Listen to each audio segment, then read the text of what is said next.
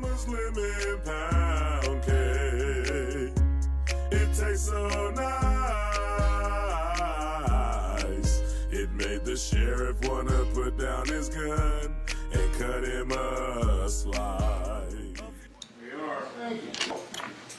So Tuesday morning, just do a recap of some things that happened yesterday off the record. Be good. The court previously determined that McBride, that plaintiffs are public officials, so the instructions filled that in already. Whether that's an issue for the plaintiffs is up to you in the Court of Appeals, but we're taking that as a law of the case. There were three remaining causes of action for the jury going in yesterday, and then there was off-the-record discussion. The plaintiffs are going to change that to two, right? Correct. So you're dropping the last of the three with that.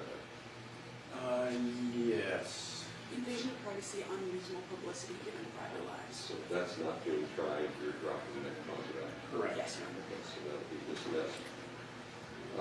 So far, I haven't heard any contest to publication of statements. It's instruction, be in instructions, but unless it's contested, you won't see much in the way of instruction on publish. Mr. Osborne's still processing that. Okay. But I don't see anybody contesting that the statements were made or distributed or published. We talked off the record yesterday about the schedule, and plaintiffs needing to conclude their case in the middle of the day, noon on Wednesday, the third day. That would give them an equal amount of time, not quite, to the defense, so they'd have Wednesday afternoon and all day Thursday. Friday morning would be statements, instructions, and deliberation. There is a possibility that the jury then gets the opportunity to discuss punitive damages. I envision that to be not more testimony, but lawyer arguments. Yes. It's not always that clean, because there is theoretically the possibility of testimony, but then that often means you don't have the witnesses you need anyway. Understood. So far, anything else you want in the record to clarify? I don't believe so. How about you, Mr. Osborne? Just, Your Honor, on the punitive damages, yesterday you had mentioned about 5 minutes each. Is that what we should be planning for? If it gets to that, it won't necessarily literally be 5 minutes, but it's a short argument by the lawyers, more so than witness testimony upon witness testimony. The reason why I ask about the 5 minutes is because when I draft my response, I try to draft it within the time frame. So I'm not like trying to condense But out it's short. First of all, we don't know the amount of time that's available. I don't know how the jury runs the case when I give it to them, because it's not blank clock when they deliberate, it's theirs. So it's always going to be really fluid. If the jury needs half a day to decide the case and gives us a verdict at 4:15, we're good, because we still have enough daylight, enough gas in the tank on Friday. The jury gives us the verdict at 9:30. Well, what do we do then with this jury and that claim? We hold them over, we push them farther, we make Saturday happen, right? So it's fluid, but it can't be long, because after you do whatever amount of time you do in your argument, they have to go back and deliberate. Of course, they would deliberate punitive damages, if any, and then entitlement to attorney fees. So it's like 2 interrogatories, 2 perfect forms. Does that make sense? Yes. So I answered your question.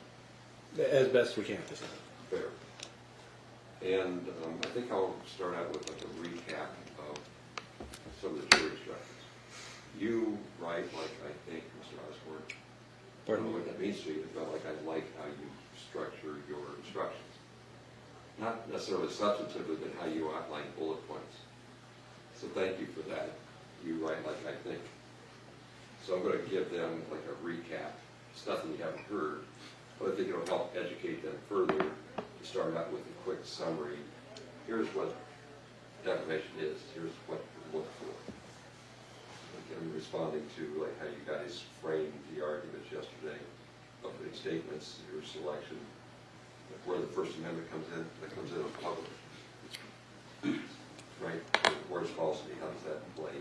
So I'm going to help educate them, and then you'll have about 15 minutes to finish up Ms. Phillips.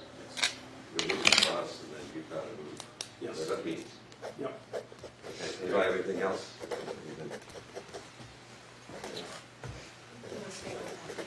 Yeah, 30 seconds. Thank you, Brett. I got to try to save my tape. How much tape for me is it?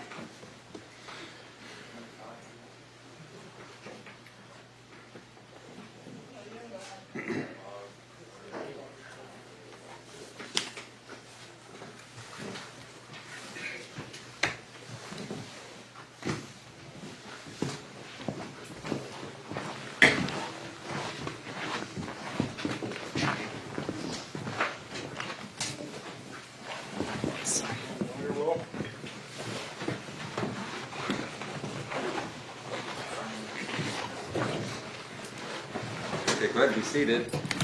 Ladies and gentlemen, good morning. Thank you very much for being on time, ready to go.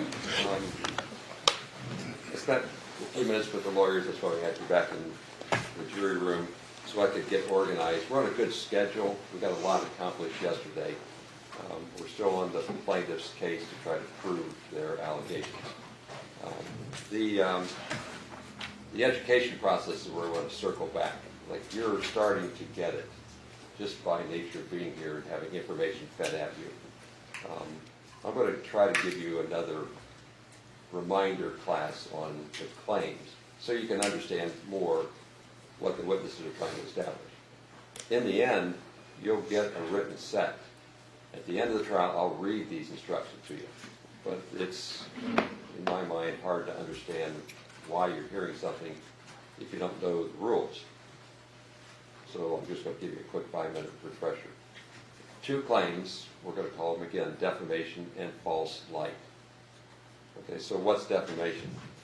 For the plaintiff to prevail, remember it's more evidence in the plaintiff's favor than opposed to, slightly more evidence, the preponderance. So they would have to prove a statement, which can be oral, written, or video, some communicated information. A statement, a fact was made, the statement was untrue, the defendant acted with either malice or reckless disregard, and the plaintiff suffered some sort of harm or injury. So as you hear testimony, the plaintiffs have to establish each of those 4 parts. Words in there are important, so like I start defining words. I said actual malice. So you have to prove that the motive for the conduct was motivated by either malice or reckless disregard for truthfulness. Actual malice would mean making a false statement with knowledge that it's false. Knowing it's false is the malice. Reckless disregard means I didn't really care to check out whether it was true or not. I recklessly disregarded whether it was accurate when I made it. This shows up because public officials are what these plaintiffs are.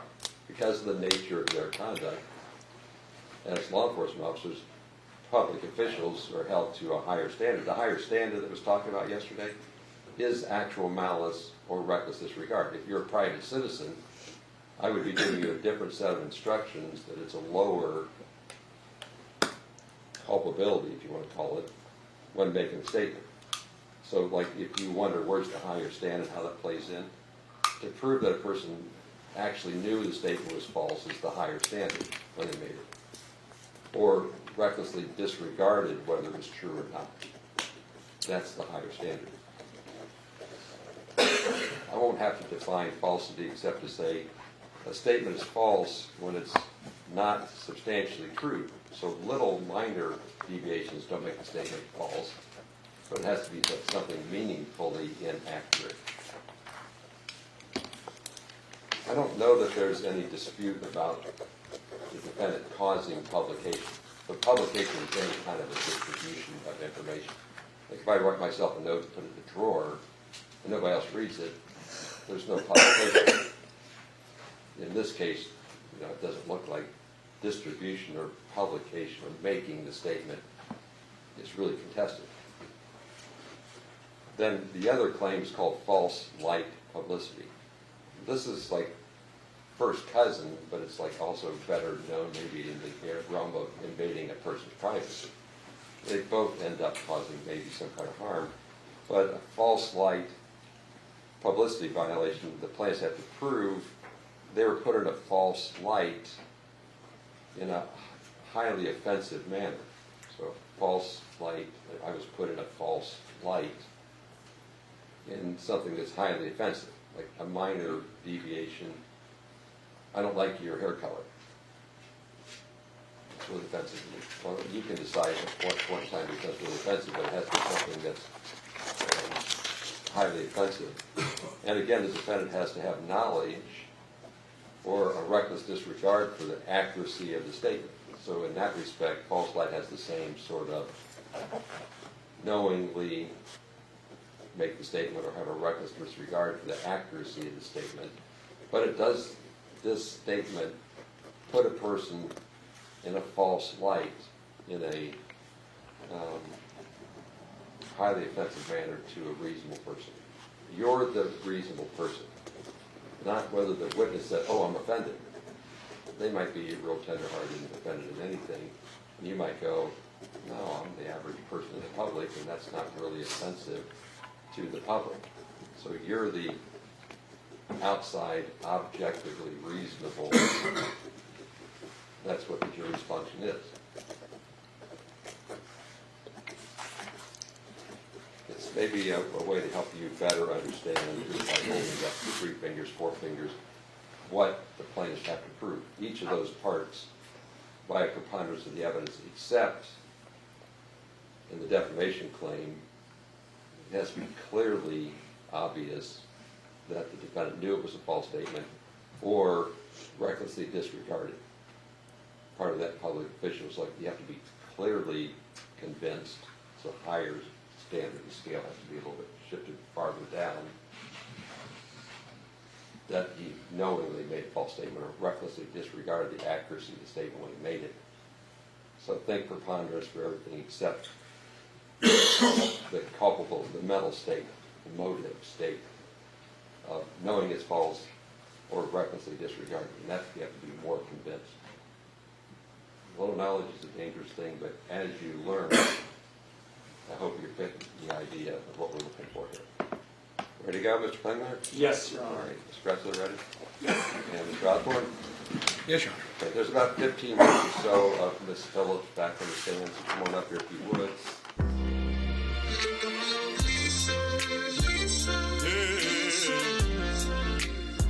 I want 'em all.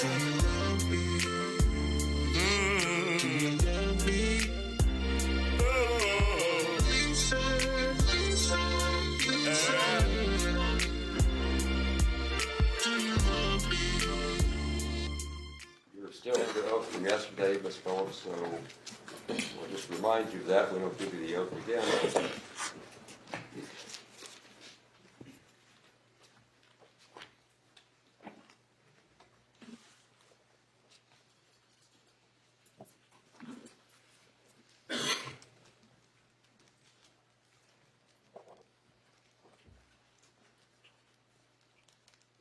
Go ahead, I'm sorry. Go ahead, Mr. Klingler. Thank you, Your Honor. Good morning, Lisa.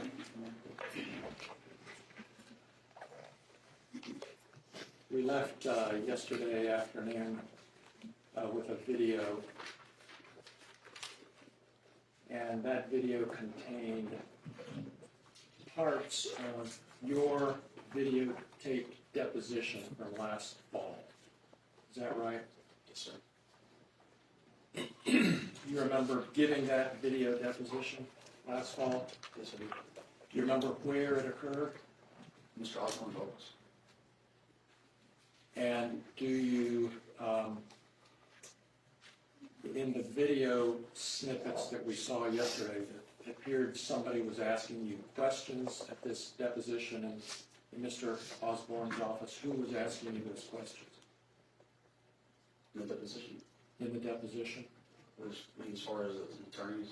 Yes. Do you, You were answering some questions and it looked like you were upset in some way. Is that, do you remember that? Yes, sir. Who was asking you the questions? Mr. Osborne. And was Mr. Foreman present at that deposition? Yes, sir.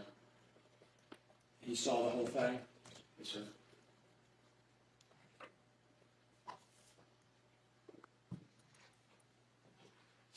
I have to ask you for the record, I'm afraid.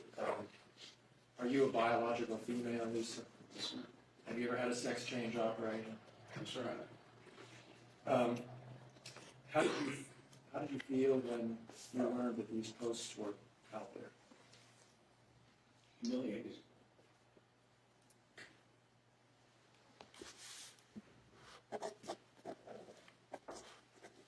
What reaction did you get from the community, if any? Calling names and Lieutenant looking below and called her dyke, you know, stuff, things like that.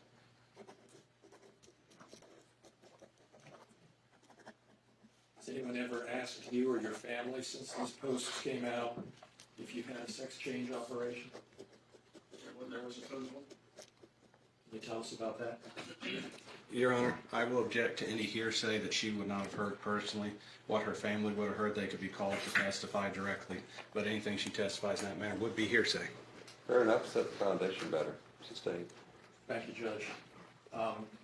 You mentioned a phone call. Yes, sir. Did you receive the phone call? No, sir, I didn't.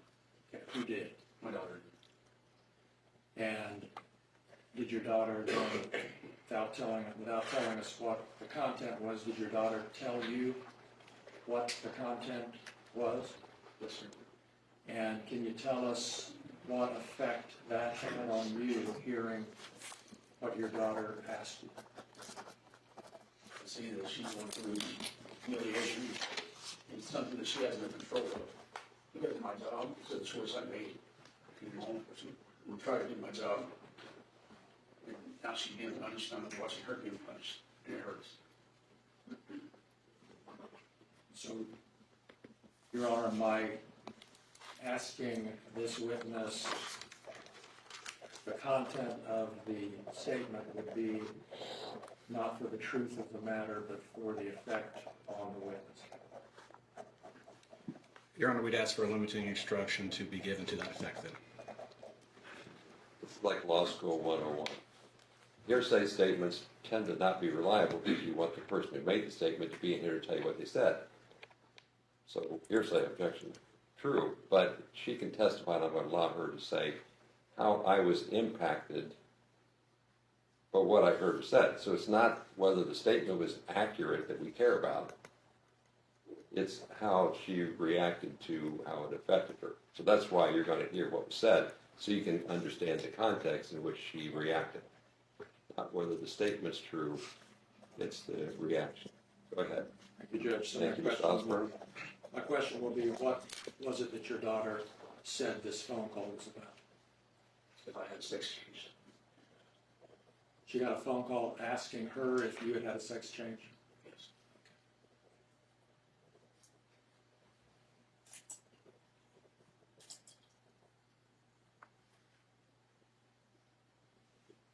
Did these posts that we've seen and talked about have any effect on your job as a deputy sheriff? Yes, it has.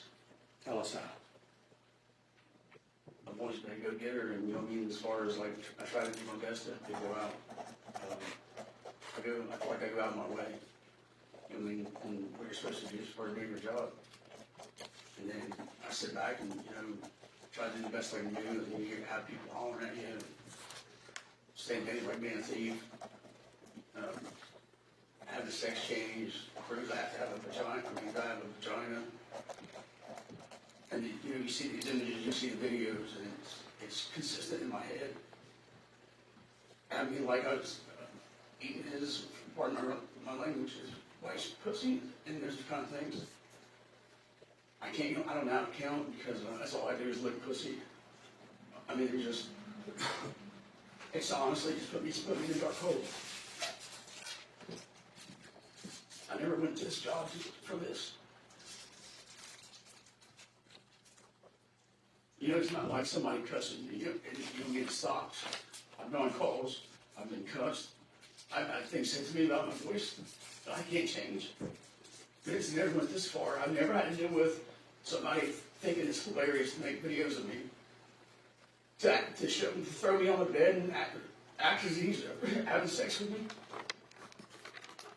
And I'm ashamed that his kids had to see that in the courtroom yesterday.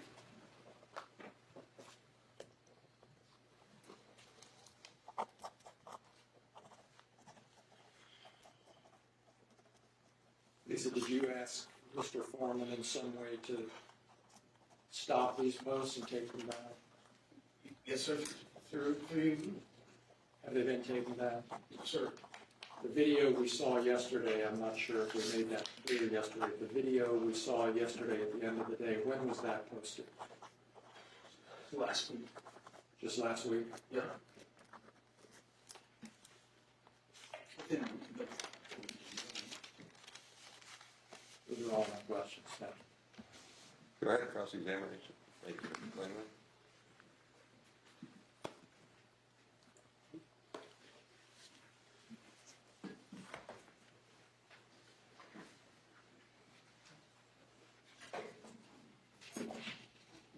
Lisa, before I start cross-examination, take a minute. No. You know I'm going to have to ask you a lot of hard questions. At any time during my questions, you want to stop, take a break, you let us know, we're going to give you a break. No, we'll decide if we take a break. Thanks for being human, but we got a schedule to get done. I'm watching this, but that's my call, not yours. Thank you.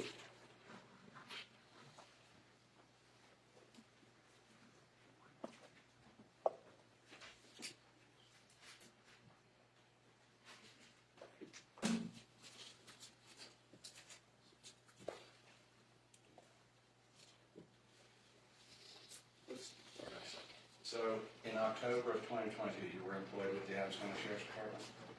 yes, sir. You've been an officer for over 21 years? Yes. You've not been a school resource officer since 2015? It's been a few years. I don't know exactly. But it was before 2022, correct? And when you're out performing your duties, everybody can see you, see what you're doing? And you've testified in this courtroom before? Sir. Have you ever testified in this courtroom in a civil case? No, sir. Now, you mentioned that while you were out on your job duties before, people have called you derogatory names. Yes, I have. And those were members of the public. Yes. It's fair to say some of those names were not flattering. No, no, sir.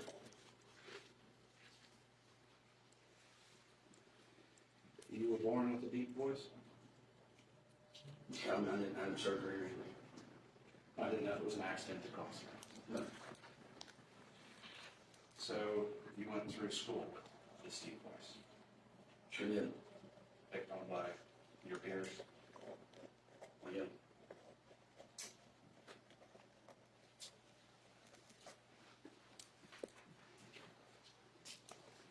Fair to say you were called derogatory names by your peers?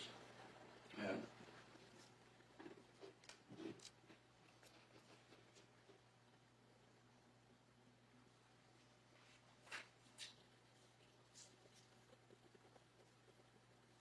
Do you read and believe everything you see on the internet?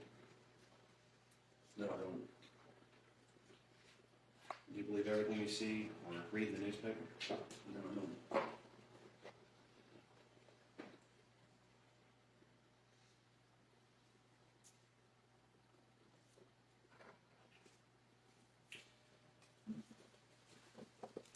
When you're listening to a song, do you believe everything in it?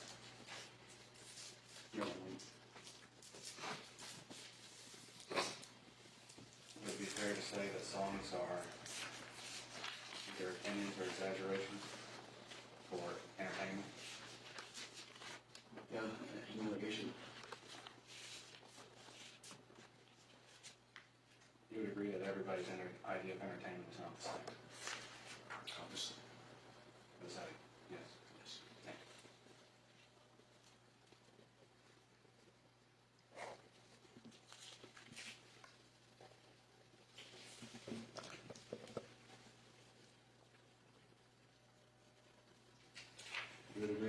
some songs that use harsh and derogatory language to make the point? Yes. You would agree that when someone says, or calls someone a dirty defense attorney, that's really not an accusation that they're a dirty person that didn't take a shower? It's more an opinion. Yes, sir. Same with crooked cops. It's an opinion. They're not saying they're crooked and like a stick. It's opinion.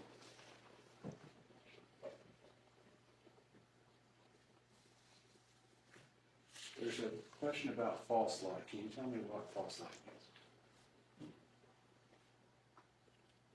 As far as, I mean, put me out there, you know, put stuff in there that, you know, it's not true. I mean, the humiliation that I've had to go through. So, I'm going to have to ask a more difficult question. What specific statement, son, let's take it one time, would put you in a false light? Does calling you Mona Lisa put you in a false light?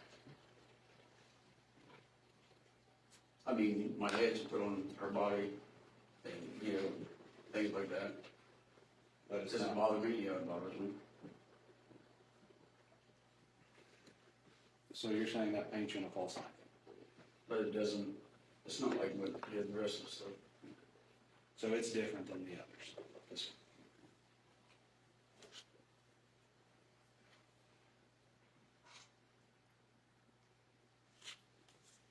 And is that a private matter in your life? what do you mean by private matter? Is it a private matter, whether you have a deep voice or not? You know, it's not private. I mean, I have a voice like born this way.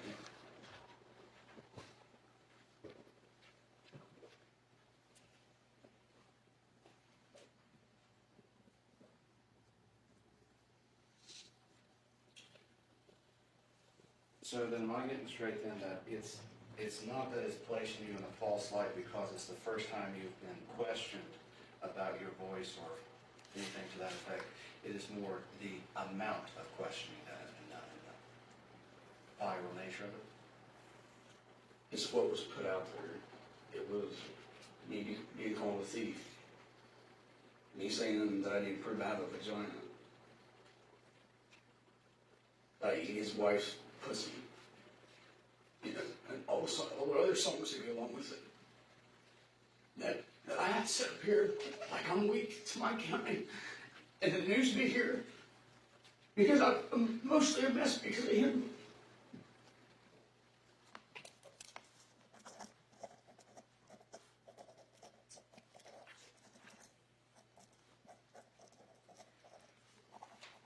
This makes sense stupid, but is being a homosexual a crime in this country? I'm not having a discussion about crimes. I'm having a discussion about, I mean, I'm a female, so that's how I feel about that. I have to ask these questions then. Go ahead. Is being a homosexual in the United States a crime? Is cross-dressing a crime in the United States? No. So it's a fair statement that if I put on a dress, I couldn't be arrested? No. No, I could be arrested, or yes, I could. I said no.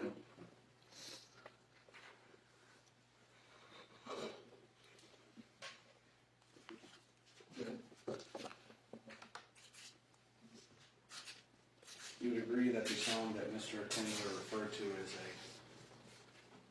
a song in a music video? Which song are you talking about? The one that Mr. Klingler played. Yes.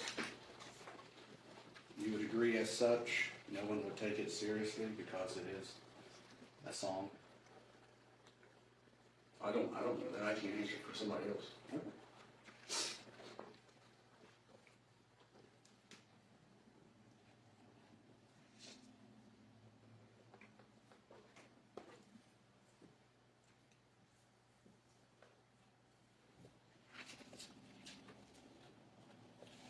Let's switch gears. You were present for the search of Mr. Foreman's house, correct? Yes. And as part of that search, you guarded some of the perimeter, correct? Yes. And you had an assault rifle with you, correct? Body armor, correct? Yes, And you were still outside when Mr. Foreman's kids arrived in the car, correct? yes. The kids would have saw you, you talked with Ms. Foreman about it? I went over and talked to him yesterday. And she took him home. You still have your rifle with you? Did I still have it on me? But I'm not going to lay it down in the yard.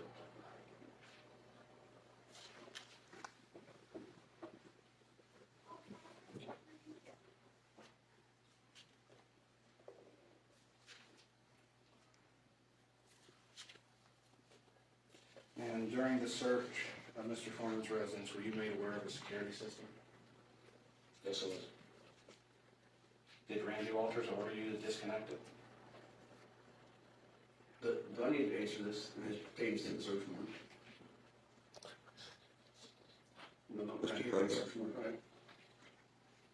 The lawyer's case. You have an objection? I have no objection to your answering Okay, that. go ahead. Unless there's some policy I'm not aware of, but I'm not aware of it.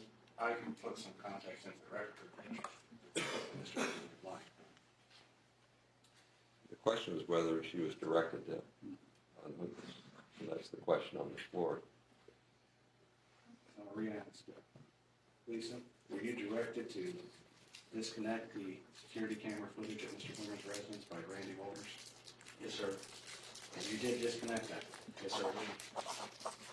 And the security camera system was left at the scene? I'm finding out after I tried later on that I wasn't responsible for gathering everything up.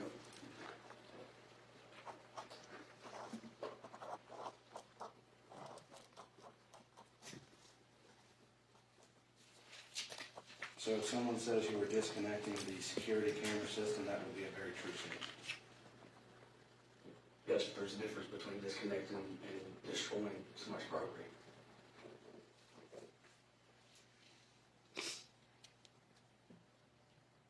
And you were not disciplined as a result of anything that has been posted about you? I haven't done nothing wrong to be disciplined. So no disciplines in your file at all? No, sir. Nothing in relation to the search, nothing in relation to anything posted? I don't have nothing in my file. Have you ever been passed over for promotion because of what was said about you? No.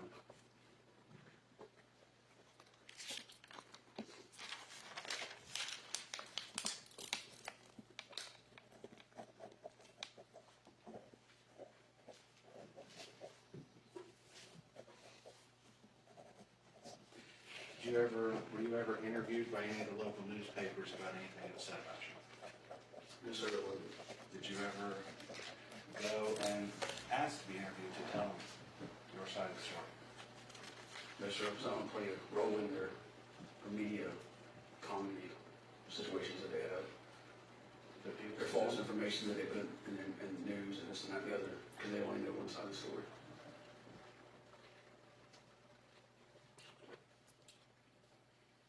The search took place on August of 2022. This lawsuit was filed in 2023. Between the time the search was done and the lawsuit was filed, when did you send a cease and desist letter to Mr. Foreman to stop posting things about you? I didn't. So It went through our attorney and it went to you by email. He stated that you would take it down. look at there one thing. I just want to make sure that that was all I could do. So the request was after the lawsuit was filed, Yes. and the request was to me. Yes, it was. By email. And I was the third attorney on this case. I don't know what order we're doing as far as attorney. I do know that you got the email. And that you stated you had to take it down. And your attorney told you that? I seen it, the email. And you still eat out in the community? Still go to the Mexican restaurant? Yes, sir. Still have peaceful meals? As long as somebody ain't hollering.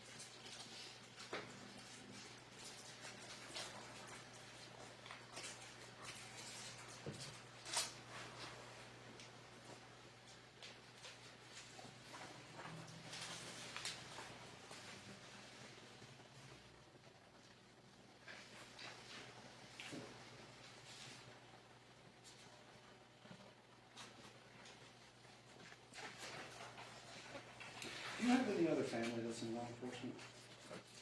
Yes, but he's dead. Your father? My grandfather. Right.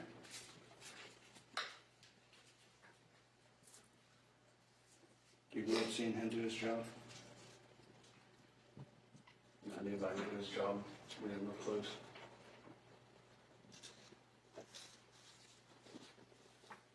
There was some talk about a video and some deposition. Were you in a sheriff's department uniform with a badge and your name and everything on it during that deposition?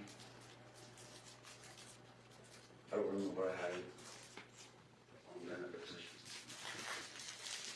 I may have had one that said my name on it. So if I said you had a black polo that had a badge and your name, Possibly. that is something that's issued for you guys to wear by the Adams County Sheriff's Department? Yes.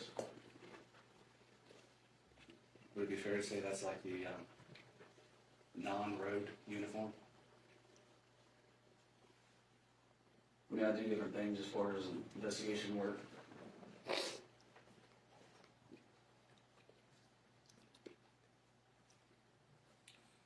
I have to ask this question. You've been called a dyke, correct? Multiple times. And you were called that in high school also, correct? I wasn't called a dyke in high school.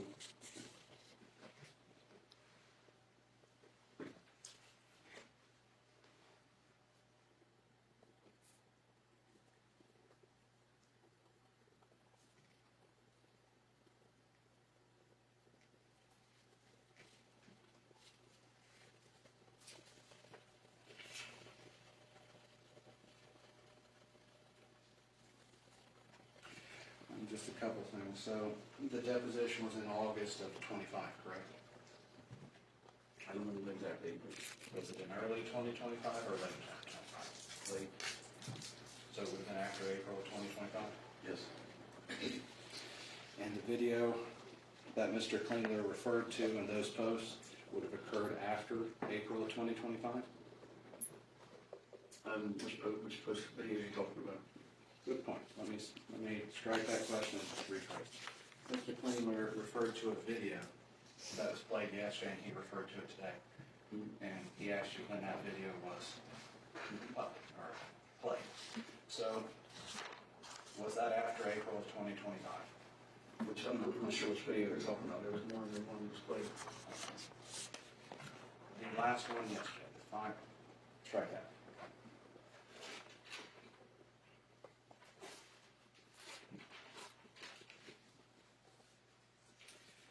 It would be Plaintiffs Exhibit 34. It was the last thing played yesterday. Was that seen by you after April 2025? Yes, sir, it was.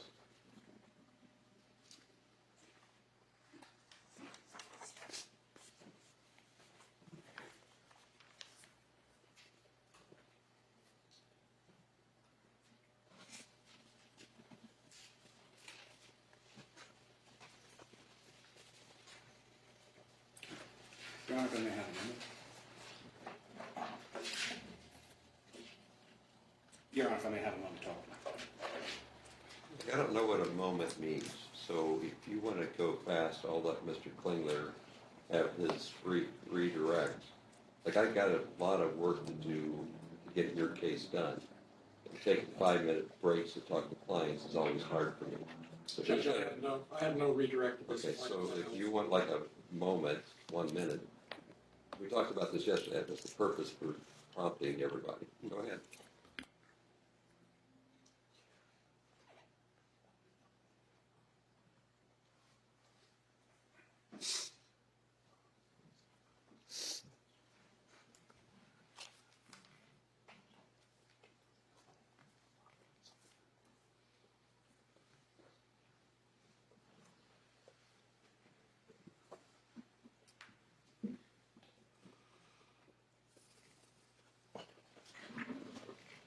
Your Honor, we had no further questions for this witness. Thank you. And there's no redirect? No So you redirect. can step down, Ms. Phillips.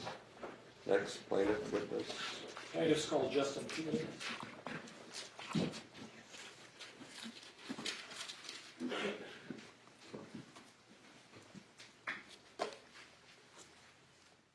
Our August 21st was the day the Adams County Sheriff destroyed my gate. They ran up my driveway with guns and hate to steal my funds. They just couldn't wait. I know you want me dead or in the slammers, but why you unhooking my video cameras? Rent a cops for rent, digging in my pockets for lint, unconfidential informant, false accusations on the warrant. Any pounds of weed in my custom suits, any kidnapping victims in my gator boots. What do you see in my CDs? Look at the screen, can you see these? What do you see in my CD books? You can't see me, but I can see you. Raise your right hand.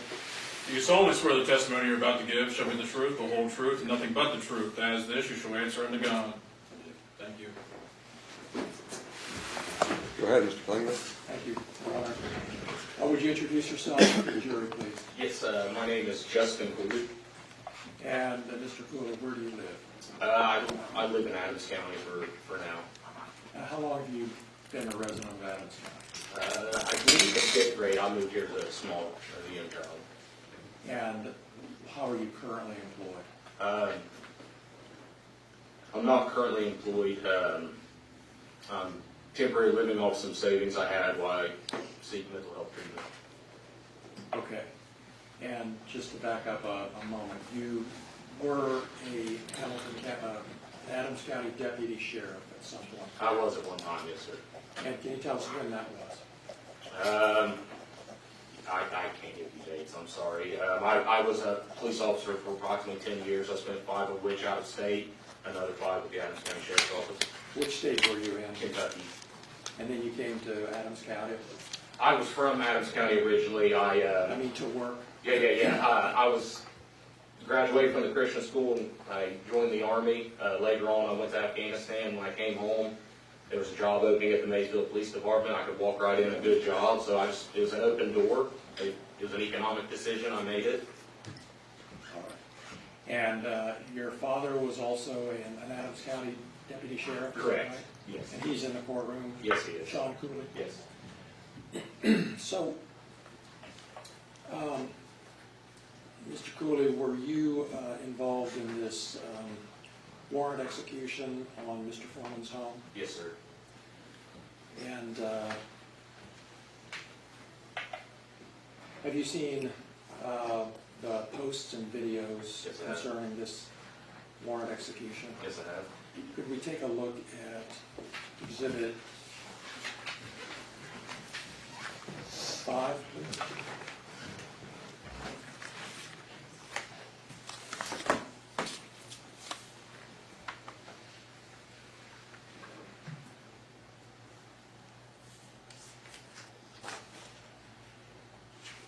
Okay, this is do you recognize this as a post you've seen before? I've seen it before, yes, sir.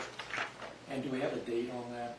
Natalie, it looks like it was posted March 21st, 2023. Does that look correct? Yes. And let's take a look at its contents. Looks like it says, "Good morning, ladies. I want to thank everybody that bought the merchandise with the faces of the criminals camouflaged as law enforcement on them. These images taken from my home security camera will help expose the thieves and vandals disconnecting people's security camera, stealing their money, working for the Adams County Sheriff Department. The proceeds helped me fix the damage these burglars and vandals sarcastically and arrogantly refused to repair. The proceeds will also go to help fight American systemic racism in the justice system and the criminals camouflaged as law enforcement officers. Order your merch now from www.afroman.com. Check out the album London Pound Cake." Did you receive any responses at all, reactions from the community when this post came out? Your Honor, I'm going to object to this post. This post actually does not identify a single person. It actually doesn't even have the context to tell us which officer it's referring to. In a defamation case, you cannot use evidence of a general reference to an unidentified, especially an organization. A government organization cannot be defamed by law. Such, I would object to this at this time because there is no link between that question and this post. Could we see the entire picture, please?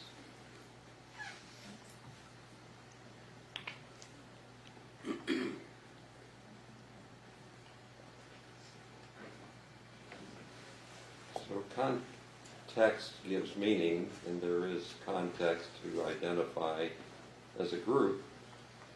So I'll allow the exhibit. I understand your objection. Noted, noted, thank you. Go ahead. Thank you, Your Honor. I guess I've asked this question. You've seen this, you saw this post at about the time it came out, is that right? Around the time they came in. Let's take a look at the next, at Exhibit 4, actually.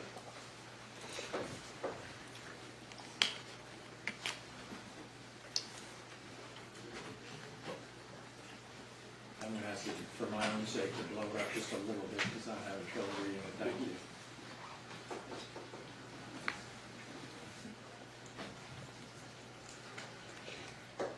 Okay, there's a lot of stuff there that I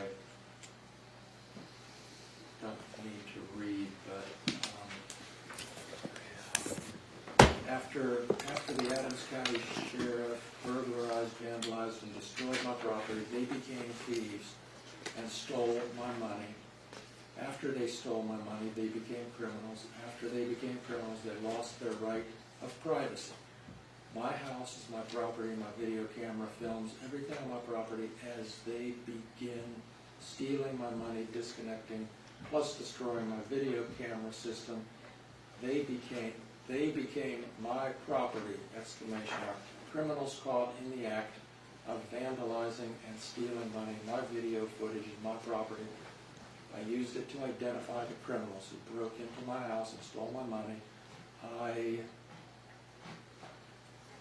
Jumping down here, I use my footage of my property to raise money, to pay for the damages they've done, and to identify the criminals operating inside of the sheriff's department that stole my money, ransacked my house, and disconnected my video cameras, not knowing who the criminals were operating in the Adams County Sheriff's Department. I gave them humorous nicknames.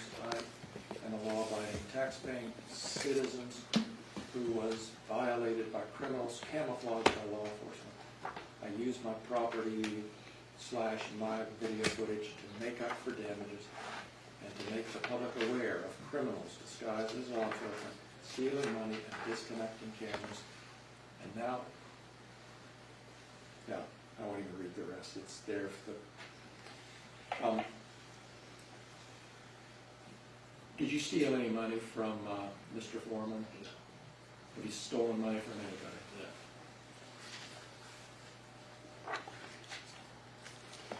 Your Honor, I'm going to renew the same objection on this exhibit. This exhibit is even worse than the last, as it has no context for who anybody is, and it talks about the organization in general. As such, a government organization cannot be defamed, nor can the officers of said organization bring a claim claiming that they were defamed through the department. As such, this is a completely inappropriate post because it doesn't identify any person nor signal out a defaming statement under the law. Mr. Klingler? Again, Judge, the context of this case and these exhibits and some more we're about to see makes it clear that the deputies who participated in this warrant execution are the deputies that are being called thieves and criminals. Your Honor, it requires context. So it's referring to the Adams County Sheriff's Department. When all the officers were running for election, at that time they said there was over 50 people working for the Adams County Sheriff's Department. We have 7 here. There is no way that a normal person reading this in the context of just this article, Afroman sued by sheriff, could determine who these people were from that post. That post is not relevant in this, and it is not even proper defamatory evidence because it does not identify anyone readily in this case. Taken In its abstract isolation, I would agree with you, but in the context of the trial, clearly it does identify this class of people. Each of these plaintiffs is not a sheriff's deputy. That's their occupation. They filed suit as individuals. So it's not the right argument to make that they can't file suit. They can as individuals. They don't surrender their rights just because of their employment. I understand your argument, but this is not the sheriff as a public official and deputies as deputies bringing the action. They have private claims.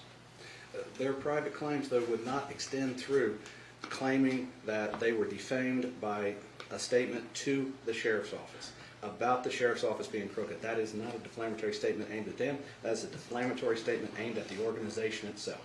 Well, the fact that your client misrepresented sued by sheriffs, when in fact he wasn't sued by sheriffs, he was sued by individuals. So overrule the objection, we can get on with the testimony. You got a good record for appeal. Just That's thank you. what we're here for. Go ahead. Judge, could we take a look at Exhibit 6, please?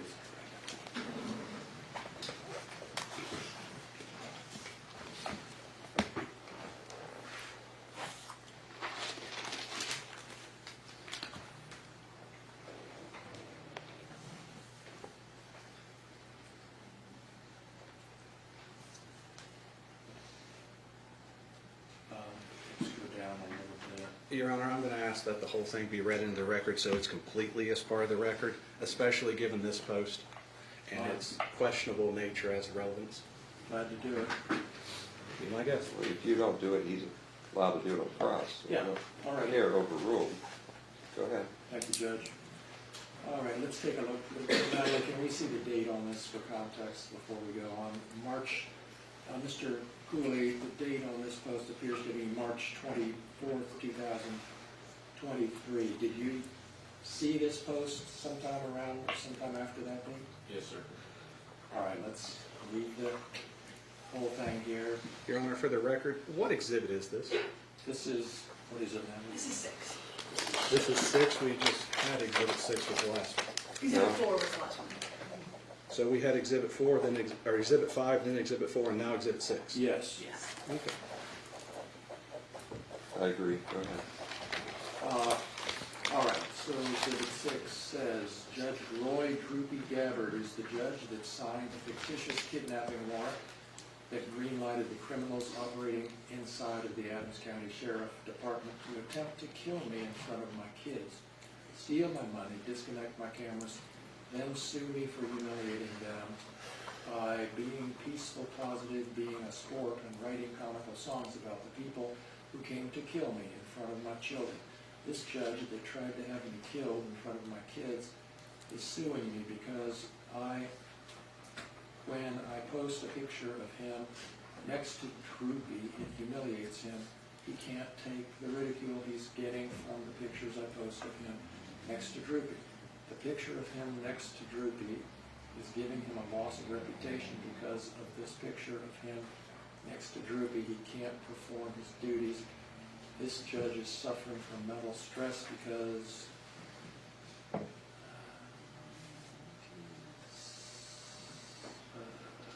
where was I here?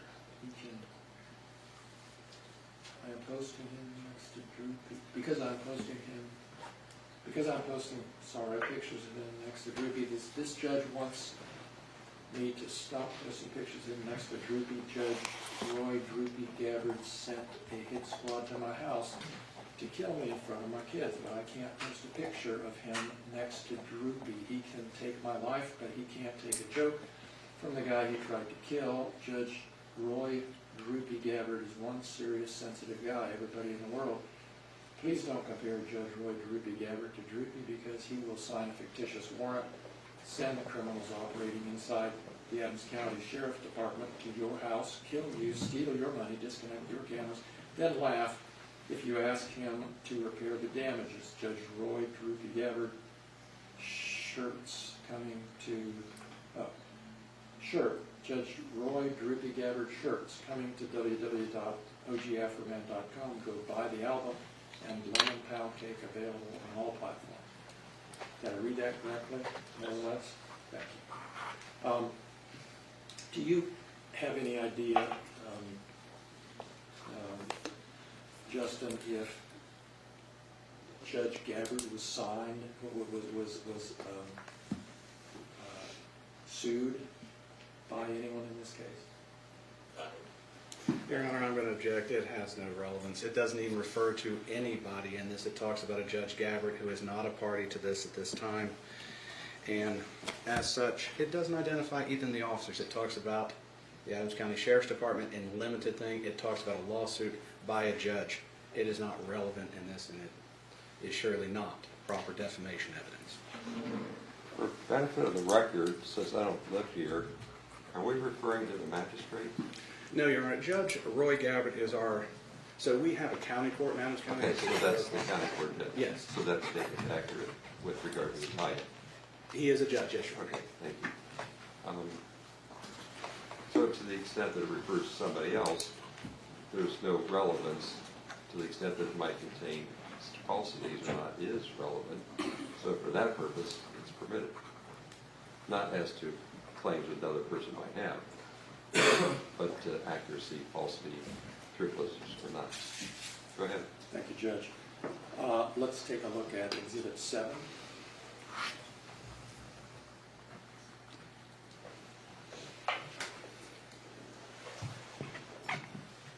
And I would normally not read the whole thing, but if you would like me to, I will. Mr. Osborne? Just pick your part, and if he wants to do it all, All you can right. put it in Good later. enough. Whatever. So, I'm sorry, let's check the date again, if we can. This appears to be posted on April 5th, 2023. Mr. Cooley, did you see this post sometime on or after that date? Yes, sir. All right. So let's go back up now and just see where we're at here. Can you go down a little more so I can see the beginning? Sorry. Okay.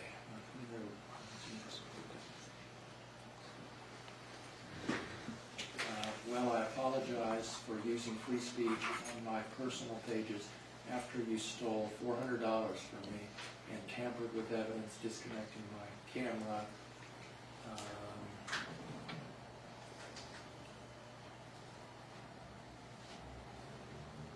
That's all I need to read at this point.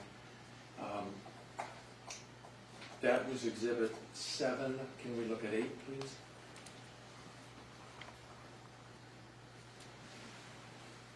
And let's look at the date here. It looks like it's April 9th, 2024. Did you see this post on or sometime after that date? It was sometime after. All right. This specific one. All right. And this one, is it, I guess we should be identifying, I'm not real great on social media, but does this look like is this a Facebook post? Looks like Facebook. It's a Facebook post, okay.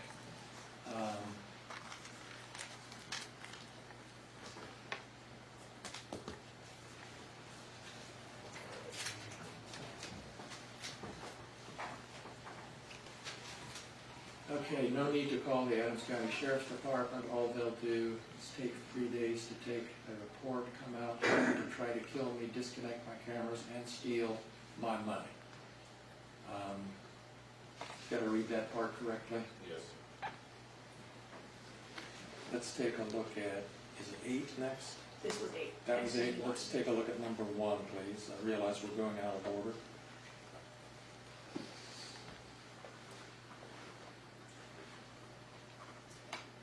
And number 1 has a date of November 15th, 2024. Is that correct? Correct. And did you see this post on or sometime after that date? Yes, sir. All right, and it says, Facebook post, I guess, and it says, good morning, ladies, in court early, trying to see if the judge is going to grant full immunity to the criminals disguised as law enforcement who vandalized my property, disconnected, and ripped out my security camera system and stole my money. Did I read that correctly? Yes, sir. All right, Now, that's all of those for now, thank you. Mr. Cooley, again, I may have asked you this, did you steal any money? No. Did you experience any reactions from the community yourself from these posts having to do with stealing his money? Yes, sir. Can you describe to us what you experienced? Well, my role in this is always a little different. A lot of this was diverted around me for some part of it, but the community just became outraged by the lies. And rightfully so. I mean, a lot of these accusations were serious accusations. This wasn't a fun thing. People were mad and they had a right to be mad. The only one controlling the narrative, it felt like, was Mr. Foreman. You know, I didn't have the freedom of speech. I'm a police officer. It's not my place.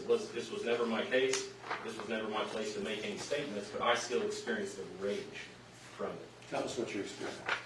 It just seemed like multiple times a week, and you know, I tried to distance myself from this case in the beginning. You know, I was kind of dealing with some other issues. I mean, I'll be reasonable about it, you know. But the lies continued, and it just wouldn't stop. It enraged the community, and it got to the point that we were receiving death threats at work. It got to the point that my family felt unsafe. It got to the point where you know, we would get a call that says, "Oh, I'm coming down there. I'm coming down to do whatever." It was a threatening call, and then we'd get a call about a tree down in a wildlife area, and we'd have to go. And oh yeah, I'm not going down there. I mean, this could be a setup. This became. We were afraid. We were legitimately afraid that this was going to turn from what it was into something violent. Because he used his position of power to spread a lie. You enraged the community, and you put me and my family in danger for this. Every bit of this was a lie, and you knew it. Shouldn't have threw a fake rage. Don't talk. Address. Disregard the statement. Finish up your testimony. Yes, thank you, Judge. Did you receive any personal phone calls or comments about your perceived role in this warrant investigation? I'm sorry, repeat that. Did you receive any personal calls yourself accusing you or threatening you concerning this situation? I didn't receive any phone calls. On my personal cell phone, that was threatening. I had I don't know if it was a podcast or a news agency. I quickly shut that down. But at work, the environment just became too much to handle. You know, it's every day you have to go in and deal with the attitude that was you know, the anger that people had. But it was never my place to adjust that. You know, I got called in on vacation because I was looking for overtime. I needed money. I was trying to, at the time, buy a house, adopt kids. You know, overtime. So I come in off vacation to deal with this. And because of the backlash, I began to hate that agency. I began to hate all these officers over here. You know, this whole thing just turned my world upside down. And from the beginning, I was a bystander. But I just could not escape the hate that it brought and just tore through this community. I lost family members that are now estranged over this. I've lost friends over this. This has been out of hand, and there's only ever been a lie. You know, nobody's happy when your door gets kicked in. I've never had anybody thank me for kicking the door in. But that's an ugly part of law enforcement. And that's a part of law enforcement that is necessary to keep the community safe. Was being called a theft part of the backlash that you felt you were experiencing? And Mr. Cooley, I don't want to get into this any more than we need to, but did you ultimately resign your position with Adams Yes, sir. County? I've resigned and I've let my commission expire. And you mentioned some mental health issues that you're dealing with, and I just want the jury to be clear and for you to be as clear as I know you and forthright as I know you want to be. Your Honor, I'm going to object to this line of questioning. There was no evidence of any treatment disclosed during discovery. The deposition even showed there was none at that time. So therefore, to have this line of questioning is completely improper. Nothing's been disclosed. Nothing's been provided to defense counsel in this matter. Where are you going, Mr. Plaintiff? I thought that the deposition did get into some of the struggles Mr. Cooley's been going through. If I'm wrong about that, then you can let me know, but I thought that was part of what we had talked about. There certainly hasn't been any doctor's reports, but there were some references to struggling with this and other personal issues that caused him ultimately to resign. Do you have economic damages? No.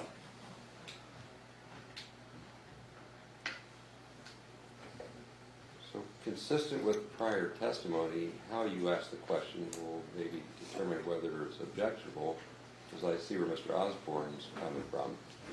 But in the past, they've been able to testify with regard to effect on their mental status. So depending on how the question is asked, it may or may not be objectionable. So I'll sustain the objection, ask you to rephrase, and we'll see where it goes. Good. Would you describe for us, Mr. Cooley, what effect, if any, what you've just described going through had on you and your career? Yes, sir. Like I said, initially, I reserved any opinion on the matter. My opinion on law enforcement is different. I waited for the facts to come out. I waited for the natural process to come through. I don't have the freedom to go out and defend myself, and I want to keep my job. I mean, that's the stark reality of law enforcement. But over time, this lie that continued, it was like acid. It eroded my resiliency. I got tired of explaining myself. I got tired of dealing with people's outrage because of this lie. I had never been but a bystander, caught a stray bullet. I'm coming in on vacation. I've never met this man. I've never met him before. Never heard his name. But yet he gets to go on the internet and tell everybody who I am. Justin, what effect did that have on your decision to resign? I had a mental breakdown. I had surgery, and for about 5 months, I got to stay at home, get paid to stay at home, get to do all the things you want to do when you have the time. And when I returned to work, the hate was still there, and my resiliency was gone. We've been beating this drum for 3 years. I mean, we're still doing it. I couldn't handle it. I thought I had insomnia originally. Go through medical treatment. Now I'm seeing a psychiatrist, and I've stepped away from law enforcement because I believe my mental health is an issue now. The weight of that badge became too much. Those are all my questions. Thank you. Cross-examination.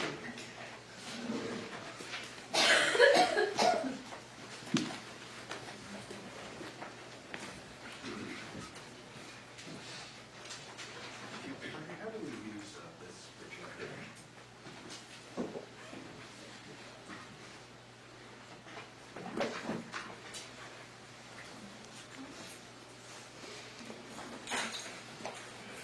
Justin, I'm going to start with a couple of things first. So you were deposed by me, correct? Correct. And that deposition occurred on August 6, 2025? I believe so. And you were seeing a doctor at that time? No. So you have gone and Well, I'll correct my statement. I had went to the doctor one time before that, and at that time I was hiding my mental health. You don't want that got blasted, So you went to see a doctor over your mental health? Correct. And was there ever a specific post that ever identified you or singled you out? Yes. Was it one of the ones that Mr. Klingler showed? No. Why didn't he show that post? I scared it.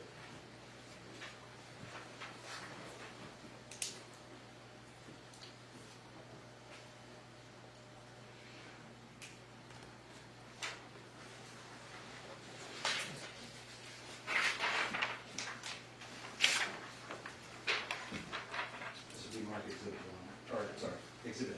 You have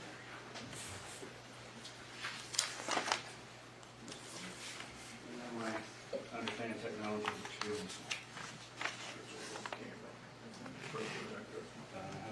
Just press and hold down button, so you put it over there, and then you hit auto or whatever. So there's your zoom function, your auto zoom function, and you can get it however you like.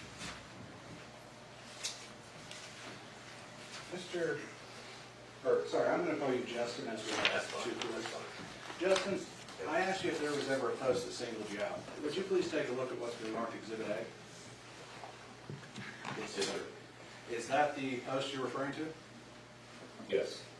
There was other posts, but this is one of them, yes. And so, when you're,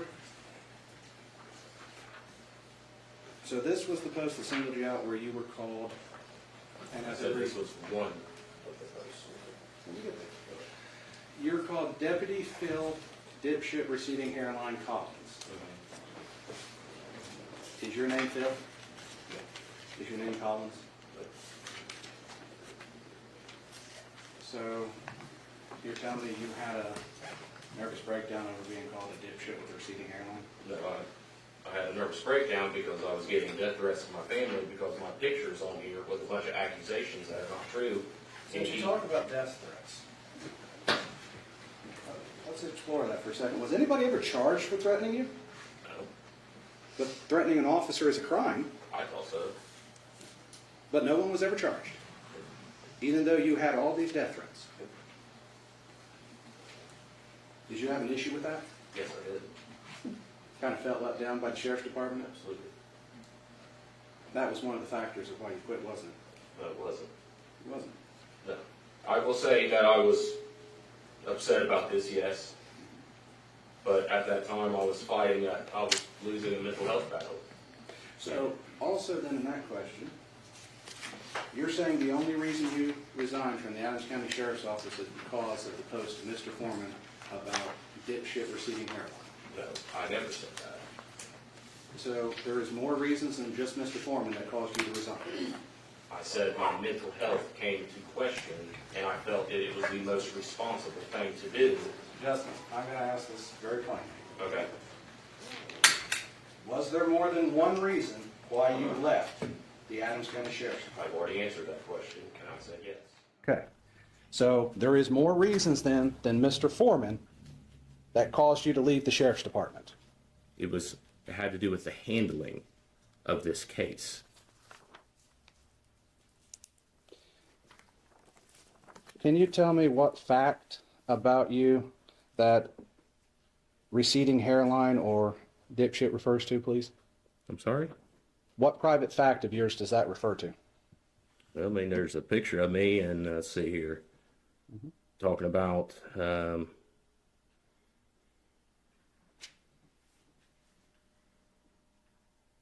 see, I wouldn't trust him with methamphetamine crack ass alone in my house. So, I find that pretty insulting. so that statement is what That's- you're suing on. Well, no. I told you this is one of many. Well, and that's why we're trying to You find. keep trying to make it singular. I'm telling you it's not singular, it's plural.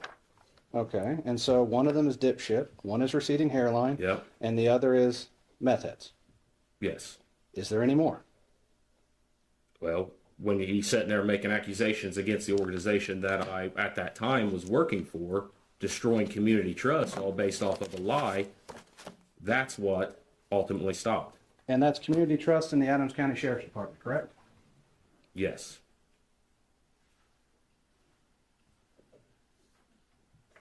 Let's go back to what was Plaintiffs Exhibit 5. Okay. I unfortunately don't do technology very well. But this was Plaintiffs Exhibit 5. You said this was referring to you. Where's your picture in this? I said, you asked me earlier. Where's your picture? No, of this? no.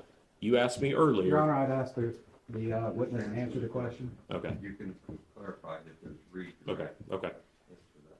Is your picture in this post? No, Is that a picture of your father? yes, So this actually pertains more to your father than you. correct. I'd like to look at what was Plaintiffs Exhibit A. Can you turn a little bit? Well, here, help me with that. Wait. Just turn it slightly. There, right, yep, perfect. Okay. Okay. So there's no plaintiff's exhibit A. Oh, sorry, Plaintiff's Exhibit 1. Thank you. So this would have been Plaintiff's Exhibit 1. It says, "In court early." Were you at that hearing? No. So this is a post about a legitimate hearing that we have in this case. Right. But you weren't present. No, no, sir. You know if your attorney was present? I don't know. This kind of goes without saying, you're not a judge. Nope. You're not. Exhibit number? You're not. Thank you. This would be Plaintiff's Exhibit number 6, the one about Roy Gabbard. You're not a judge? Nope. You're not Roy Gabbard? Nope. And other than this referring to the Adams County Sheriff's Department somewhere towards the end, that is the only thing in it that you believe is the plaintiff? I'm sorry. It kicked on right when you were talking. I couldn't hear you. The AC Let's kicked on. strike the question. Okay, I'm sorry. Poor timing. This would be Plaintiff's Exhibit number 8. You said you saw this sometime after. Yeah, it wasn't the day of. It was sometime after. I don't recall. How long after? Within a week, I'd say, probably. But you're not identified in here? No, And it just talks about the department in general. correct. It just talks about a guy that hit Mr. Foreman's mailbox. Correct. And you didn't hit Mr. Foreman's mailbox? No.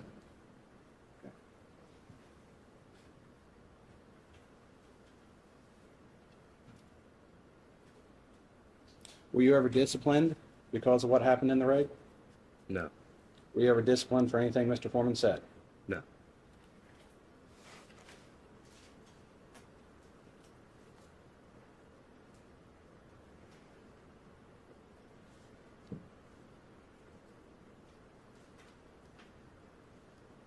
Other than your voluntary resignation, have you lost any other income? I've been employed in a year. I've been living off savings. You know, I can't keep gainful employment because I'm going to VA appointments 5 days a week sometimes. Well, you said that you went to surgery. When did you go into surgery? I don't remember that. That's been so long ago. It was It was a nice time at home. You didn't have oh my any gosh, duties. yes. Was it a long time ago?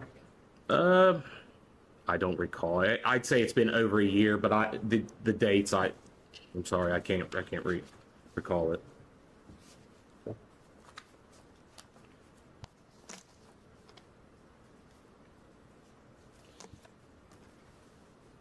So, is the allegations of you being a thief come out of the handling of the money during the search of Mr. Foreman's residence?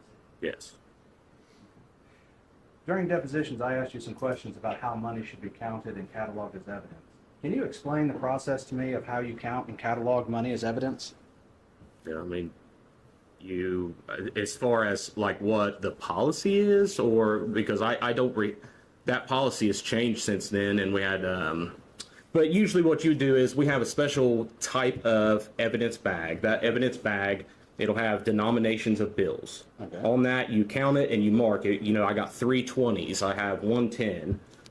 You know, you put that money in the bag and seal it up.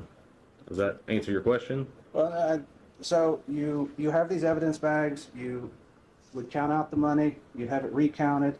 You would then like put a stack of 20s, 10s, 5s, and then down the denomination. Yeah, it's not counted by the total on the bag. It's counted by each individual bill and the amount of each bill. So you have 3 20s. Mm-hmm. You don't put the total amount of currency. You put the number of bills So you could tell on if that the on bill's that checked. type of evidence bag. Yes, sir. Okay. So let me rephrase my question as we were Okay. talking at the same time. So if I look at the evidence bag, I can know exactly how many 5s are in it, 10s, 20s, 100s, Correct. and the evidence is sealed when it leaves the scene? Most of the time, yes. But as long as it stays in your care and custody, as long as it's not something. If this was something that had a fingerprint, of course, you have to protect that fingerprint until you can get it to a lab.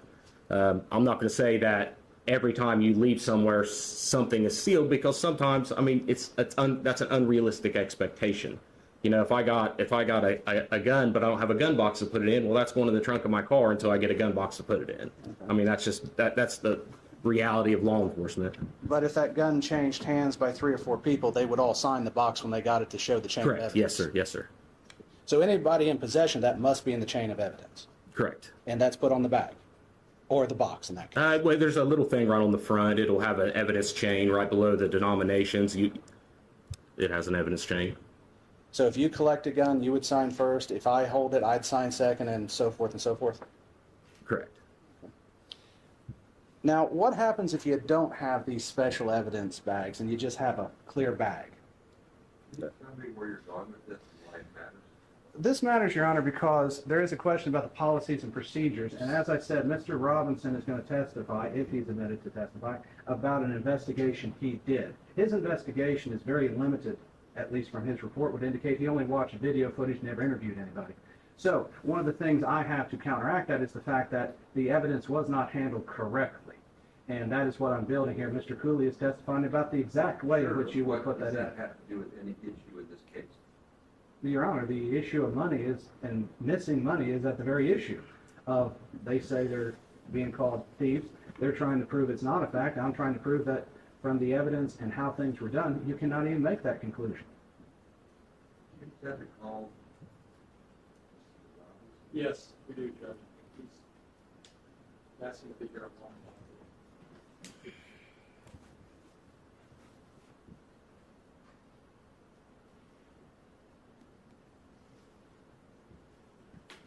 what respect is your time to spend?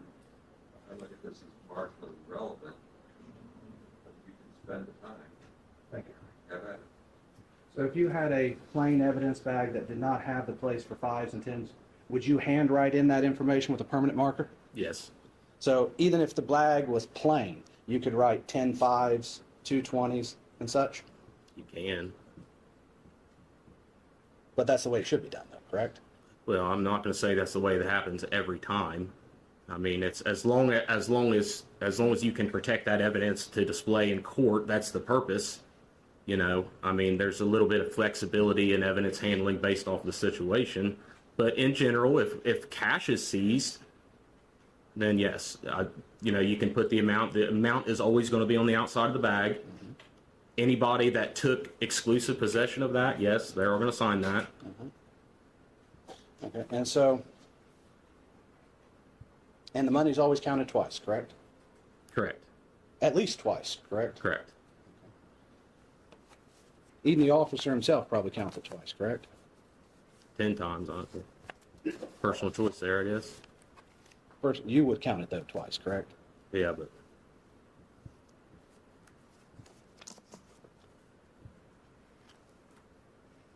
Did you ever have possession of the money during the search of Mr. Foreman's home? to be honest with you, I don't recall. I don't believe so, but I don't recall.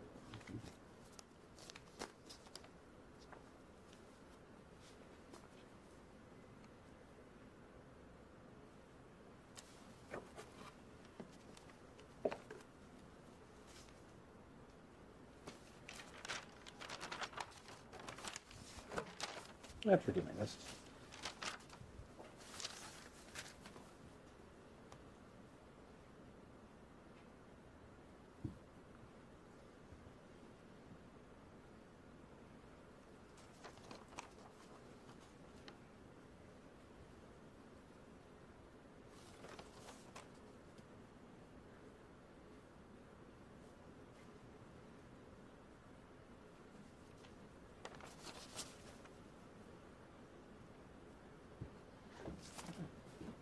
May I have a second?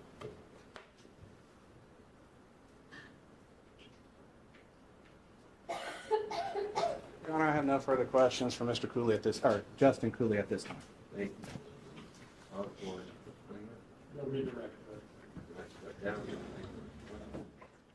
Afroman will bring it to ya. Afroman is gonna do ya. Afroman is gonna screw ya. My proof's on the internet. Plaintiffs call Michael Estep.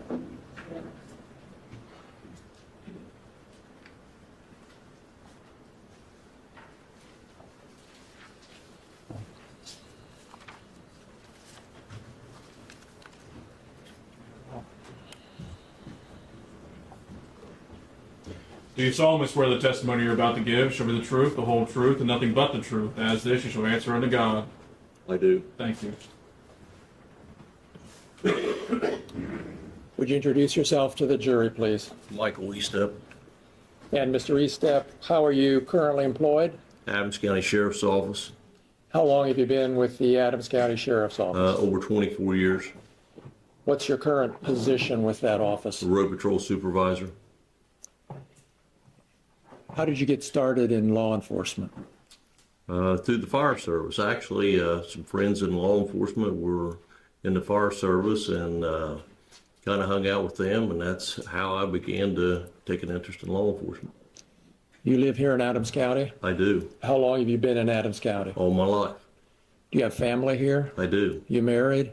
Yes, Children? yes, The children go to school here, did they? yes.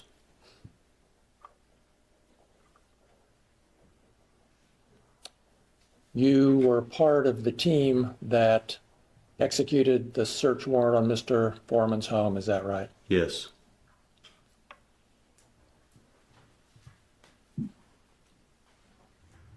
Did you steal any money from Mr. Foreman's home? No.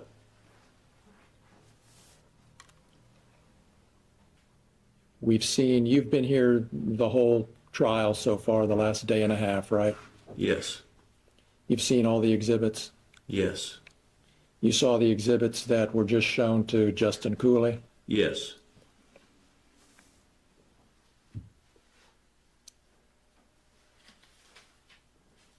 Did the posts that we've been talking about here in this trial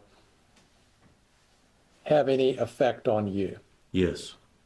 Explain what you mean, please. People that we deal with in providing services into the community has called us out, called me a thief. We assisted with a search warrant service here with another agency, and the people who was inside the residence looked at us and says, why are they allowed to do what they're doing? And then they look at us and say, well, you done it to Afroman, they can get by with it, they can do it to us. Did you ever receive any calls having to do with this case? Not directly.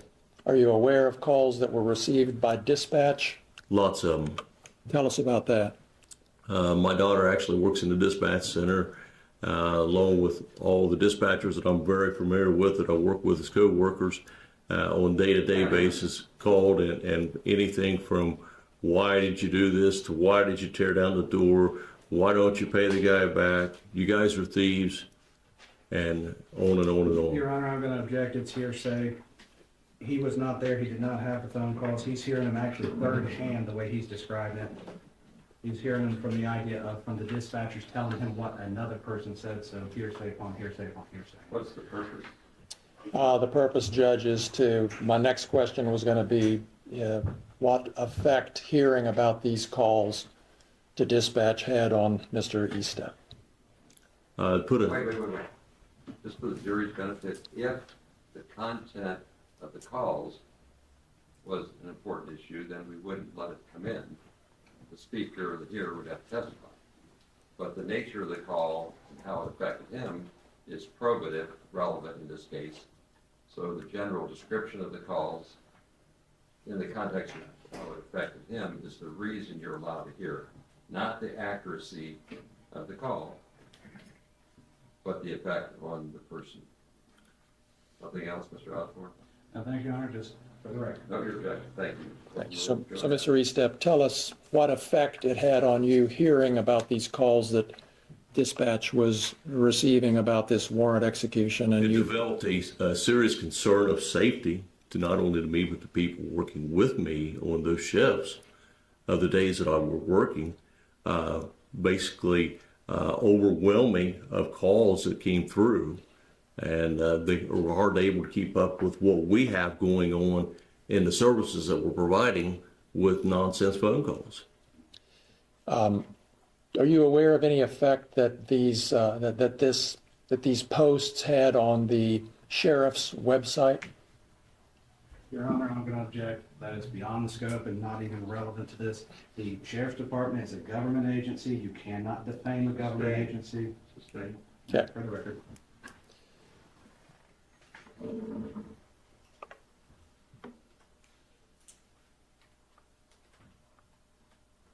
Mr. Estep, did you, through your attorney, ask Mr. Foreman to take these posts down? I did. Have they been taken down to your knowledge? No. Those are all my questions. Thank you.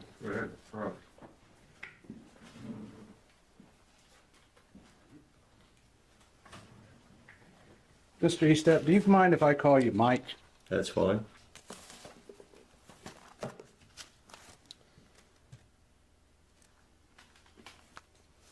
You've been an officer for a very long time, over 21 years. Actually, over 24 full-time years and over 38 and a half as a certified peace officer, state of Ohio. Okay. And during that time, you've never hid your identity as an officer? No. Everybody's seen you out in public? Yes. Seen you with your wife and kids? Yes. And your wife? Strike that question. And so you wear a uniform while you're on duty? I do. And you were a sheriff's deputy in 8/21 of 22? I was. Okay. And people have criticized your duties before, correct? Yes. And you've been called a lot of names by people in 24 years, correct? Oh, yeah. Things worse than a thief, correct? Name-wise, but not not as detrimental how people look at you. I mean, you're seeing, people calling you names directly, but not put out there to be detrimental in something that is criminally related. So people have come up to you and asked you if you were a thief. I've had phone calls and I've had it happen. When was the first time that happened? To you personally during your career? In my entire career? Yes. I never had anything until this came about. You never had anybody Not ask you told me. about being a thief and when No. your wife was charged with theft? No.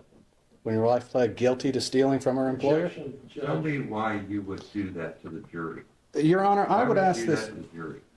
Your Honor, I'm asking a question that builds on his reputation. He says he has never been called a thief before, yet he keeps saying that everybody treats him differently. This goes to his reputation. He is used to this. Has happened before. To say that this is the only thing causing the problem has ever hurt his reputation. He's opening up the door so that I can ask the question about what's affecting his reputation. Thank you. Mr. Kramer? We're not gonna, I assume, have a trial about every family member and what every family member of these plaintiffs might have done in their lives. This is a case about these deputies and about Mr. Estep. It's not about his wife, it's not about his family. We're not gonna try a case here about what somebody else might or might have done, or whether they might or might have not been guilty. It's about what he experienced as a result of these. And how it affected his reputation, which is exactly at issue. He is talking about his reputation, how it's been affected. He's opened it up. Your reputation is your entire life, everything you do in the community. Your family affects your reputation. You can't say that you have, if my brother gets in trouble and people ask me about that. This case is about what he did to his reputation, not about what. What was might have his been- reputation like before this started then? So I thought you play this out in front of the jury so they can understand how to separate the evidence. There's no claims here for your benefit, ladies and gentlemen, for family member injuries. Right? But how family members' reactions to the claims affect a person's relevant. So you get to hear that my daughter was upset when I was called a derogative term for the benefit, for the relevance of how it hits me. Right? Now, take that to this step. If we allow, and we will, testimony about the wife's prior experience, it only goes not to the character of that person, but how it affects the witness. So, like, we're not here to try to decide whether or not the spouse has a character flaw or not, but how the whole thief reference should play into his claim for damages, right? Their law school example and arguing with each other is what lawyers do, but you need to understand how to see it. So I'm going to allow this so you can see how it does or does not affect him alone just don't get caught up that your spouse's character is your character, because it's not. Enough said, overrule the objection, and then you can renew them as you feel appropriate. Go, re-ask the question. He answered the question, Your Honor. Then re-ask it because he shouldn't have. Okay. So restating the question, Mr. Estep, your wife did steal from her employer, correct? Yes. And it was a felony sum of money, correct? Yes. Which is over $1,000. Yes.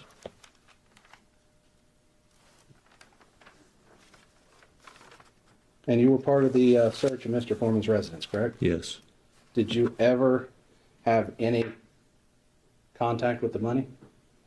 I noticed some money in a coat pocket and I pointed it out to Detective Newland. And is that the money that Mr. Newland testified earlier that was upstairs?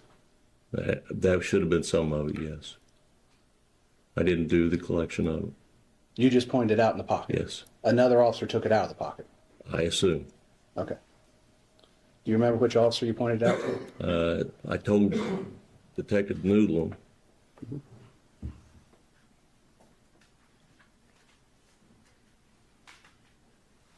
You realize that during that search, everything you said was captured on your body cam, correct? Absolutely. Did you ever make derogatory remarks during the search warrant about Mr. Foreman? Not that I can recall.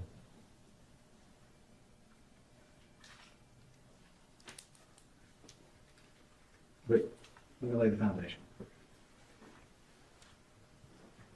Mr. Estep, on October 21st, 2022, did you have a body cam on during the search of Mr. Foreman's residence? Yes. Was that body cam active the entire time? Yes. Does it have audio and video recording capabilities? If I show you a clip of that body cam, can you Sure. identify it? Sure.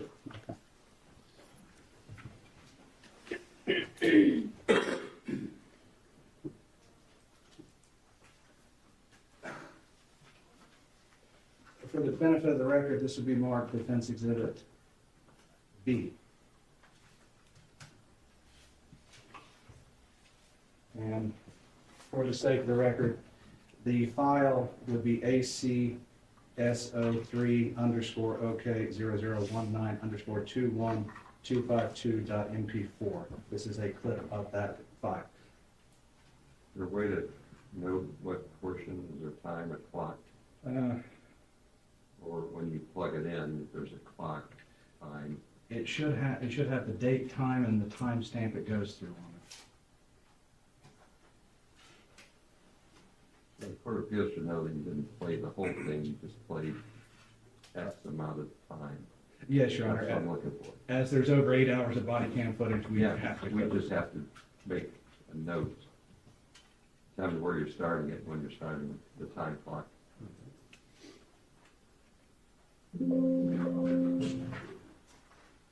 Is this? Yes. Okay.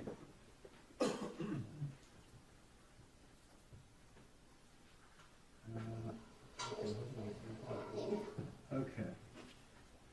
Your Honor, this would be marked body cam in the upper left-hand corner, in the bottom left-hand corner. It has 8/21/2022. Sorry. 8/21/2022, starting at 20:56:02. That's where you're gonna start playing it. Actually, Your Honor, hold on a second here. It would be starting at 20:56:00. Thank you. Mr. Estep, I would ask you a few questions before I play this. Can you see what's been marked Exhibit B? Yes. So, when your body cam is recording, does it record in color? Yes. Does it also record in black and white? Yes. Okay. Now, looking at this, does this appear, as you can recall it, to be the inside of Mr. Foreman's bedroom? Yes. And is the, I don't know why I did that. Did you happen to see the date in the bottom corner of it? Yes. Is that the correct date for when you searched? Yes. So this would be a copy, a segment of your body cam taken that day? Yes.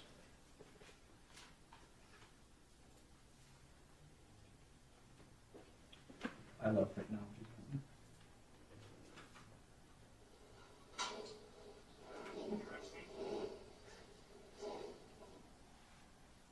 Your Honor, I approach. What's it have to do with? It has to do with what I think might be coming up. I wasn't aware that this was going to be shown, but I'm concerned about something. Sure. Stand up, don't leave, just stretch. In front of your chair.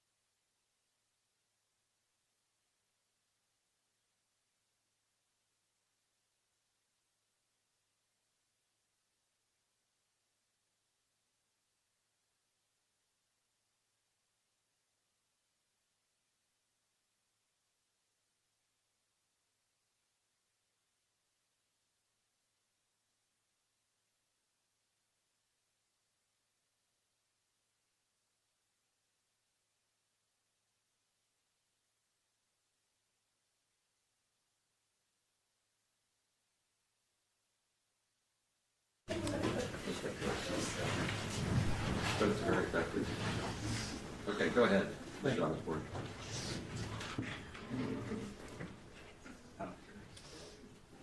I asked for the,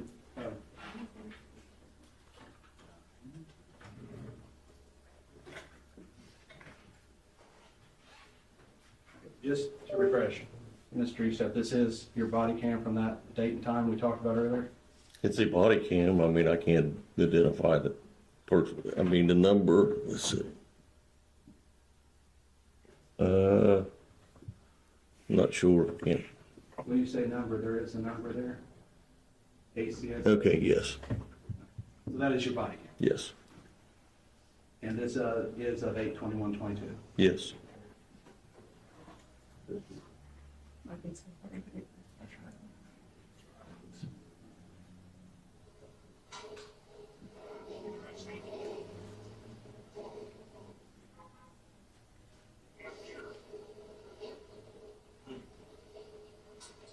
So you said you want to include something?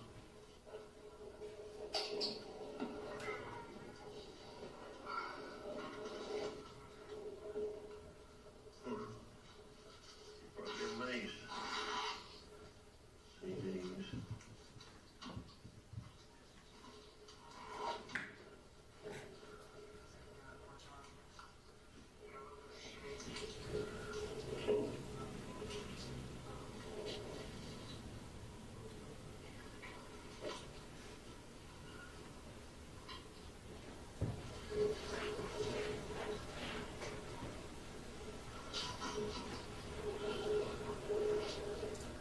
I'm going to stop it for a second, just for the sake of context, as there is things happening sort of below the camera.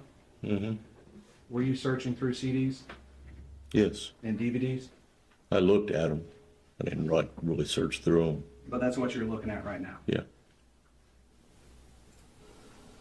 I'm gonna look at that stuff because some of the stuff I think was mentioned in there.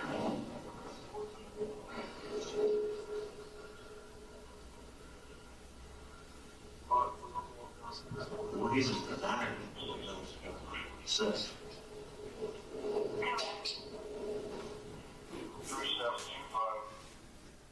On your body cam during an official search, you called Mr. Foreman a sex addict?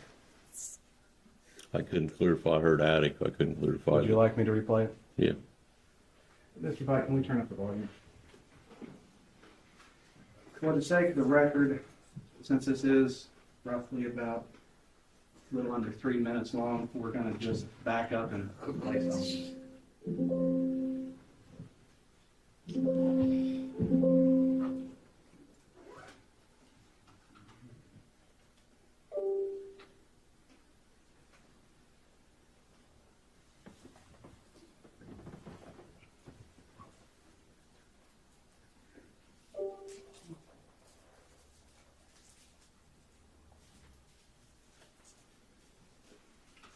Put this on the laptop. Play directly on the laptop. I'll let it. We really shouldn't let me touch anything technology. I shouldn't break it by touching it.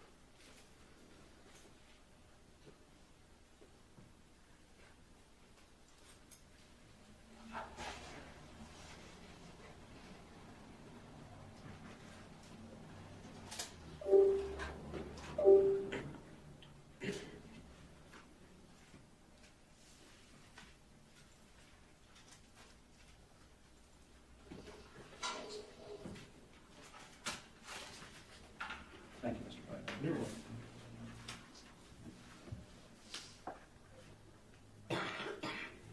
So,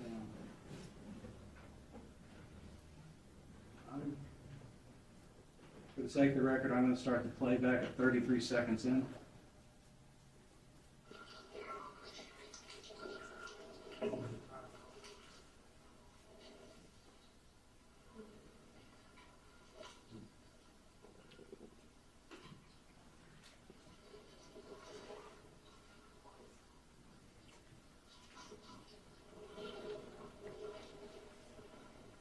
I'm gonna look at that stuff because some of the stuff I think was mentioned in there.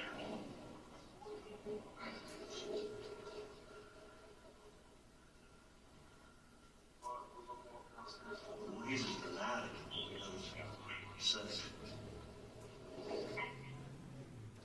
Mr. Estep, do I need to play it again? I still can't decipher it. I mean, whatever. Could we get the hearing aids from Mr. Estep?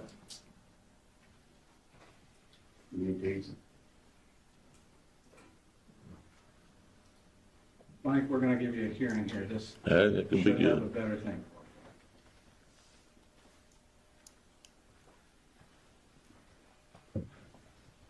Can you hear me, Mr. Estep? Is it too loud for you?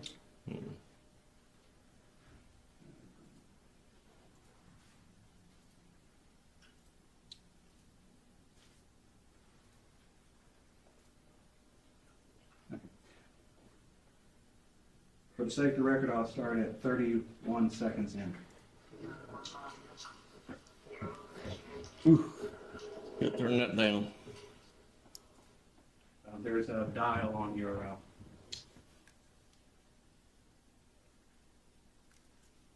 Right here in the, Center? right. Kind of.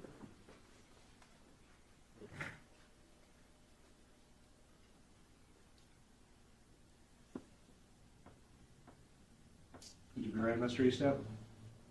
Okay, we're starting at 38 seconds in after stop.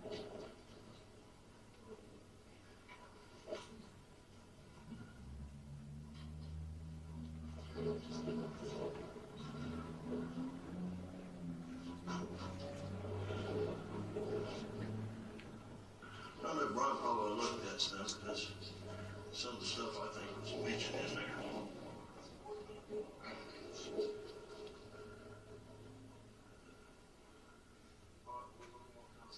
Well, he just denied it because he said Were you able to hear at that time, Mr. Yeah. Estep? Would you agree that you called Mr. Foreman a sex addict? Yeah. You would agree that this is a public record? Yes. So the body cam is available to the public? Upon request. Okay. And Mr. Foreman cannot edit any of it, can he? No.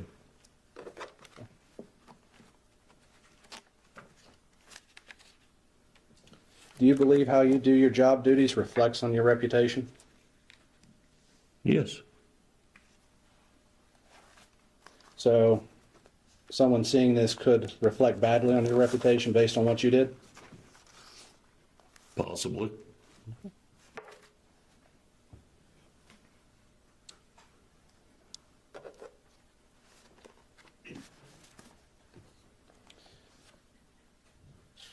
Now, this is going to be very stupid questions, but Mr. Klingler referred to previous posts when he was asking you about how they affected you. Did any of those posts name you by name? No. They just referred generally to the Adams County Sheriff's Office? Yes. So you're just seeking damages based upon what he said about the Sheriff's Department? No. It's what's been directed to me. What was directed to you? Being called a thief? Okay. Other than that, anything else? No. Was there a direct post of you being called a thief? No. Just directed by the people in the community.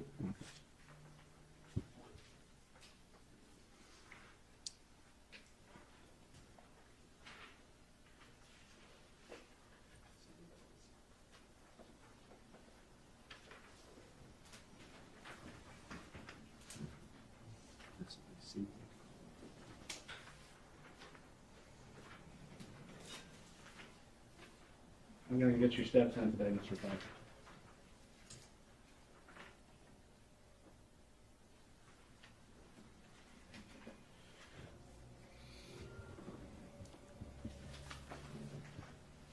Mr. Estep, I'd like you to take a look at the screen in front of you. You're going to see what's been marked Defense Exhibit C. Have you seen that post? Yes. And that is the singular post that Mr. Foreman made in reference to you, correct? Yes. Where you were called, and I quote, Colonel King Kong Bundy. Yes. King Kong Bundy was a wrestler, correct? Yes. Damn good one, correct? I don't know about that. I can't answer that.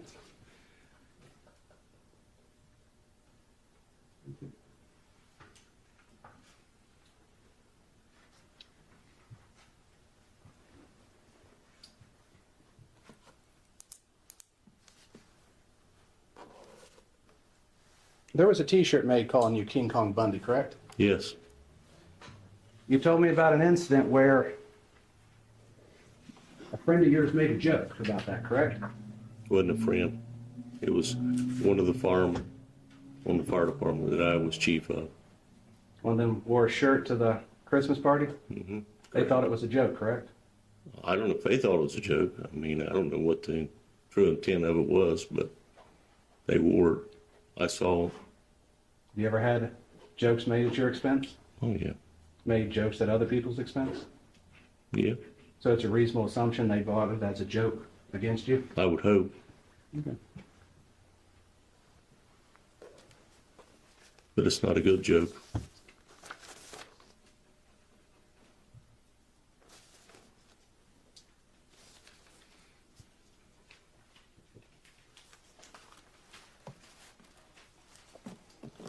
I'll wrap up that day. So after the search, you went home, correct? Yes, And you left directly from the search to go home? yes, After a 19-hour shift? yes. No further questions, Your Honor. Mr. Freeman, go ahead. Thank you, Your Honor.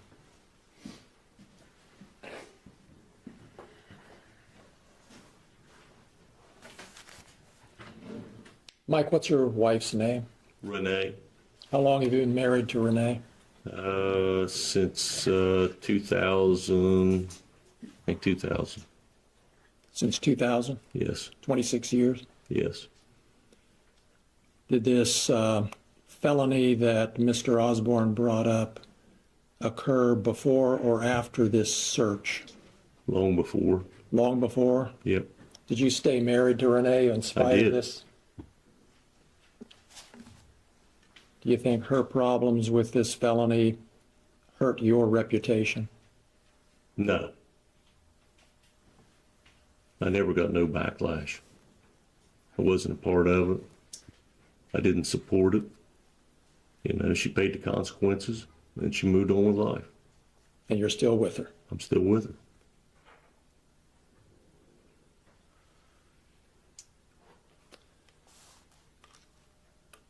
This body cam footage that we saw, did you ever publish that body cam to the world? No, Did you ever post that body cam on the internet? no, Did you ever share that body cam, and specifically that part of the body cam where you refer to Mr. Foreman as a sex addict? Did you ever share that with anybody? no.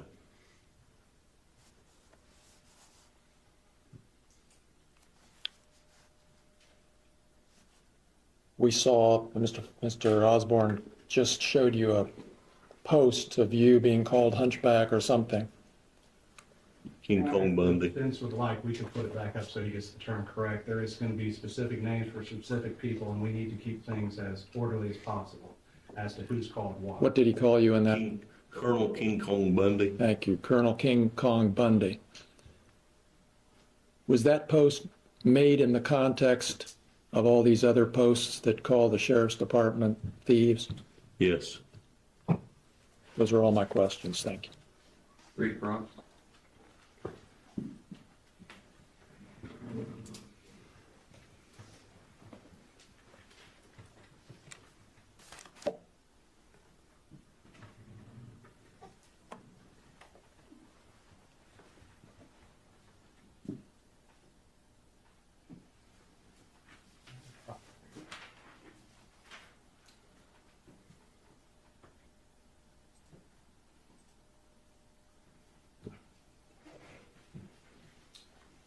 Mr. Estep, look at what's been marked.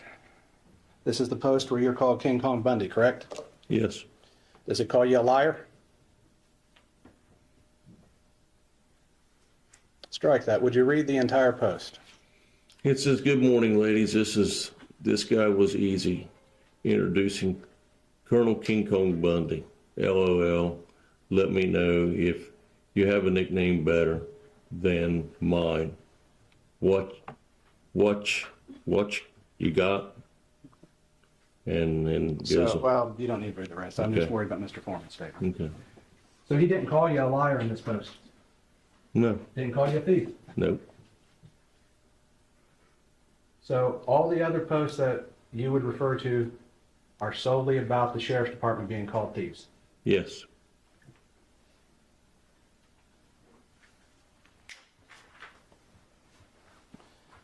Your Honor, if I may have a sidebar. Yep.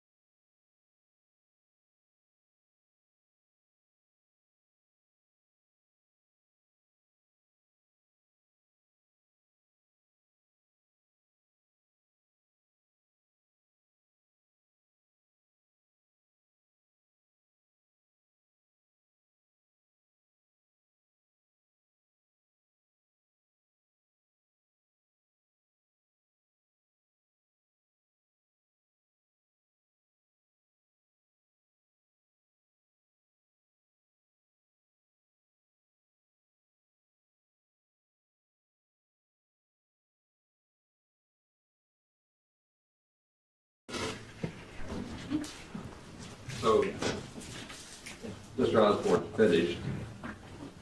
This witness is going to step down. We're going to take like a morning break. Thanks for good work so far. Enjoy yourself. We'll be back in about 10 minutes. Shawn, she's a Shawn, grooms, girls, high on shrooms, drops, his fruit of the looms, and cheap, hotel room. Then he bang, bang, ding, dong, fucks him with brooms. Shawn Grooms. Shawn Grooms, girls high on shrooms, drops his fruit of the looms in cheap hotel rooms. Shawn Grooms, girls high on shrooms, drops his fruit of the looms in cheap hotel rooms. Then he bang, ding, dong, fucks him with brooms. Shawn Grooms. Mr. Plaintiff, who's next? Your Honor, the plaintiff's call Shawn Grooms.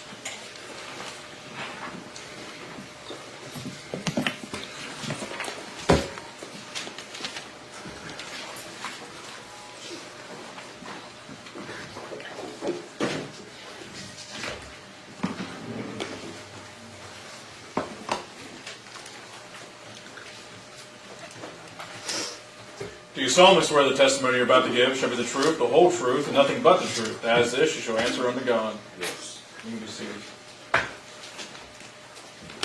Go ahead. Thank you, Judge. Would you introduce yourself to the jury, please? Shawn Grooms Mr. Grooms, how are you employed? with the Adams County Sheriff's Department. How long have you been with the Adams County Sheriff's Department? Between working for West Union and the Sheriff's Department, 23 years, 21 years, How long have you lived in Adams County? all my life.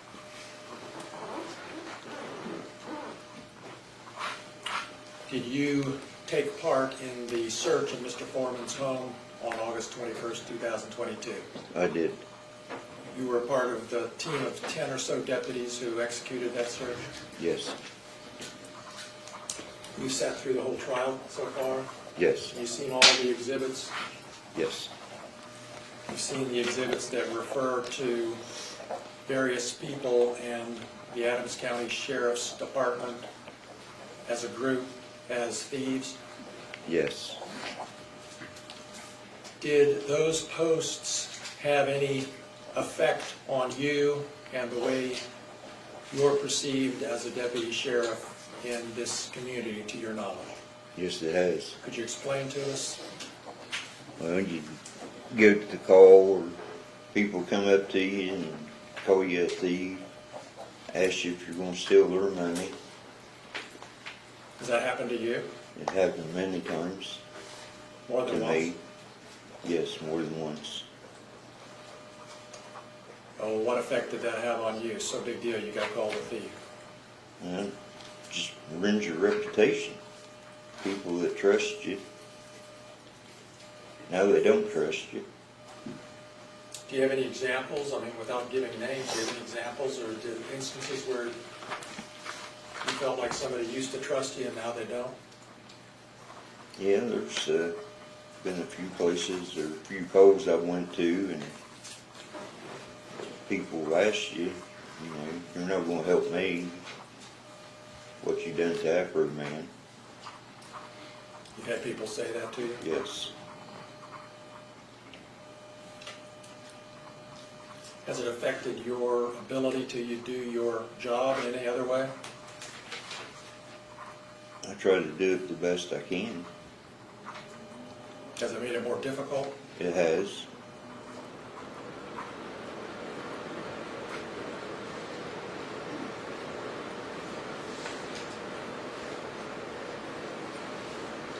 Did you ever receive any calls from people about things that happened at the search? Yes, I had received possibly 3 or 4 on my personal cell. 3 or 4 calls on your personal phone? Yes. And do you know who those calls were from? No, because they were unknown. The blocked caller or something? Something. So you couldn't tell who they were? No. And what did these calls say? Asking why I did such a thing to Afroman, why didn't we pay for his door, why are we suing him? Did any of them ask you why you're a thief or call you a thief? Yes, they did. Did you ever receive any personal threats? Not when I got the calls, but through the dispatch. What effect did it have on you when you heard what was happening with the dispatch? Well, it kind of worried me. You get a call and you go out somewhere and not knowing what's going on, or if you're going to get ambushed, or... Did you actually have some fear sometimes because of that? Sometimes. Did that affect your ability to do your job, do you think? I'm sure it did, but it had to be done. You have to do it anyway. Did you steal any money at Afroman's, Mr. Foreman's residence? No, I did not.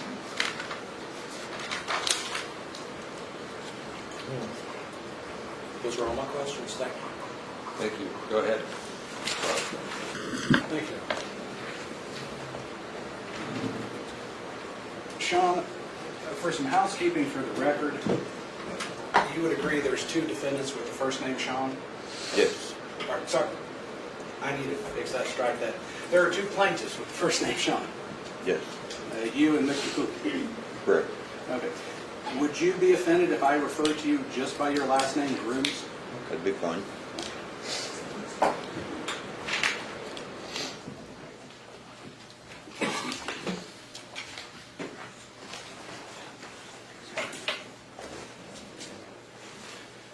I asked you about all exhibits Yes. previously. And so when you're referring to those exhibits that he's presented for, you're referring to the general ones that talked about the Adams County Sheriff's Department as thieves? Them and some of the posts that was on about me, personally. Pardon me? What kind of things? Ones that was just been posted Okay. in the last few days. So, okay.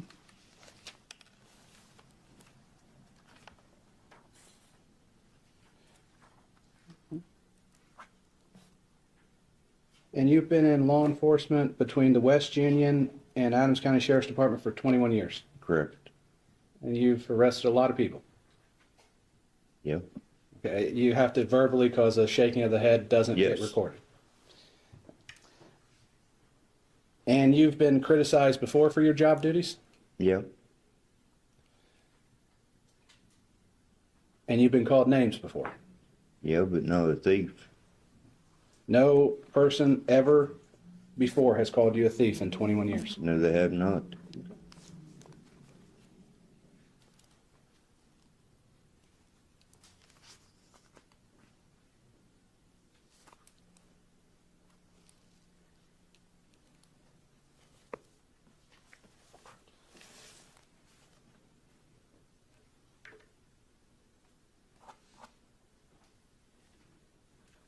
And you were employed with the Sheriff's Department on 8/21/22?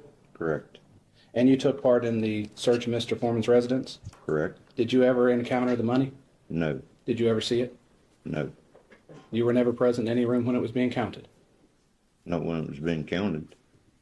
But when it was maybe sitting on a table or something? No. Do you ever remember seeing the money during the search? I seen some when they pulled it out of some of the pockets. So you were there when they pulled the money out of the pockets? Yeah. And that's all you saw in That's reference all to I the money? seen. Okay. So your job duties were other places during the search? Yes.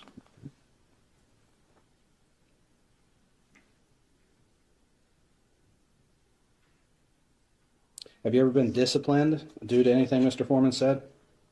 No. Reprimanded in any way? No. Were you ever interviewed as part of this investigation into the missing money? No.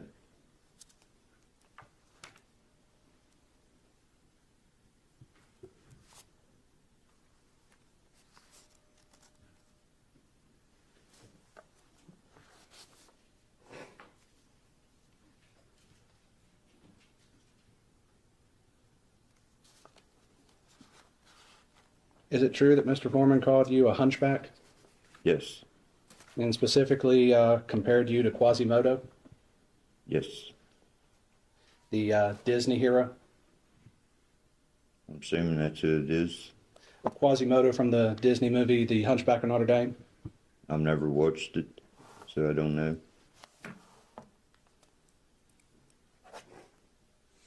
So you would agree that when a person says that someone's a crooked defense attorney, they're not meaning that I'm like a vine, they're meaning that as a opinion, correct? Correct.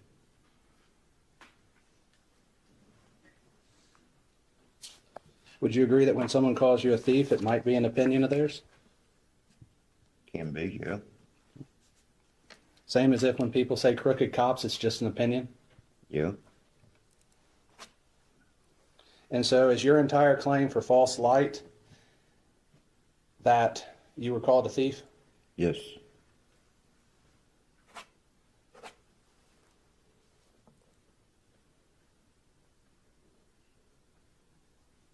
And you would agree that Mr. Foreman is an artist subject to exaggeration? I guess so, yeah.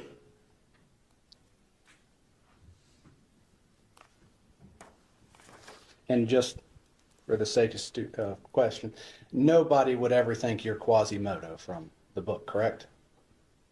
I don't guess. People think different things.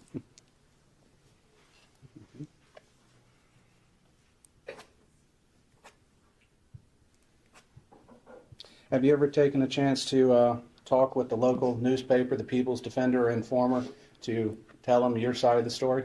No. So how long before you filed the lawsuit through your attorney did you send the cease and desist letter to Mr. Foreman? It was whenever he sent it. When my attorney sent it to him. So you never sent a cease and desist letter before the lawsuit was filed? No.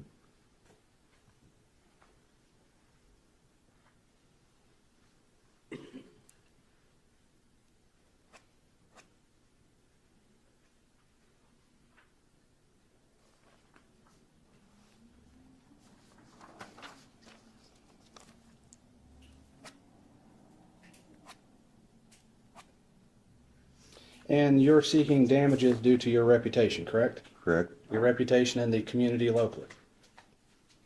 Correct. So you don't care what people think of you in Australia? Not really. Would you agree that everything you do as an officer reflects on your reputation? Yeah.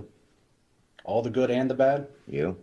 Anything wrong you would have done would be a stain on it? Yeah.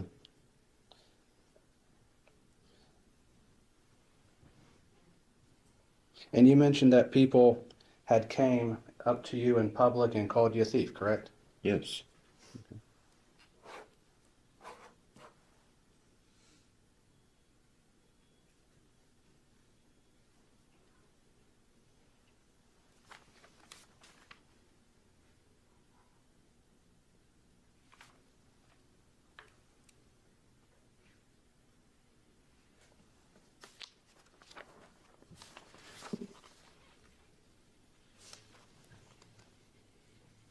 You've been criticized for your job duties before, correct? By the public? Kind of, yeah. People have said they didn't think you did things right? Yeah.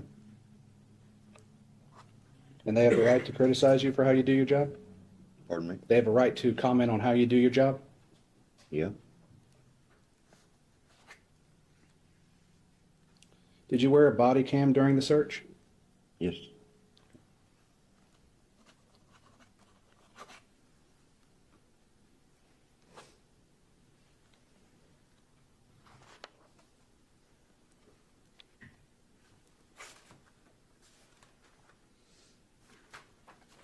Am I have a second, Your Honor? Yes, go ahead.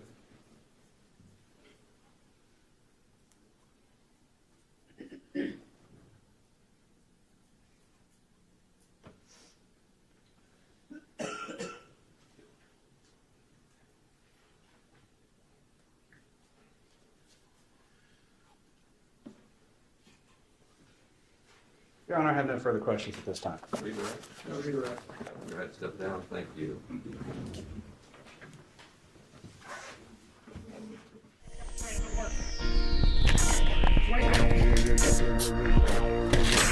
Don't you remember you said I had freedom of speech? Now I'm getting sued because of what you teach. America should practice what she preach. Don't amend it. My First Amendment. Name's called Shawn Cooley.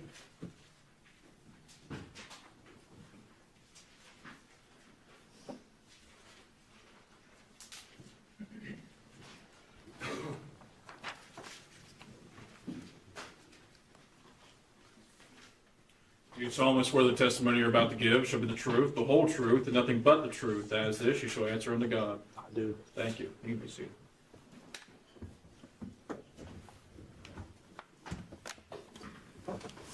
Okay, go ahead.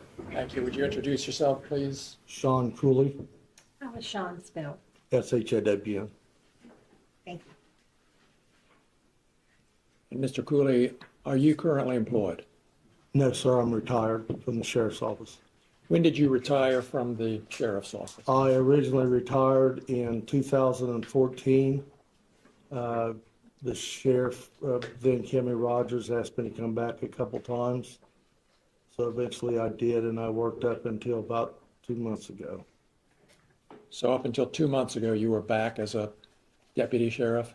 Yeah, I started out as a part-time deputy, and then as their manpower dropped, I went ahead and took a full-time position to help them for a while. And that's here in Adams County, correct? Yes, sir, it is. When did you begin with the sheriff's department?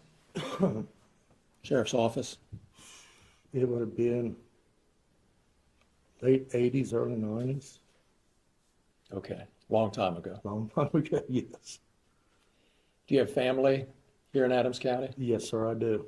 How long have you lived in Adams County? Over 40 years. And one of your family members is Justin?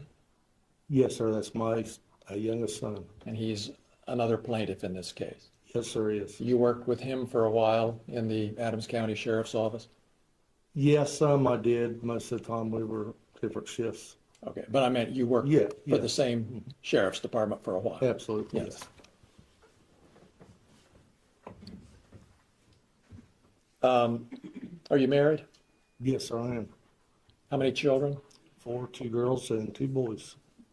Did they go to school here in Adams County? Yes, sir, they did.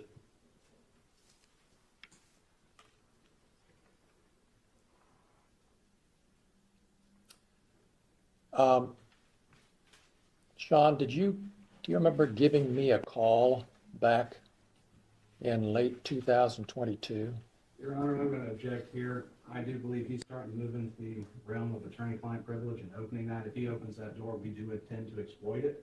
And so we would just give the court notice that's what we believe is happening at this time. Thank you for the heads up. See where it goes. Thank you, Judge. Let me ask the question this way. Were you looking for an attorney in the fall of 2022? Yes, sir, we all were. And just in a nutshell, what were you trying to accomplish by contacting a lawyer? The posts and the things that were put on the internet about us, as far as us being thieves and different things with our image. We had went to the sheriff when this originally started. Mr. Foreman had an attorney, well, he's had 2 attorneys prior to this one. We had the sheriff contacted, try to get it stopped. Then again with the next one, then again with this one.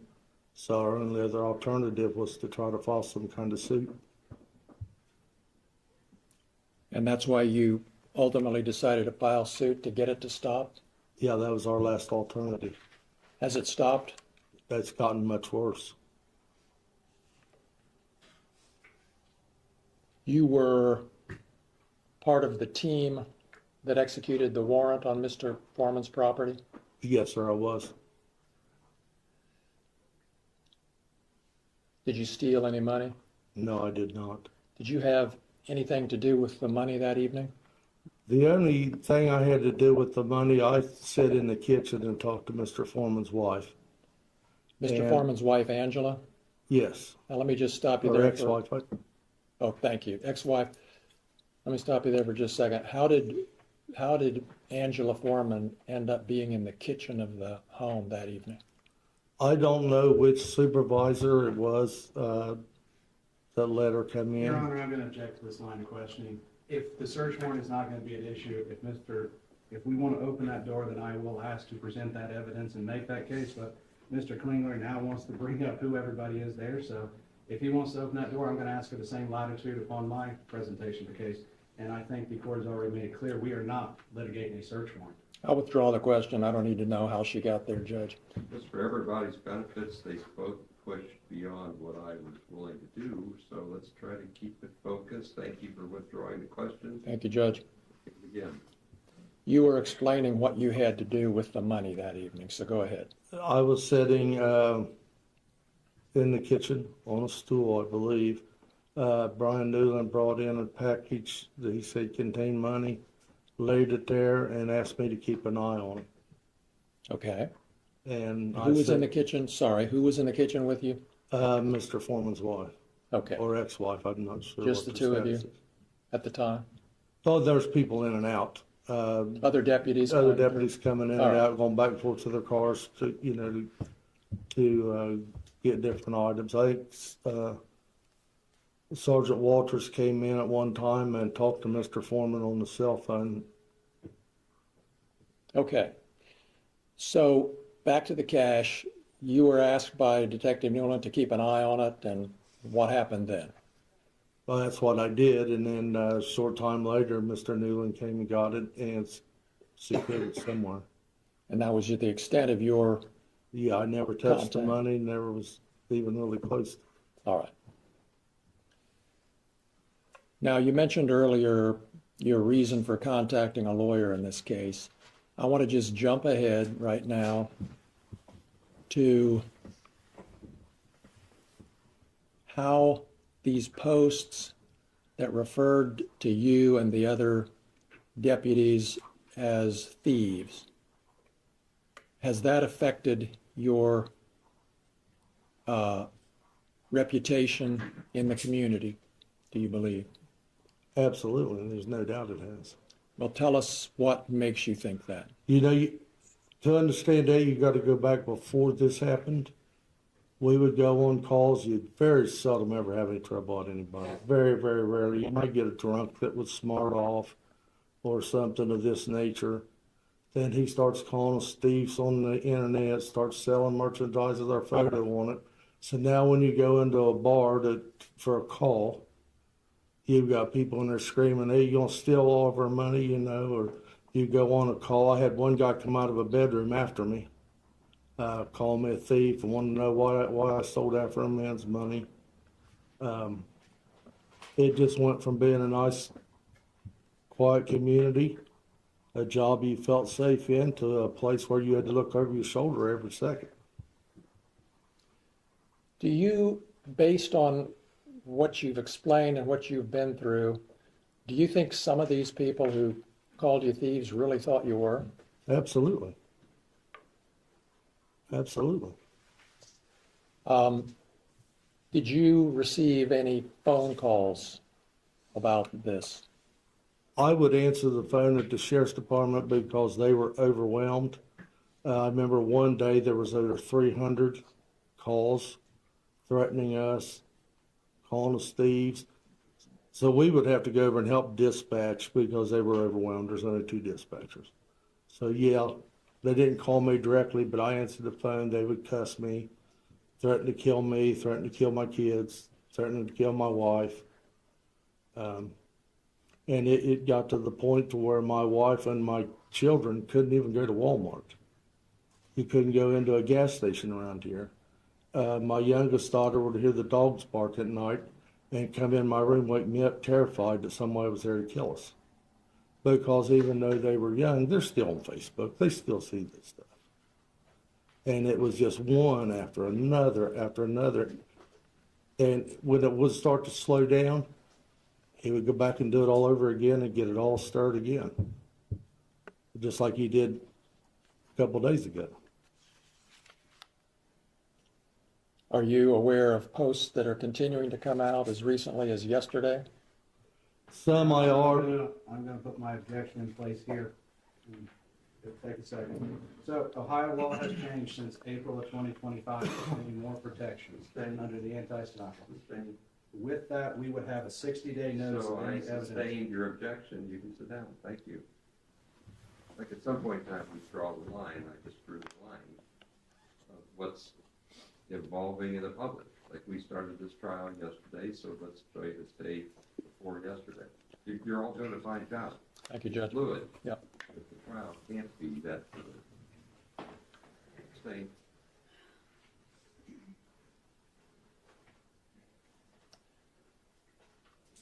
Are there any other examples that you can think of as you sit here today of ways that these posts about being a thief have affected you in a negative way? One of the things that really kind of upset me, I was doing an investigation as a detective, and I had to go all the way up to eastern Ohio on the Pennsylvania border. And when I walked into the deputy's room up there to talk to them, they all knew me, all knew that I'd been called a thief, lemon pound cake.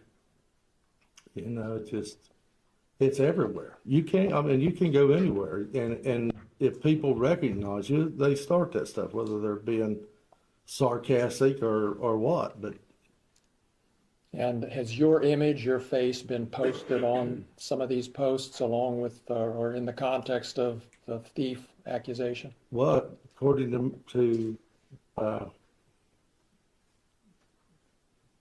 he has posted my image, yes, several times on the internet. He sold merchandise, sweatshirts, T-shirts, things of that nature, at all of his venues. Matter of fact, they were for sale at a smoke shop here in town. Okay. Those are all of my questions. Thank you. Thank you, sir. Examination.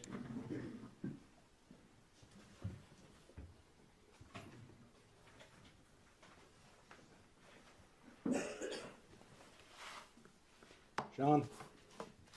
For the sake of the record, we have to keep things straight because there is another plaintiff named Shawn. correct? Absolutely, yes, sir. So do you mind if I call you Shawn or Shawn Cooley during this time? Whatever you'd like. Well, let's rephrase that. Yeah, that'd be fine.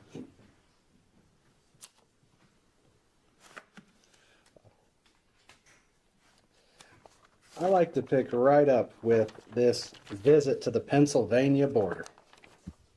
You said they knew you as Lemon Pound Cake.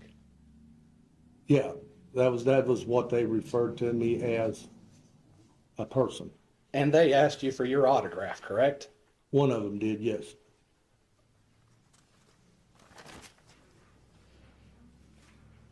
And so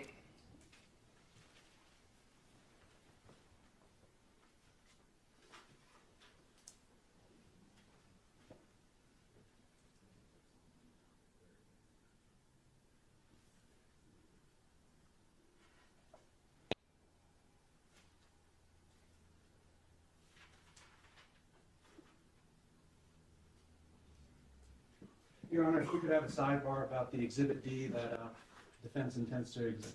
Okay, sounds good.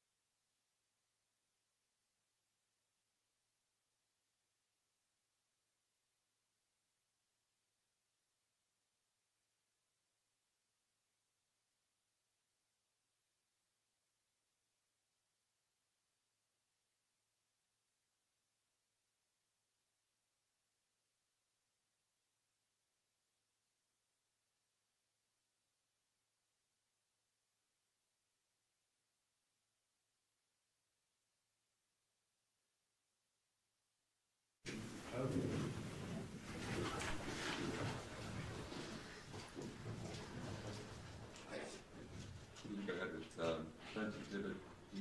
Yes, sir.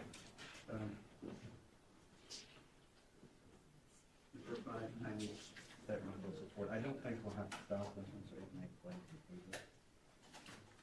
Let's eliminate all doubt. I'll ask a couple of questions. So, Mr. Cooley, sorry, Shawn, you were called Officer Pound Cake by Mr. Foreman? Multiple times. You were also- received hundreds of pound cakes at work from different people. Okay. And the context of that name comes from a music video that Mr. Foreman created, correct? I don't know where he got it at, but you'd have to ask him that question. Okay. Well, I'm going to play what's marked Defense Exhibit D. I'd like you to watch this. Okay. Oh, you got to turn it on. Oh.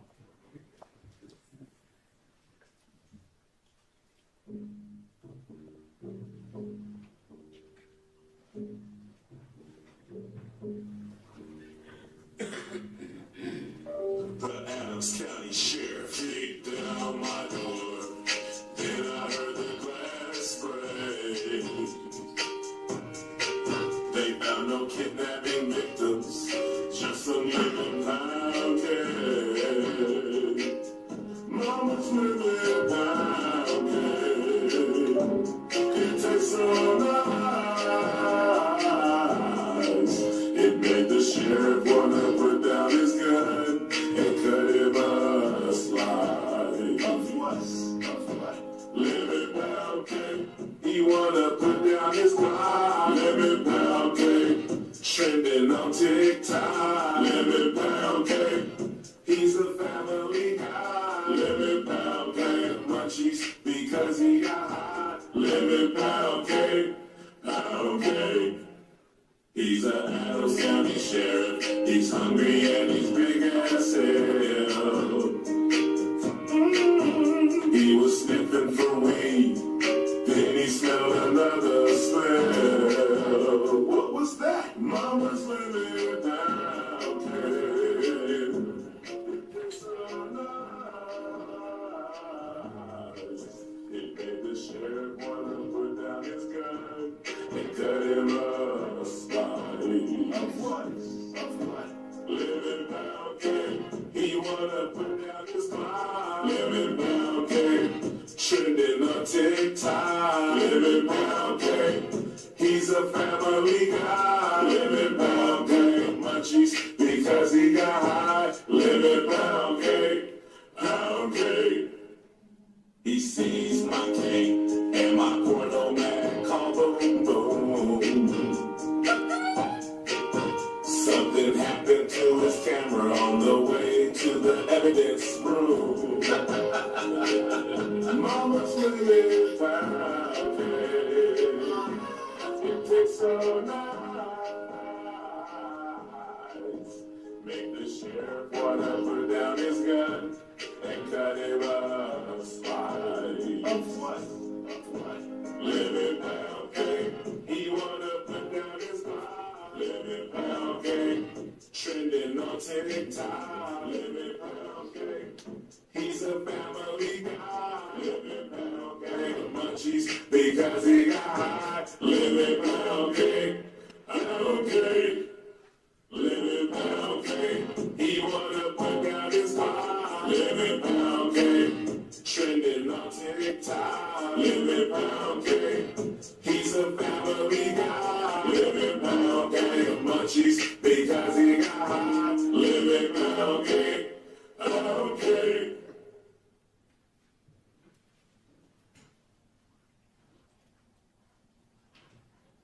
Stop it there.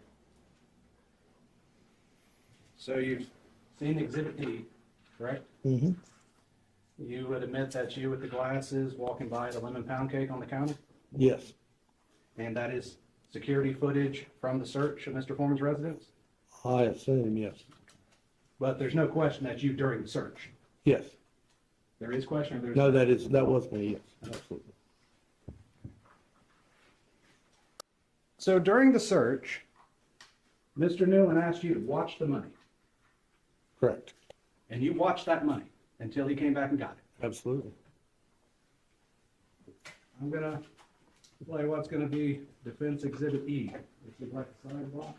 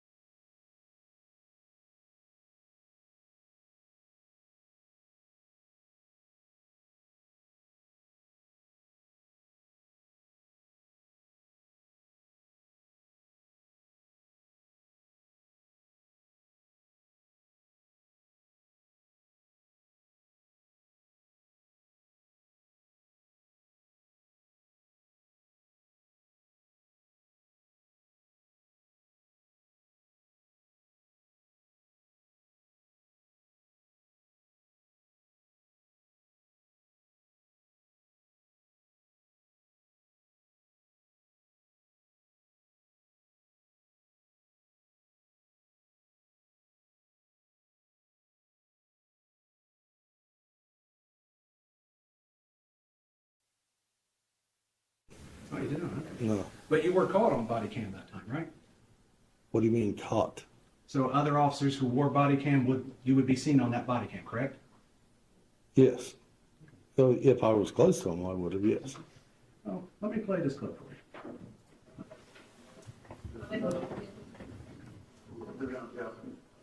One has to be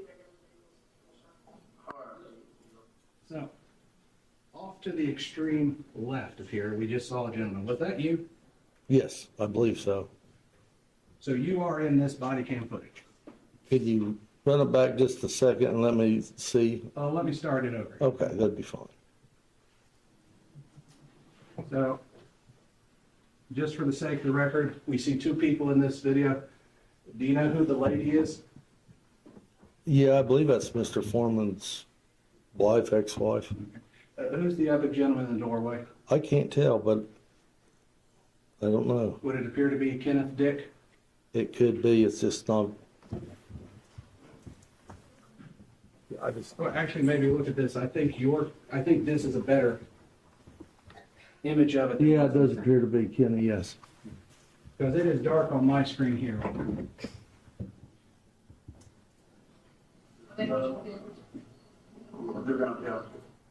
Okay, so on the extreme left, we see a gentleman there. Is that you? Yes, it is. And this would be during the search of Mr. Foreman's residence, correct? Yes.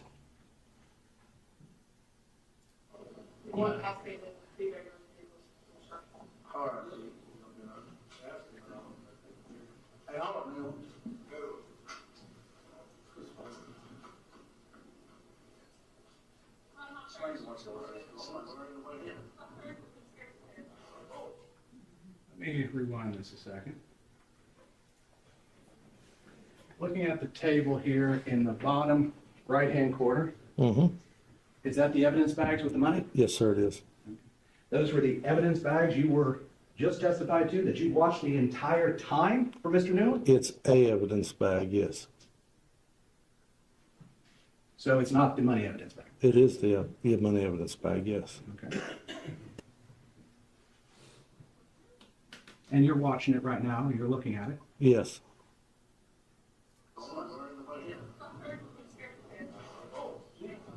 And you're walking outside now? Okay. The person's following you?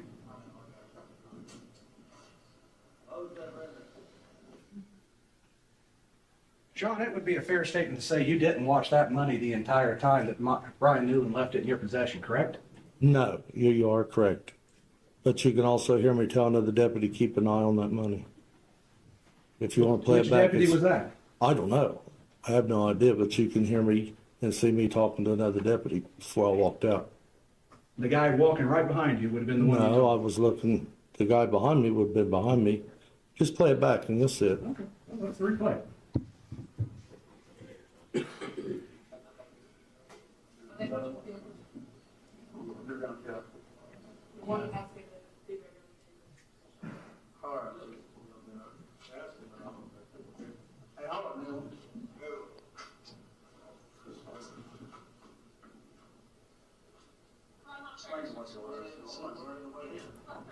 Right there. You said you're not worried, no one's here. No. Well, let's replay. I believe I told him to keep an eye on the money before that. Let's play it again. Let's start at, let's go back to, if you agree to 0:16 seconds in. it Yeah, would that's be after fine. that? Yeah. Mhm.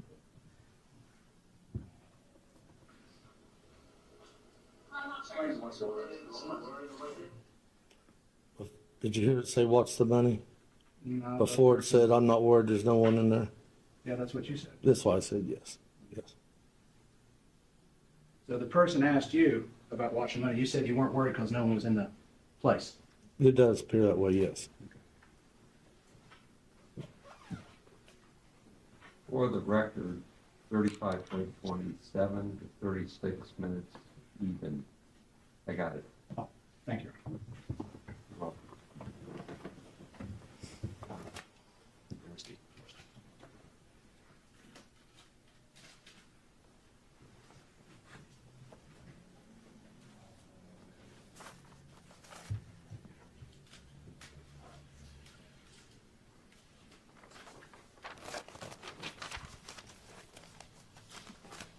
Now, I'm going to say this. I'm going to ask a question. I do not want you to tell me anything you have talked with any attorney with Mr. Klingler or his associate. I do not want to know that. But I do want to know, you said you were looking for an attorney in the fall of 2023, correct? We all were. Okay. And so you employed an attorney to send a cease and desist letter prior to sending lawsuit, correct? No. Okay. The testimony was fall of 2022. The litigation was filed in March of 2023, just to make it record. Yeah. Let me rephrase that then. So when I mistakenly referred to fall of 23, it was actually fall of 22, correct? What was for the fall 22? I'm not sure what you're You started looking for an attorney in the fall of 2022. I believe, I don't think I'm the one that made the original call for an attorney. Okay. It was one of the other deputies. We had discussed it. We had to have permission from the sheriff at that time to do anything. You took some of the phone calls, the threatening phone calls, correct? In dispatch. Yeah. Did you make a report of those? They were all documented, yes. And they investigated and traced the calls? Couldn't trace them. They were all ghost numbers or showed up as no phone number at all. So nobody was ever prosecuted? No one was called in to... Well, they couldn't find them. They don't have any idea who they were. Okay.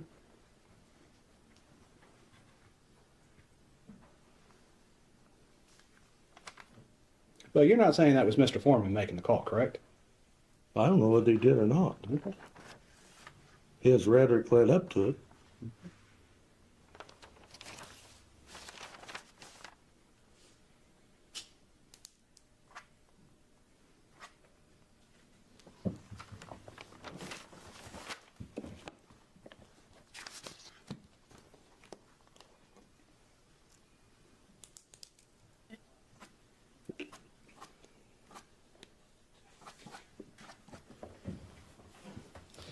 People, during your significant time as a law enforcement officer, the public has criticized your duties, correct? Yeah, some, yes. You've been called a lot of derogatory names? Not really. This may sound stupid, but I believe it applies to myself. We're not the thinnest people in the world, are we? I'm going to call you fat, but okay. I was calling myself fat. But you would agree that we're not thin people. Absolutely. And you would agree that how you conduct yourself during a search and everything reflects directly on your reputation? Absolutely.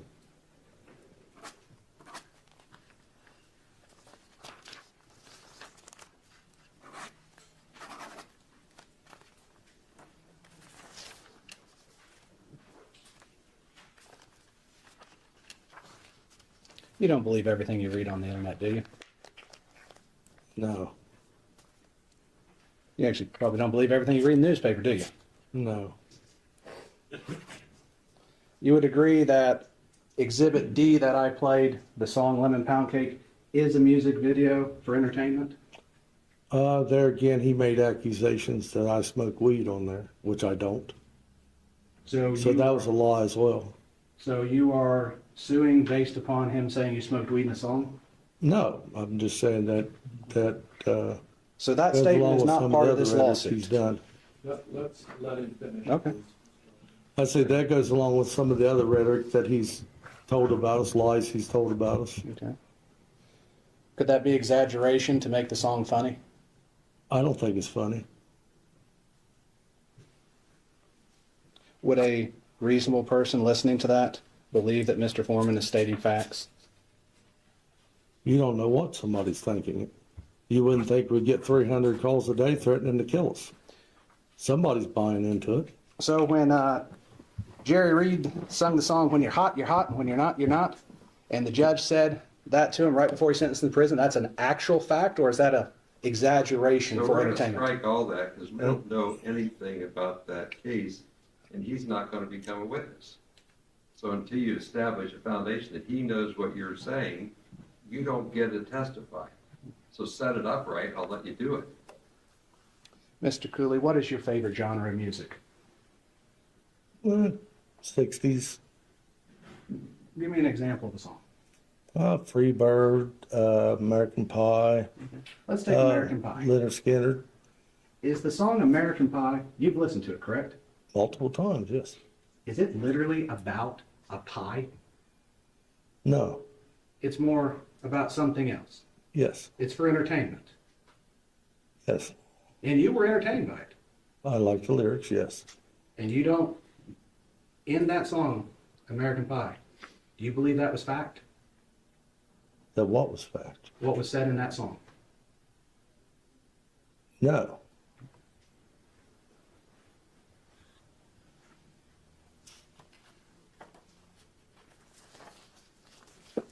This may sound stupid, but when people talk about dirty defense attorneys, are they just saying I didn't wash my suit, or are they exaggerating?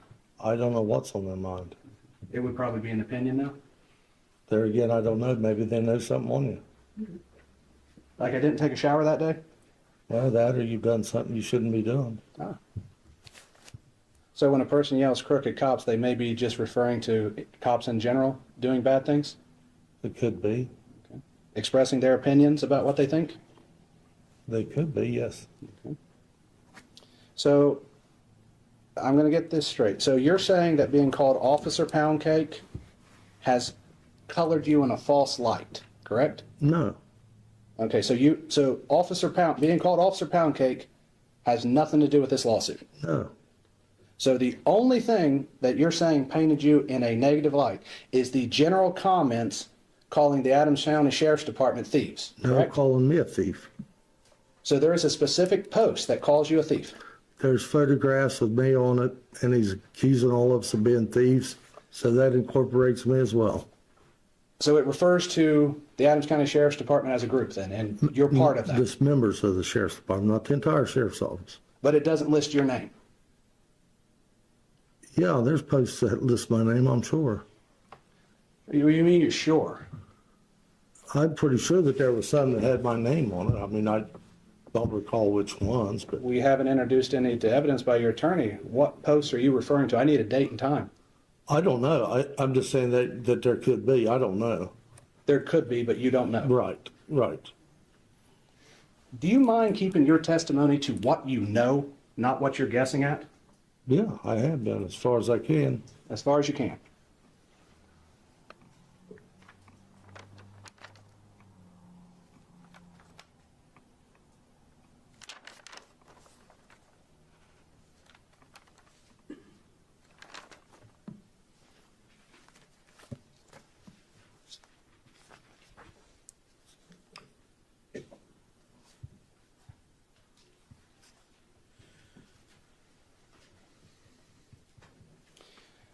So in your defamation claim would be based solely on being called a thief as a group of people, and you're one of those group. I'm concerned about me being called a thief as well as my fellow officers.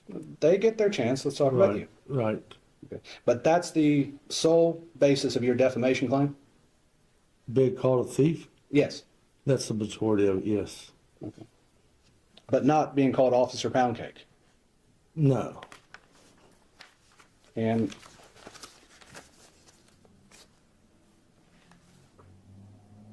okay. May I have a second?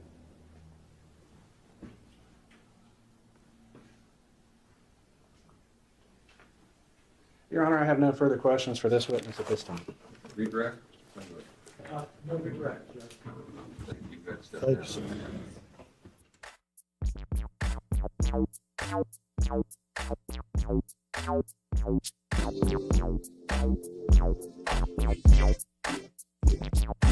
Randy Walters is the son of a bitch. Ooh, yeah, that's why I fucked his wife and got filthy rich. Ooh. Next up? Next up is Randy Walters.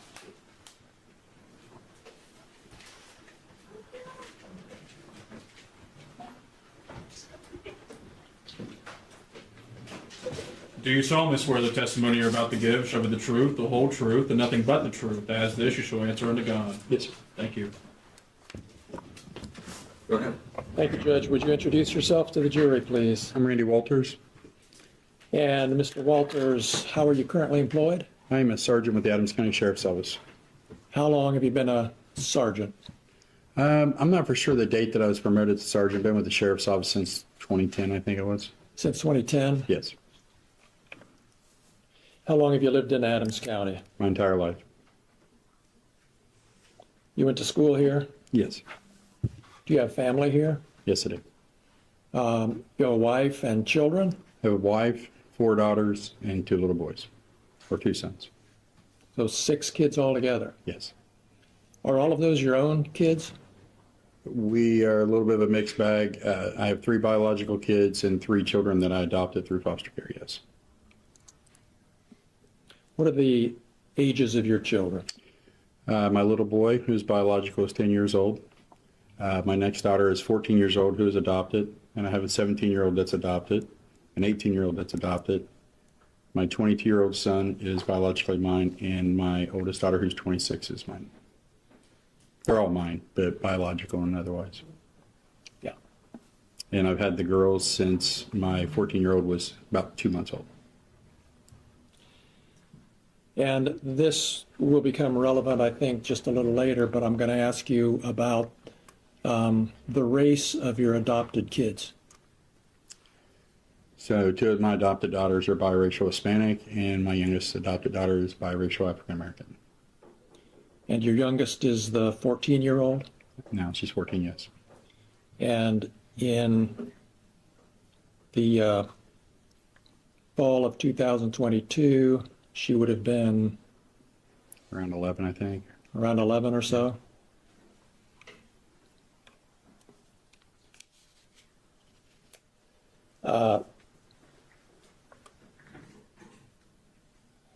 How'd you get into law enforcement? My father was a police officer, and it's just something that I've always worked towards doing. And you're the rank of sergeant right now? I am. And you took part in this search of Mr. Foreman's home back in 2022, is that right? Yes, I did. Can you tell us just a little bit about what your role was in that search, just generally? I was called in to assist with the search, and you have what's called an entry team. I was asked to come in and help with the entry team on the search. Did you have anything to do with counting or keeping the money that night? No.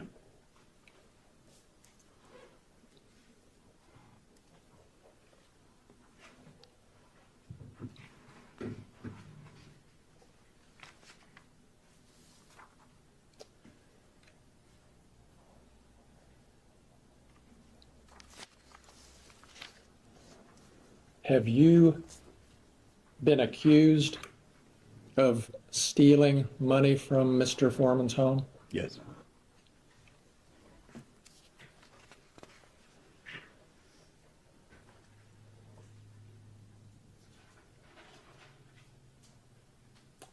Can we look at Exhibit 27, please?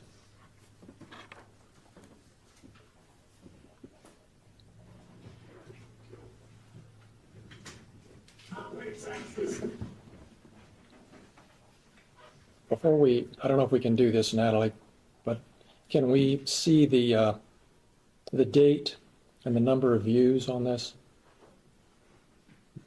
It's in the bottom. It's really hard to see with the way that the media playing system works because it's blocked by this gray bar, and the gray bar doesn't go away. Well, it's paused. All right, so well, let's just play it and see what happens. Thank you.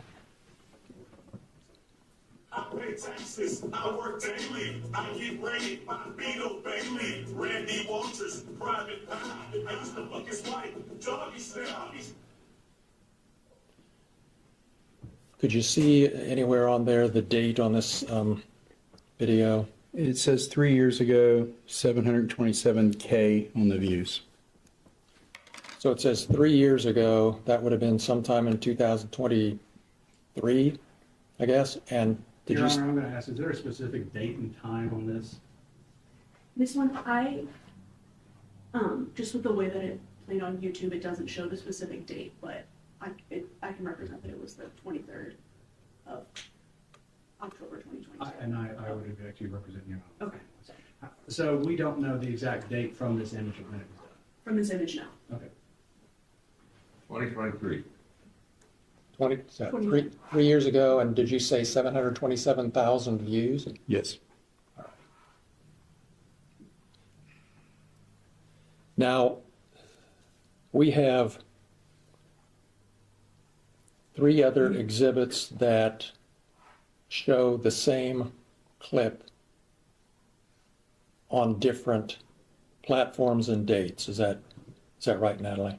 I'm just trying to figure out the most efficient way to do this. Can you bring up Exhibit 28 and just show us the first slide? I work daily. I get rated by Vito Bailey, Randy Walters, Private Pound. I used to fuck his wife, Doggy Style. All right. Now, do we know when that one was posted? Can we see that? I cannot make out when that one was posted, no. Can you tell what platform that was posted on? That's on YouTube, and it seems like 974,000 views. All right. And is there any indication of a date that you can see? Not with the words it's covering it up, no. We'll have to figure out how to do that, because it ought to be doable. Well, yeah. All right. Can we go? October 4th, 2022. You find it? Yeah, when it was, it says down below it, October 24th, 2022. October 4th? Or whatever she did, it took the line down and you can actually see it. It doesn't go away while the video is paused, so it has to be playing for the you have to play the whole thing again, so let's don't do that. Well, it didn't go away this time. Let's see if it'll go. There we go. October 4th, 2022, 512,574. Thank you. On the views. October 4th, 2022. We got a date on that. Let's go to Exhibit 29. And before we, okay. Do we know what? Can you tell what platform this is? It says Instagram. Instagram, and can we find a date? I couldn't even tell you where to find one on Instagram on that. All right. So, well, October 4th, 2022. It says right here. All right. So, Your Honor, he says right here, could they please indicate where that is in this? Yeah, you'll see a logo on the bottom corner. It says Afroman with a symbol in the middle of it. If you look just to the side of that, it says October 4th, 2022 with a heart with 1.1K and messages is 71. okay. I cannot read that from here. Next question. Go ahead. We got the date on that one. Let's go to Exhibit 30, please.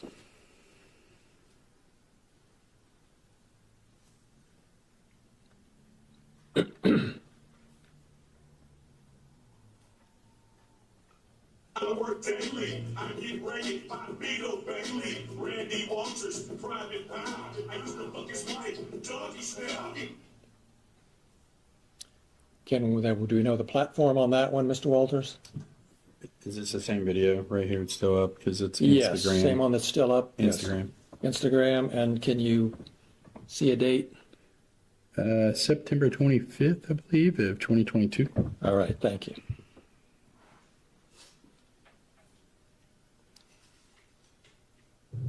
And can we look at Exhibit 26?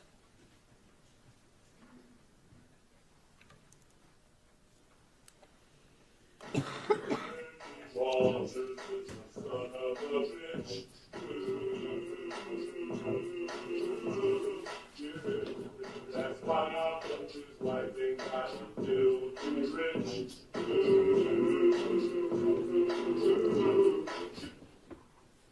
All right.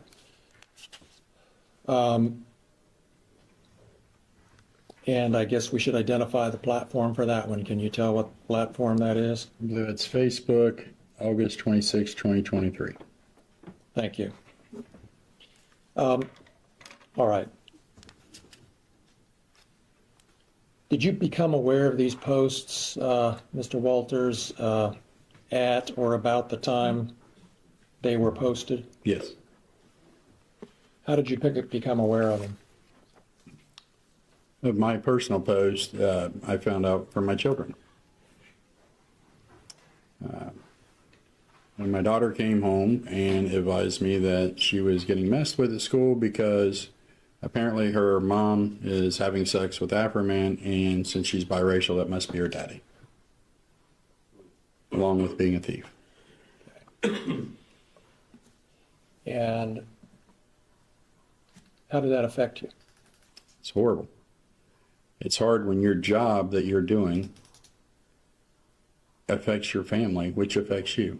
When you have a kid come home crying that's already been through a life, and now they're getting hazed and harassed because somebody thinks it's funny. Somebody knows it's not true. Been with my wife for 28 years. She didn't have an affair with Mr. Foreman. She didn't make my daughter with Mr. Foreman. But now my family has to be harmed because of straight up 100% lies. Where in the world is it okay to make something up for fun that's damaging to others when you know for sure it's an absolute lie?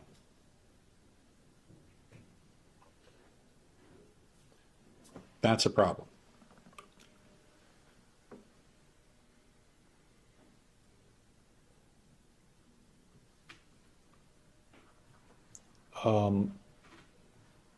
Some of these posts that we've seen call you a thief. Yes. Did that affect you or your job in any way? Yes. We as we've already heard, we can't go to calls, not figuratively every call, but the frequency of it, like people automatically, you're stealing Mr. Foreman's money. You illegally raided him. You've done all these things. You know, your wife's having sex with him. Is that why you stole his money? Never touched his money. It's been proven. He knows. Did somebody say that to you? Yes. You can't make these simple street arrests with people that are mouthy. I get that. But now there's just fuel to the rage. And then the fact that at the time I worked night shift, Adams County is a rural county. You do your work in your car a lot of the time. You do your paperwork in your car. Well, try to find someplace safe to sit when you're literally getting death threats because of lies. You're absolutely in fear for your safety to begin with as a police officer. But now intensify that because somebody is lying about a situation that they know the facts of. Now you have to worry about it because the calls, the comments, everything, all lying. It created a situation that was uncalled for, that was unsafe and unhealthy for the officers involved. The problem I have is the respect for my family wasn't near the respect. This has gone to beyond a narrative. If Mr. Foreman could ask a question. Thank you. It's responsive. Overruled. Go ahead. The respect for my family, including my law enforcement family, wasn't nothing like the respect I gave to his children the night of the raid. I stopped what I was doing when his wife, who I know and have been friendly with for years as far as being associates, said, hey, somebody pulled, they were next door, somebody pulled in and they're scared. I stopped what I did, what I was doing, and went and checked on his kids to make sure they were safe, because that's a priority to me. But the same respect that was given to his family had no regard to mine or me. And that affects me. Because to see my family in distress because of my job is distressful to me. To have the public send you death threats over lies is distressing. And it was easy. Stop. Stop with the lies. But that wasn't enough. It's happening today. My kids came home yesterday because of new posts, Your same Honor, thing. I'm going to renew this objection again. Yes. It's beyond the narrative at this point, and further, this is not bringing in evidence that is beyond this. We're not going to allow like videos from yesterday. I get that. Last Friday, we have a video. I get what you're saying about the evolving nature of the conduct. That testimony is consistent with other people's experiences of the harm. But we're not going to bring in the exhibits. We're not going to bring in the content. But they can testify about stuff that's happening at this time. Yeah, it's the effect. Okay, I not would the register an content. objection for the record on Got that. it. You're in. Next question. Had you finished your answer? Yes. Any other ways you haven't mentioned that you want to share about how these accusations of a theft and your wife having sex with Mr. Foreman have affected you or your reputation?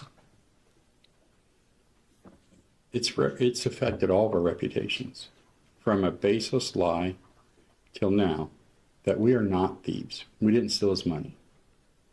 I never touched his money, but I'm in the group of thieves. We stole his money. I spoke to him on the phone when he was concerned that he was going to be arrested that night. And apparently in some way on the phone, he didn't like my attitude towards not fixing his door. I'm sorry if you felt that I disrespected you in some way. I was explaining to him that we don't have the means to fix his door. We're leaving it in care of his wife. But I also cooled his fears that we're not coming to arrest you. Deputy or Sergeant Newland would like to talk to you. Get your attorney and come and talk to us. There's not going to be an arrest warrant for you. If we need to talk to you, we can find you. We can call you. You can come in. If arrest warrant would occur, turn yourself in, go through the system, and do whatever. Nobody's chasing you through the woods, as reported. Nobody's doing any of that. The respect that was given to him, which I guess is not required in society, was not put forward to us.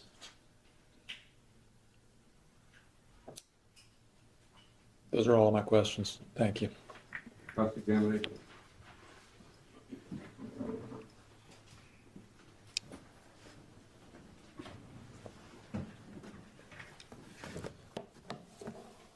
For the record, you stated previously your name was Randy Walters. Randolph Lee Walters Jr. Okay. I And go by so Randy. you go by Randy. Yep. Do you mind if I call you Randy? It's perfectly fine, sir.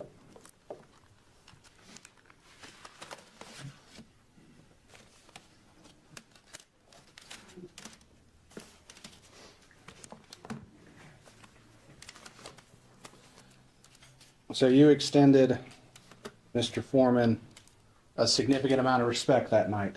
I felt that I did. If I show you some of the surveillance footage, can you explain how that was showing respect? Sure. Do you want that one? The exhibit number. This will be Exhibit F, Defense Exhibit F. This will be an excerpt of the security camera footage of Mr. Foreman for the kitchen of his home. And the time in question of August 21st, 2022.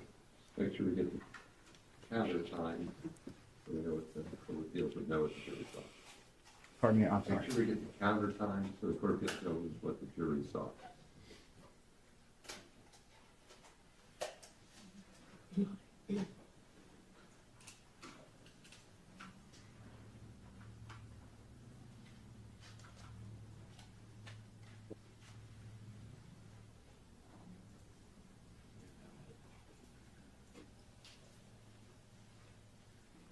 So I'll ask a couple questions while I wait for this gentleman. So you took part in the search warrant execution. Yes. You were part of the breach team into Mr. Foreman's house. Yes. You had a riot shield-like thing. No, a ballistic shield, sir. Well, what's a ballistic shield? It's a bulletproof shield. It's commonplace when doing raids that police officers get shot, So, and it's a safety device. so it's a safety device shield about yay long with a little hole, a little window in it, so you can carry it forward. Yes.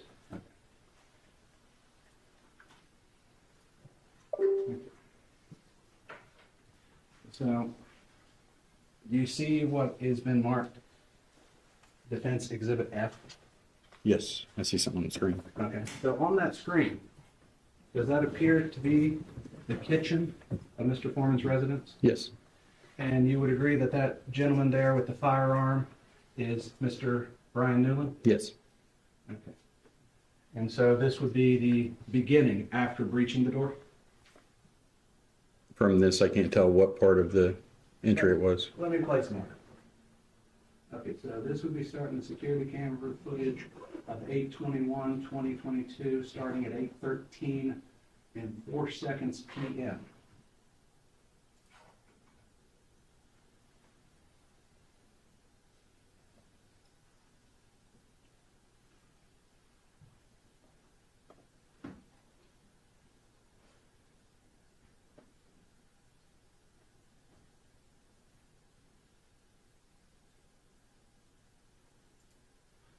I've stopped it here because I'm going to ask a question. So you talked about a ballistic shield. Is that the ballistic shield you're referring to? Yes. And you would be behind that ballistic shield? Yes.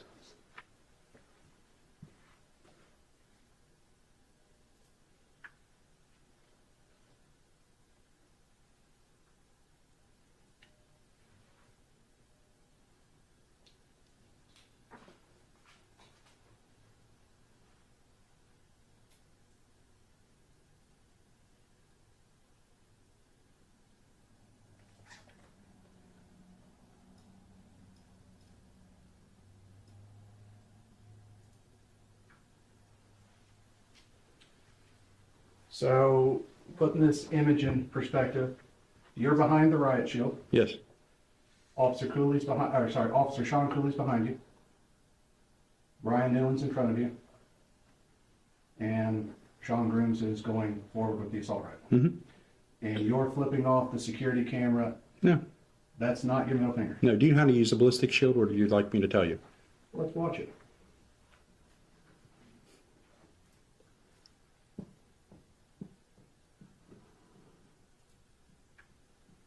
Finger went down, right? There's a light activation on that shield. It's 35 The pounds. finger went down, correct? If you think I was flipping him off, you can think that that's not what it was. Okay. There is a light activation on the handle of the shield. Mr. Walters, Okay, go ahead. wait for the question. So you were called a couple names by Mr. Foreman, one of those being, what was it, Beetle Bailey. Yes, sir. Does anyone believe you're Beetle Bailey? Probably not. That's a drawn cartoon. Beetle Bailey is a cartoon that's in the newspaper. Sure. Been there for years. So that would be an exaggeration. Okay. And when they call you a son of a bitch, that would be an opinion? I'd say that would be an opinion. Because there's no way we can prove whether you're a son of a bitch or not. Nah, she's been dead for years. I'm sorry. I am sorry about your mother on that. But you would agree, though, that when someone calls someone a son of a bitch, it's not necessarily a statement of fact. It's more a statement of opinion or a description of a person. Sure.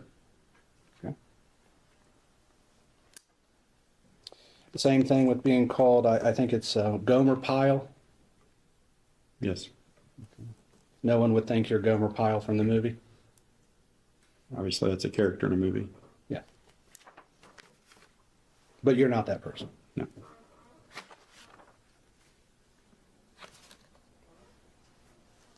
This may sound stupid, but you've been a law enforcement officer for a long time, correct? Yes. You've been called many derogatory names, correct? Over the years, yes. You've been called a son of a bitch before, correct? Not published, but yes. Okay. You've been called other things even worse, correct? I'm sure over the years I've been called many things. It'd be fair to say that during those years, people probably said bad things about you and your family also. You know, I honestly can't remember bad things being said to my family, but I can remember bad things being done to them. Do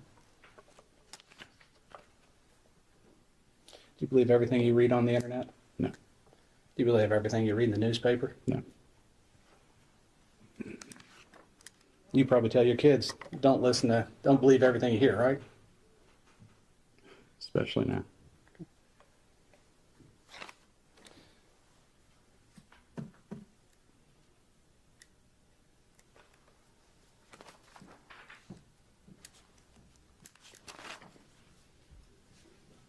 So, are you testifying and claiming that because Mr. Foreman called you Gomer Pyle, you've been painted in a false light with the public? I'm taking it one at a time, so I'm going to get to The it. Gomer Pyle? Yes. I'm not claiming that, sir. You're not claiming that being called a son of a bitch is a claim you're pursuing that Mr. Foreman's called you. Correct, sir. Being called Beetle Bailey, you're not claiming that is part of defamation proceeding on that, correct? Correct. Okay. And neither one of those three statements have painted you in a false light, correct? Correct. Okay. Well, I mean, it depends. I mean, it paints you in a different light than what you are, but correct. So you're solely being painted in a false light due to Mr. Walters saying he had sex with your wife. Mr. Walters does have sex with his wife. Mr. Foreman doesn't. Good catch on that. Yeah. So you're claiming that is the defamation statement, is that he said he had sex with your wife. Yes. And that's painted you in a false light. It's caused tremendous pain in my life. I'll get to that. We have to go through false light first. So does it paint you in a false light? Yes, that my wife is cheating on me with Mr. Foreman. But we all know that's not true, correct? I don't know.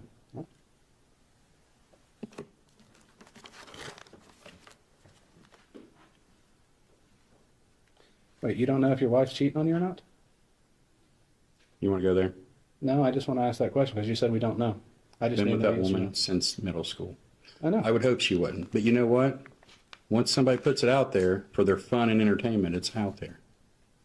And it's a problem. So it's something we cannot verify the truth of?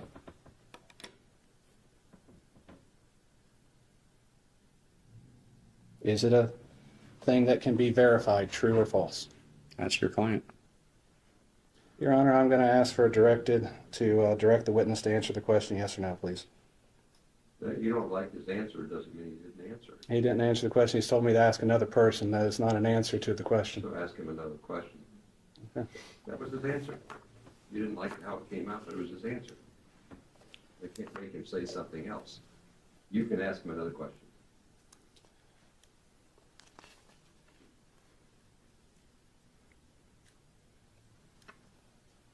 And so are you claiming that Mr. Foreman saying he had sex with your wife is a private fact about your life? My family is a private part of my life. About your wife? Him having an affair with my wife would definitely be a private part of my life if that was occurring. And that has affected your reputation? Yes. Okay.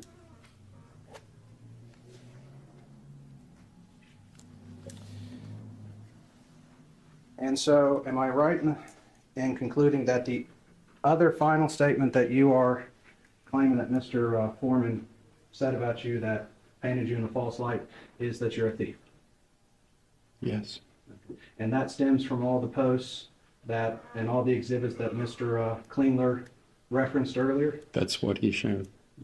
The ones that talk about the police officers in general? Yes.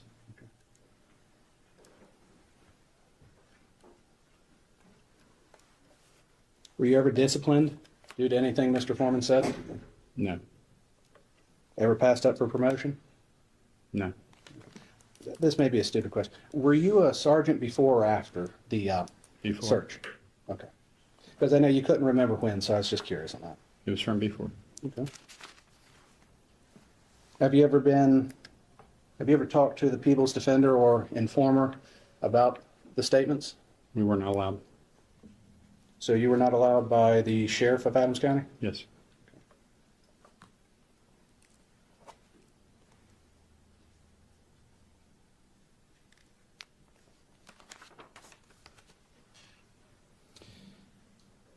And you had a cease and desist letter sent prior to January 1st of 2023? I personally made no notification. Okay. Everything's been made through my attorney. But that would be after January 1st, 2023, to your knowledge? I'm not for sure of the date.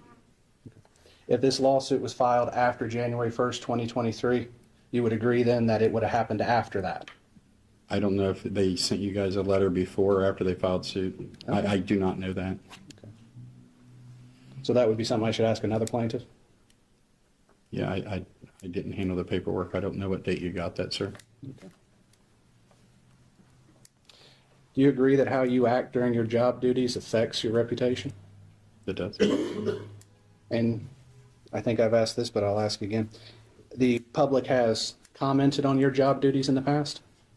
I'm sure they have. They've been critical of you? I'm sure they have.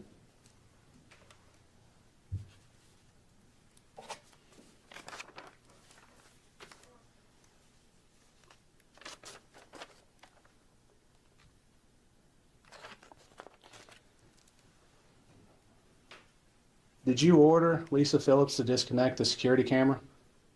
I don't, and I haven't reviewed the body cam since that event.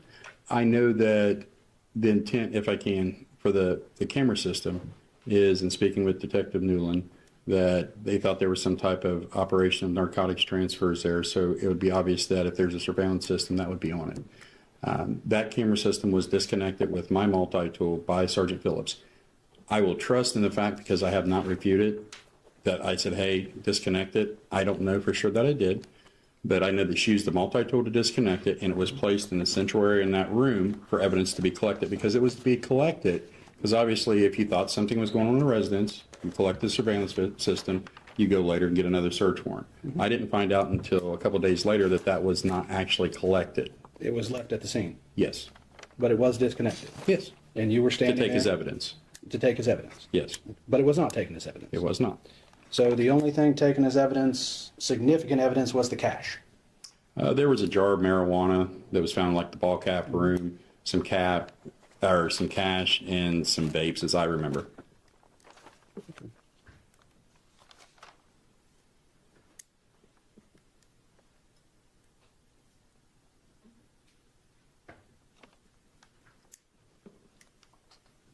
No one was arrested for threatening you, correct? Not our choice, but no. That was a choice made by the sheriff? I can't tell you whose choice it was. I know that the agency as a whole was very upset and very concerned, and between the powers that be, whoever that is, there was no charges filed. Okay.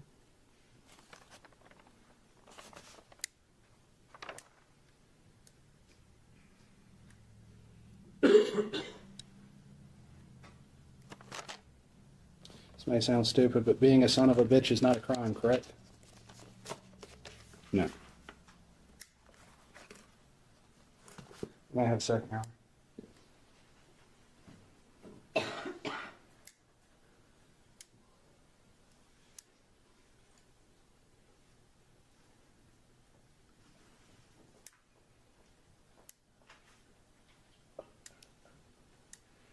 Your Honor, I have no further questions for this witness at this time. Thank you, Mr. Osborne. Mr. Beckman? Thank you, Your Honor.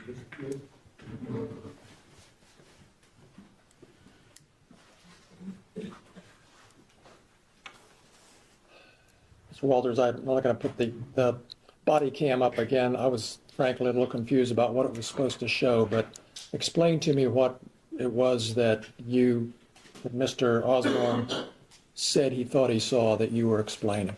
May I stand up, sir? Yeah. A ballistic shield weighs about 35 pounds. Okay, it's very big. One hand has your firearm, or if you're using it for something. The other hand, there's a bar like this. To activate the lights that's on the front of it, there is an activation switch on that shield. That's what occurred. So so your finger moved or something? Yes, that's how you activate the shield. And it's also 35 pounds. Once you're carrying it for a while, it takes a toll. So were you trying to flip the bird to his security camera or something? Or No. we're trying to make a disrespectful gesture in any way? No.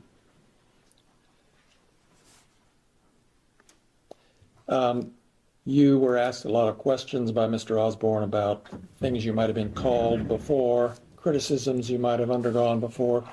Has anyone called you a thief before and published it? No.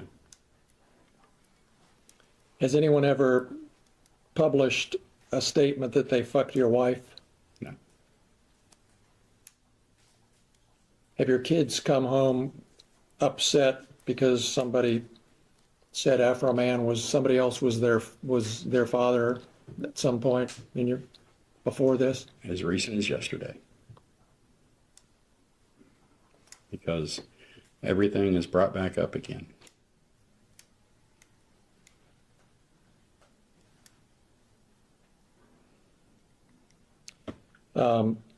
You were at Mr. Foreman's deposition? I was not. Okay.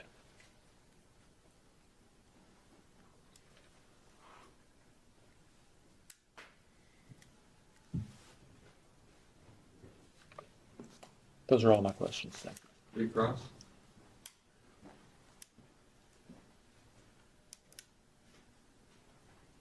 Your Honor, I had no recross of Mr. Walters. Okay, go ahead, step down. Thank you, sir. You have a witness coming at 1 o'clock, right? We do, Judge. Okay, so we get lunch break till about 1 o'clock. Enjoy yourself, don't talk about the case, don't research. Decompress, whatever it means, get some fresh air, stretch. Don't deliberate early. Have a good lunch.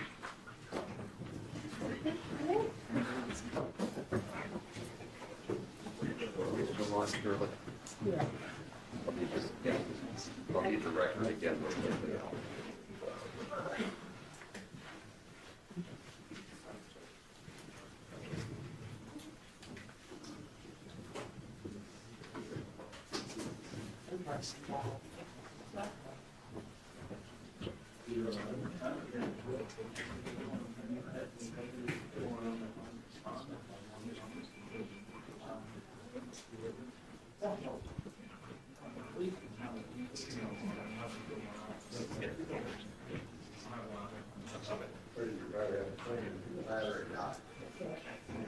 Thank you.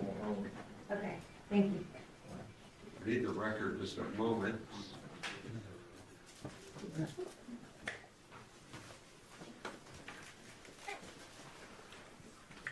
Good plan.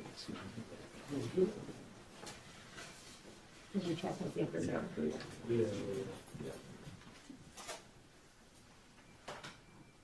Staying back here dirty or coming out? Thank you.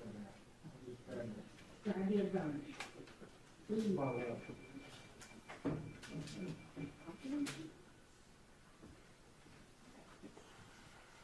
No, is there someone in the back room, do you know? I don't know. There it is. There's one more, Your Honor. Thank you. Am I in the bathroom? Yeah, someone's in the back room. Okay, this won't take long. Well, I think they're coming Oh, out. okay. I heard the lock. Nothing to have to stroke over. Okay, I'm sorry.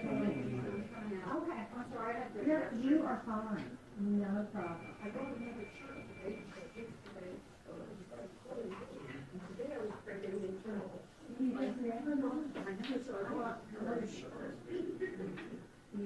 I brought it up to that because it's lighter.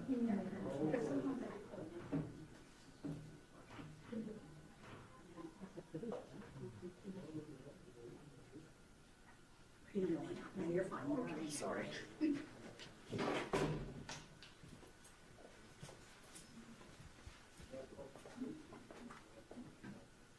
Tell me when you're ready. We're ready. Okay, so just two housekeeping items. One, Mr. Osborne's playing defendant's exhibit F, played from 8/13/04 to 8/13/58. I think that's correct, Your Honor. So it looks like there was 54 seconds of time there. And then when we discussed that there's claims being dropped, the injunctive relief claim in count 6 is still in play. That's correct, Judge. But that's a judicial decision. Yes. A judge decision, not a jury decision. So the jury doesn't get instructed, but the claim's still active. It's the claim for the judge to decide. So just to make it clear, when they dismissed one claim, previously counts 1 and 2 were dismissed by the court. I'm not sure who was assigned at the time. We started out with 3, 4, 5, and 6. 6 is for the judge to decide, that's injunctive relief. And then the plaintiffs dismissed the 4th claim. So if you're counting claims on the indictment, it's 3 and 5 go to the jury, and 6 is for the court. Right, Mr. Plaintiff? Yes. Makes sense, Mr. Osborne? Somewhat, yes, Your Honor. Okay, what doesn't? That's probably a better argument at that time on what the injunctive relief could be granted in this. Well, no, I get that, yeah, but it's not a jury issue. and it's No, I not- agree with that. And it's not a dismissed issue. I don't know if it's a relevant issue, but I would agree it's not a jury issue. Fair enough. Okay, we agree. This is their way of saying the same thing. We got it off the record. Have a good lunch. Thank you, Judge. Yep.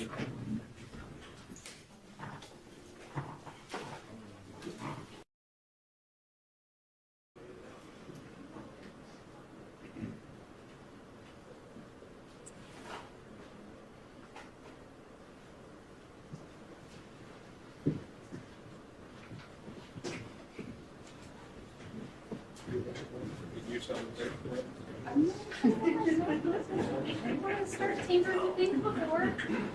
Thank you, sir. Okay, go ahead and be seated, everyone.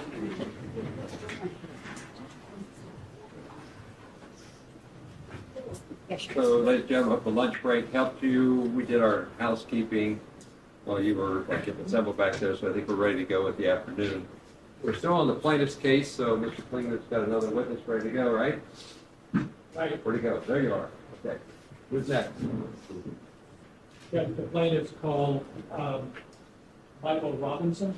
Your Honor, for the record, the defense would renew its objection contained in the motion limiting file stamped March 16th. That was served for us that day. Thank you for filing the motion of limit. Note the objection, overrule the objection, and then that preserves your issue. Very good. Go ahead. Do you solemnly swear the testimony you're about to give shall be the truth, the whole truth, and nothing but the truth, as this you shall answer under God? I do. Thank you. Please be seated.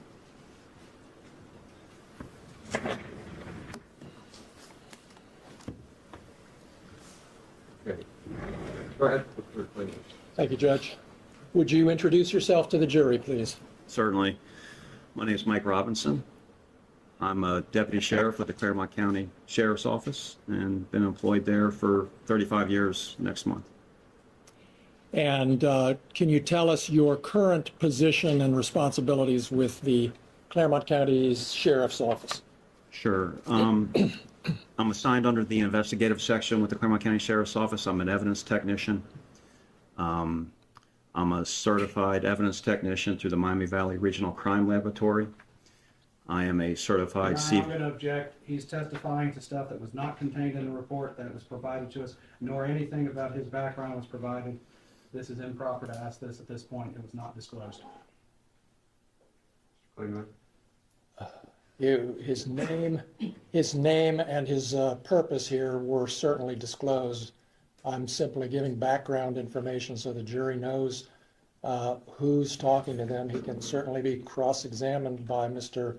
Osborne if Mr. Osborne finds anything that he wants to question him about, but Is there a written report? there is. Was that provided? It was. It was provided upon request. It's contained in my motion and limited email response to it and everything, noting the dates and times. There is no CB attached to it. He is asking stuff that would paint this gentleman as an expert. Expert requires at least 28 days notice prior to trial. It was never disclosed 28 days before, so it does not meet that. Asking him his training and everything, which we were not disclosed of, puts us at a disadvantage because we had no ability to research it, and we would object to that or paint him as an expert when it has not been followed per the rules.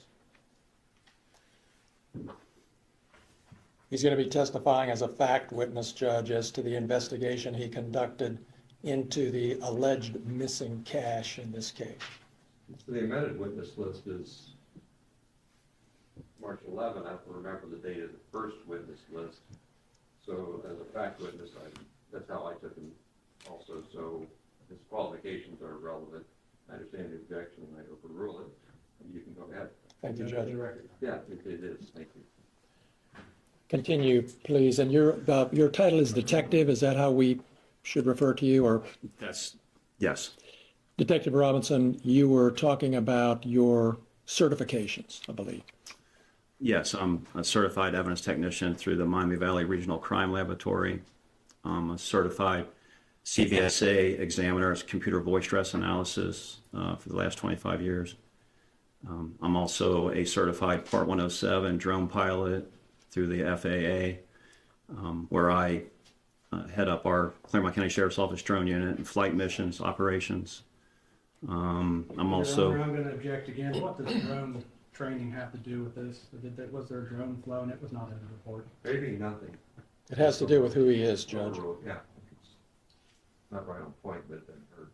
I'm also, I've been certified Cellbrite examiner, which is the conducting forensic cell phone data extractions. I also serve as a backup coroner investigator with the Claremont County Sheriff's Office, or a coroner's office. Thank you, Detective Robinson. Did you have occasion to conduct an investigation into an alleged missing amount of cash at the Adams County Sheriff's Department, the evidence room in particular? Yes. And just tell us how you became involved in an investigation into that. I was contacted by our administration, who was contacted by what I believe to be the former sheriff, Adams County Sheriff Kimmy Rogers, to conduct an investigation involving the alleged missing money. And can you explain to us what your investigation consisted of? What did you do? Well, I met with Sheriff Kimmy Rogers, and I wanted to conduct an audit, actually, of the property evidence room that consisted of monies that would be brought in or had been brought in by deputies, detectives, agents, and so forth. So we were given, when I say we, my partner and I, were given full access to that, where we counted monies that were brought in from other investigations and so forth.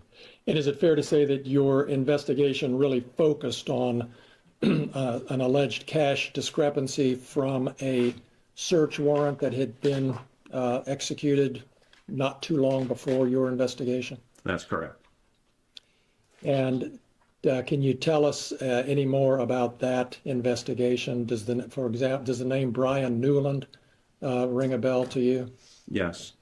We were forwarded video footage, body cam footage, of the search warrant that was conducted. And I focused attention to the body cam footage that involved the money count. And when I say money count, there were actually two money counts. There was, from the body cam video footage, there was money that was collected from one room of the home, and there was other monies that were collected from another, what appeared to be another room of the home. So you had a money count in this room that totaled a certain amount, and then you had a money count in another room that totaled a certain amount. And do you remember what the alleged discrepancy was? Maybe not in terms of numbers right now, we'll get to that, but just in general, what was the problem? There was something, an amount was recorded that didn't actually comport with the amount of money that was there. Is that? That's correct. So what was reported altogether was $400 missing, alleged to be missing. $390 from the first money count, from the one room money count, and $10 from another money count from the other room. That totaled to $400. All right. And did you review, you mentioned you reviewed some body cam. Do you know whose body cam footage that was? That was Detective Newland's body cam. Okay. And you reviewed that body cam? I did.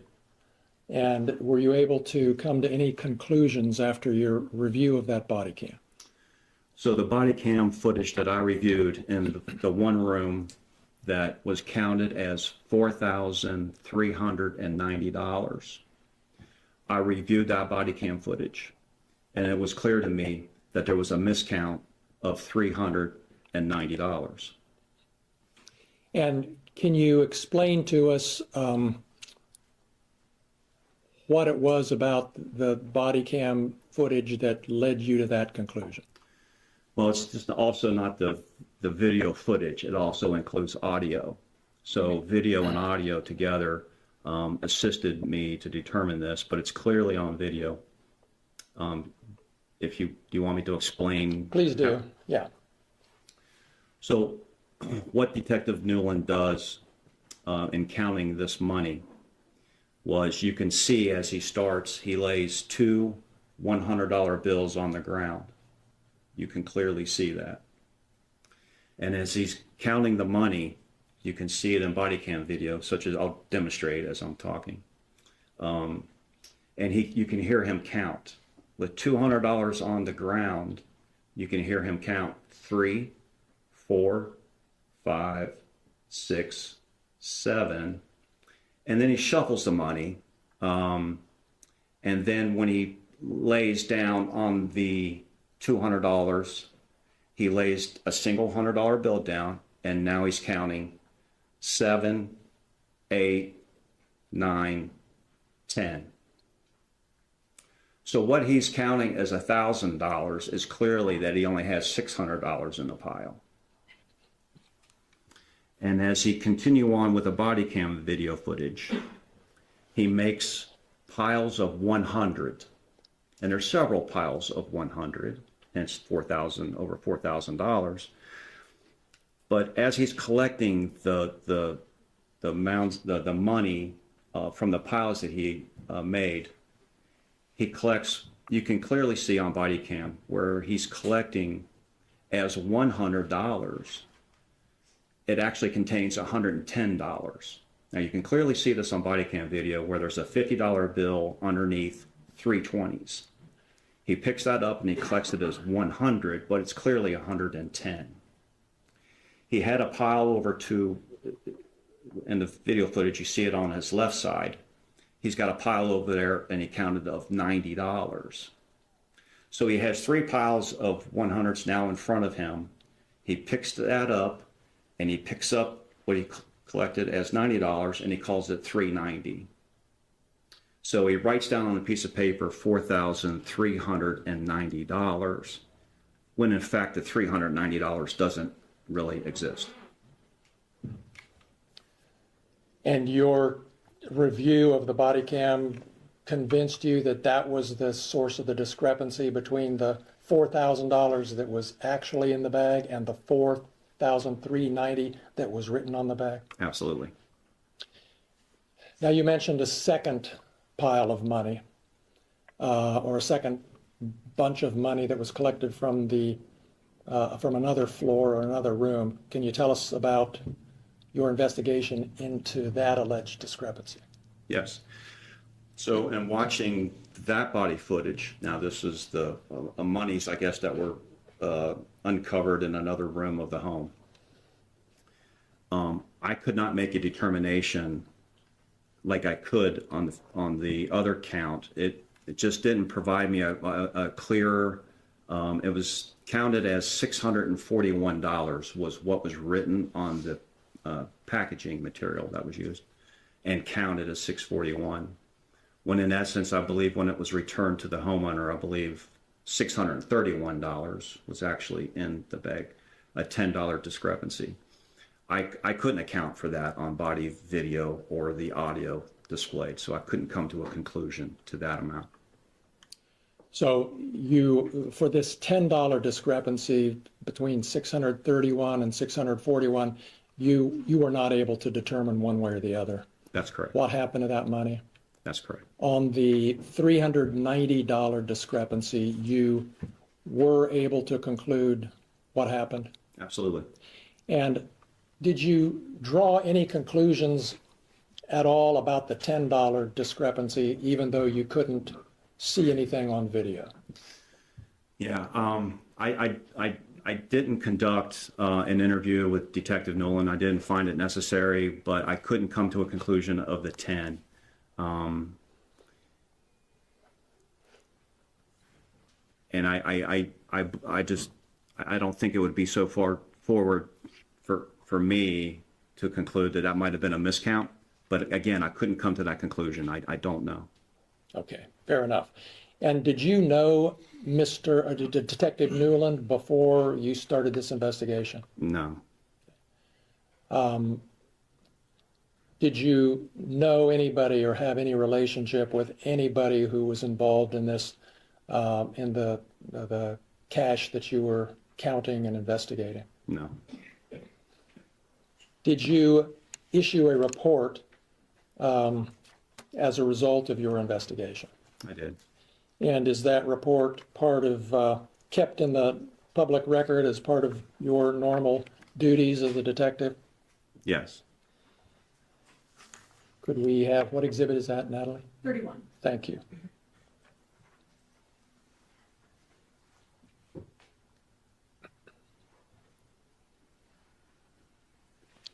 Okay, we're showing you Exhibit 31, Detective Robinson, and it looks like, first of all, do you, from this little snippet we're looking at here from the first page, do you recognize this as part of the report you issued?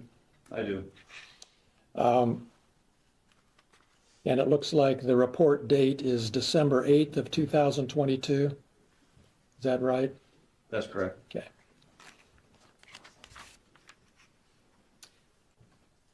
And then can you go to the second page of the report, please?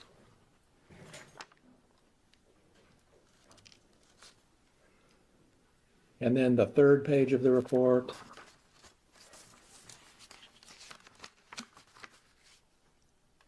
And do you recognize this, Detective, as the beginning of your narrative report of your investigation and the results contained in it? Yes. And we don't need to take time right now to review everything, but down at the last sentence of the second paragraph, you wrote, "The monies returned did not equal to what was indicated that had been originally removed from the home." Did I read that correctly? You read it correctly. And that's referring to this cash discrepancy that you just talked about. Correct.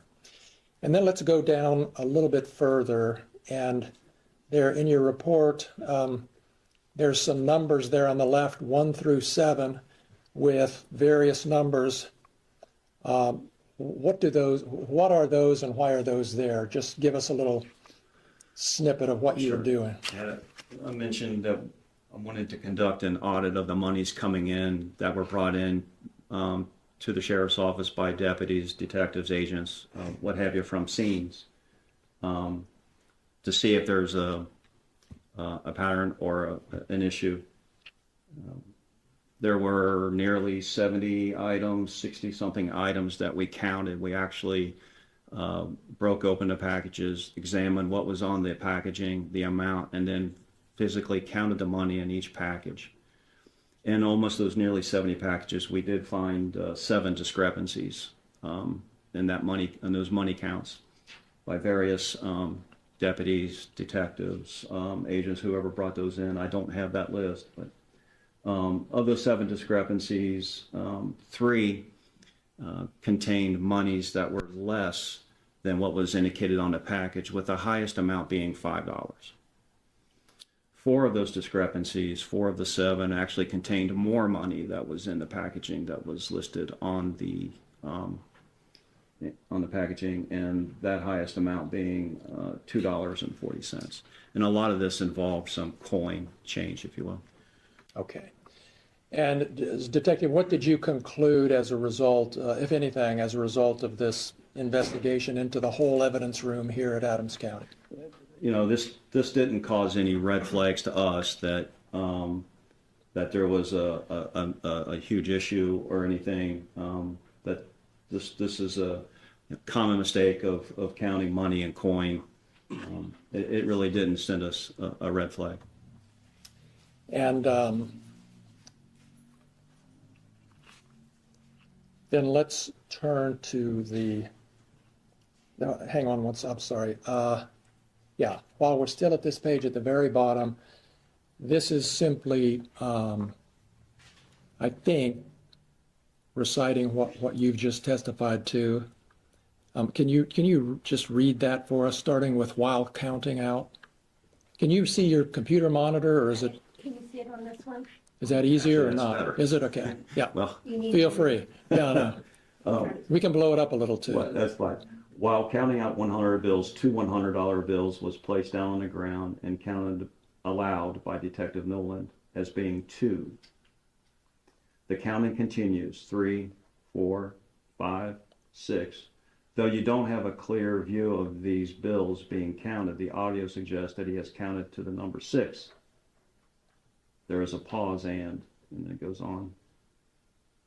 what seemingly is the arranging of monies in hand while the two $100 bills remain on the floor. Next you hear 7, and a $100 bill is placed atop of the other 2 on the floor. This is followed by 8, 9, and 10. This completes the pile the detective has established and collects it as $1,000. When it appears that he actually has $600. The video audio continues, and after counting out piles of money totaling $100 each, he begins collecting these piles, making a pile of 1,000. He makes 4 piles that appear to be totaling $4,000. With 4 piles remaining, 3 piles were collected and totaled as $300, and the third pile collects as $100. It is clear that it contains $110. This is what I was testifying earlier. A $50 bill and 3 $20 bills. The fourth pile he adds with the other 3 and states on audio $390 and records on a piece of paper $4,390. Though he records $4,390, the video audio suggests to me that he actually has $4,000. I believe this accounts for the alleged missing $390 associated with item number 1. All right, thank you. And then you also describe your conclusion with the second bag, and I don't know that we need to read that. The jury will have it back in the jury room if they want to, but essentially you weren't able to account for the $10 from the second bag, is that right? Yeah, and reviewing that video footage and watching and listening, I couldn't make a determination to that amount. All right. And do you know, was this amount of $4,390 on the first bag, was that written on the bag or somewhere in relation to the bag? He writes it on a piece of paper. I don't recall if it was written on the bag. And he puts it in the bag then? Is that your understanding? I believe that's what was done, yes. All right. And the video shows that? Yes.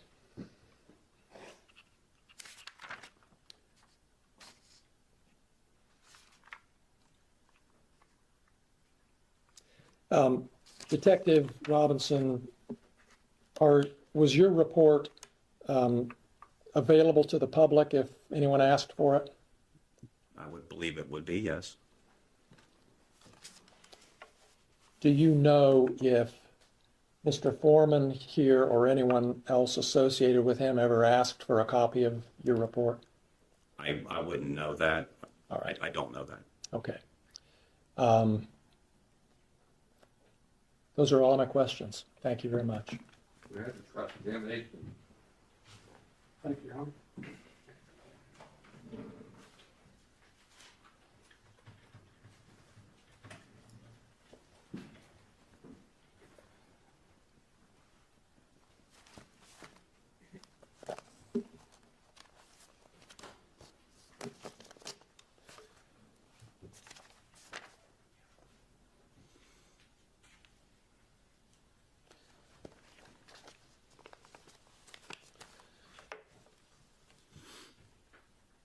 So Detective Robinson, you did an investigation at the request of the Adams County Sheriff at that time, correct?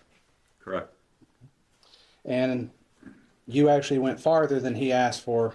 You actually went and did a complete audit of all 66 money bags in evidence. I wouldn't say that that was farther. It was part of the investigation. So he asked for you to audit. That was my idea. Okay, that's what I'm getting at there. And out of those 66 exhibits, did you attach to your report a itemization of them? Correct. Okay. And each one you say the amount stated and the amount counted and whether it matched or not? Correct. You also indicate if the bag was sealed or not? I did not indicate that, but they were all sealed when we examined them. Okay.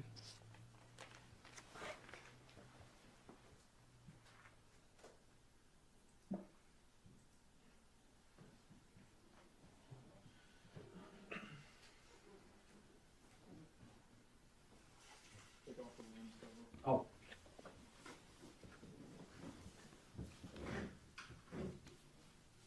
This, Oh, okay. So I'm putting, this is a further amount of Exhibit 31 of the plaintiff. And so this would be the spreadsheet that you attached to your report? Yeah, and actually, yeah, that's correct. And it obviously states that there were some found what we indicated to be open. And that would be unsealed? Yes, So when it says open on here, it means unsealed? that's what we put in there, yeah.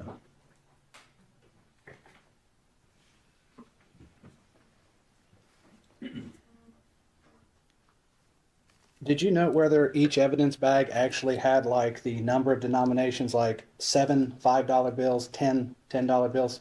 Did you note that? No. Okay. Did you get a chance to observe the packaging that the original money was in that was returned to Mr. Foreman? I believe so. I don't recall what that looked like, but I believe we had that ability, yes. So you don't remember if there was the bills written on it, so many 5s, so many 10s and such? I don't.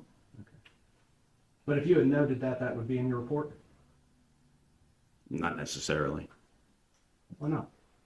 I'm concerned with the total amount, really not, I wasn't concerned by denominations, but I don't recall if that was on the packaging or not.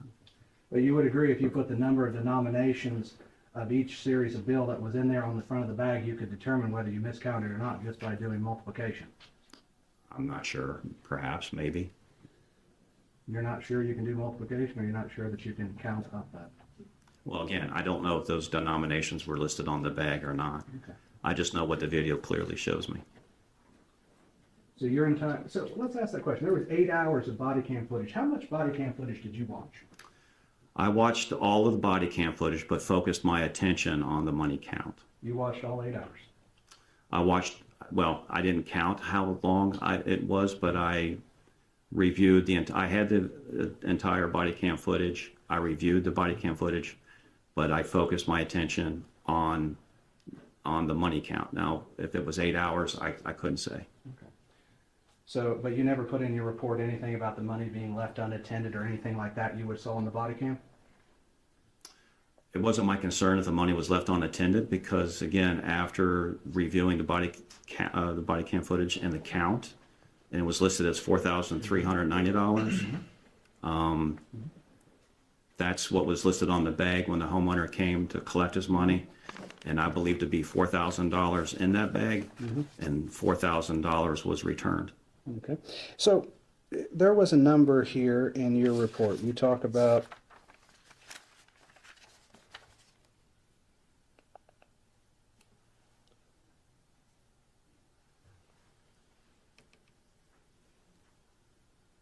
Do you recall what the total amount that was listed on the bag 1 was? You said it was how much? I don't know if it was listed on the bag or not. I know that he was writing down in the body cam footage on a piece of paper, and I couldn't tell what the number was, but I could hear what he was writing because he was saying it as he was writing it, 4,390. Okay. So he wrote $4,390 on a piece of paper with the bills. Yes. And that was put in an evidence bag. If to my recollection, yes. Okay. And so your investigation, it's off by $390. On that money count. On the first count. Item 1, yeah. Okay. And then the second count is off by how much? It was written as $641 or listed as $641, and I believe the money that was returned was $631 when they counted it. So $10. Okay. But you can't determine today what happened with that. That $10, no, sir, I can't. But you do make an allegation in your report what happened to it, correct? I indicated in my report that confirming the miscount of monies of $390, it would not be so far to believe that it was a miscount of that money. But again, I couldn't come to any conclusion of what happened to that $10.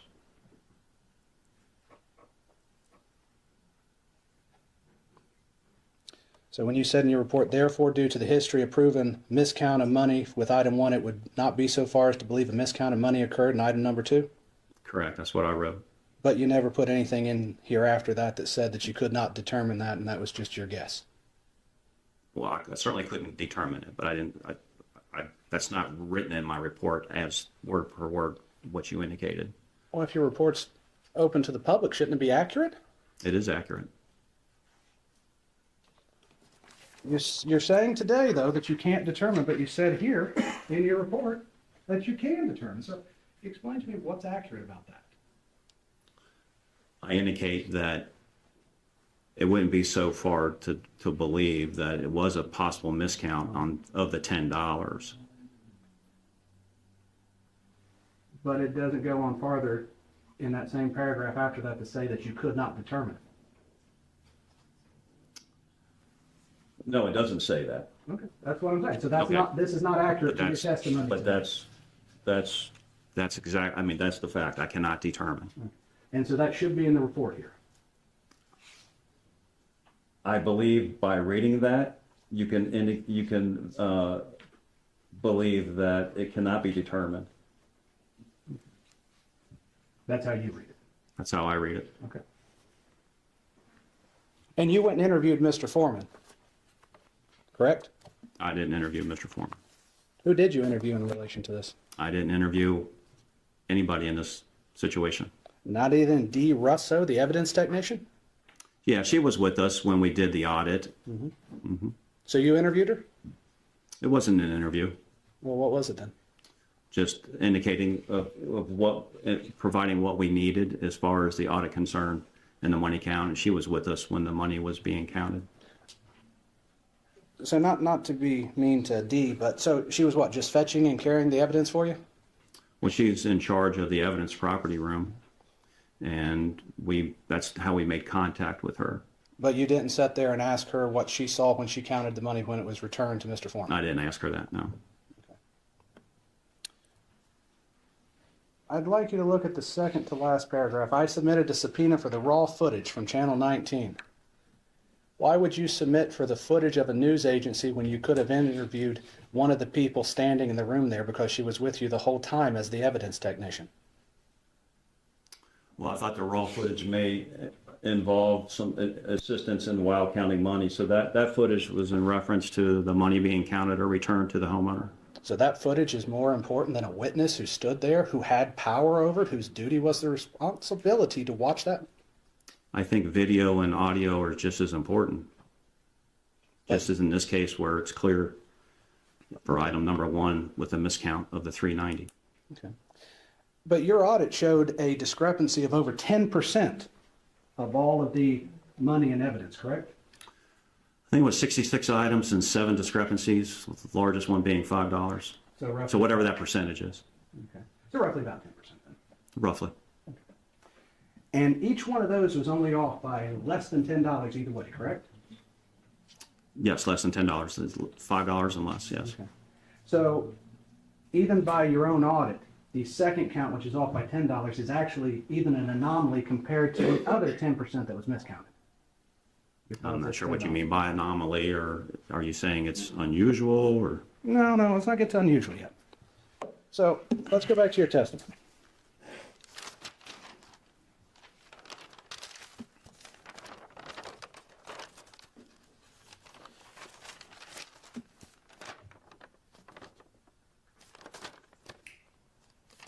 Okay, so you testified during your audit. You had 3 that indicated less, with the most being indicated missing $5 as a miscount, correct? That is correct.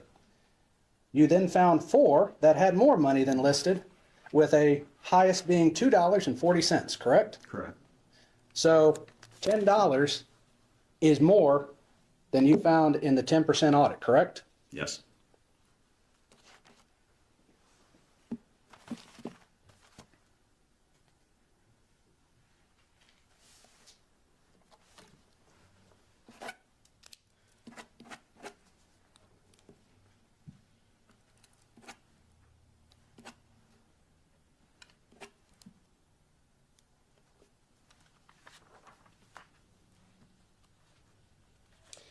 Who did you send a copy of your report to?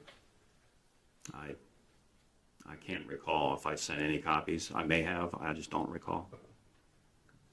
You sent a copy to Mr. Foreman, though? I don't recall sending a copy to Mr. Foreman. Okay.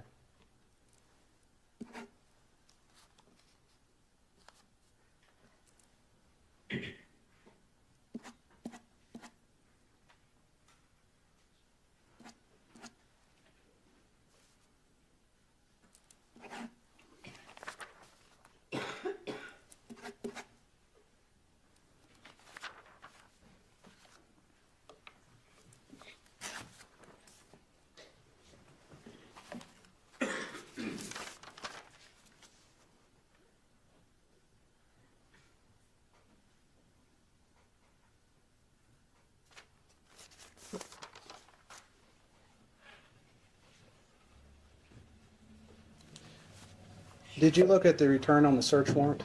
I did not.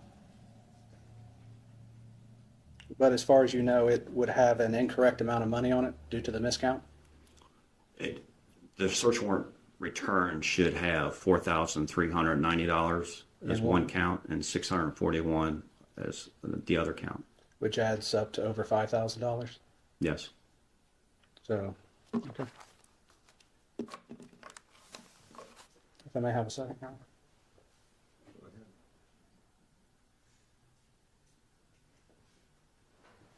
Your Honor, no further questions for this witness at this time. Redirect.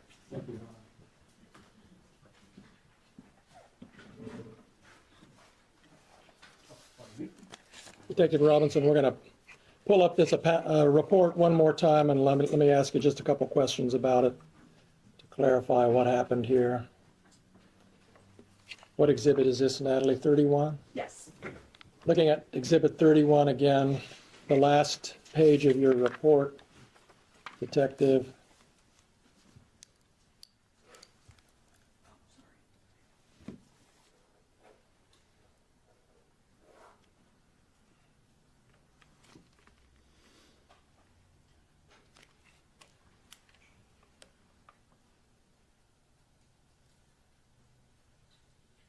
I'm gonna have to reset it.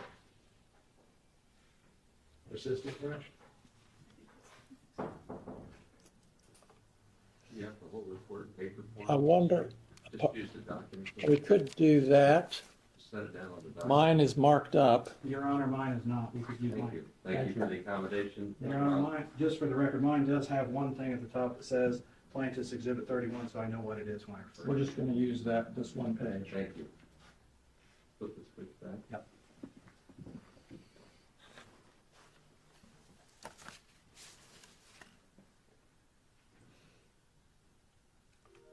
He's resetting it. I hope that doesn't mess us up here.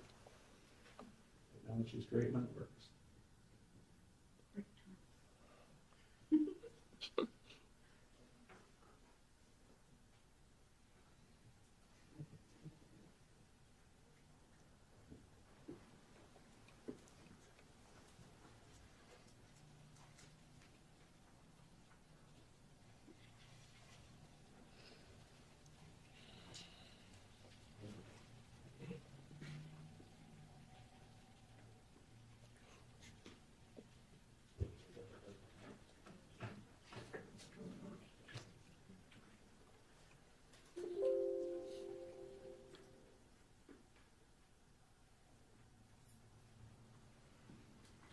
Your Honor, if I may ask, this might be a perfect time for me to ask for a restroom break, because we're not able to do anything at this time. How long do you think this little fan will go? I have 2 minutes, 3 minutes. Make it? I can try, Your Honor. Fair enough.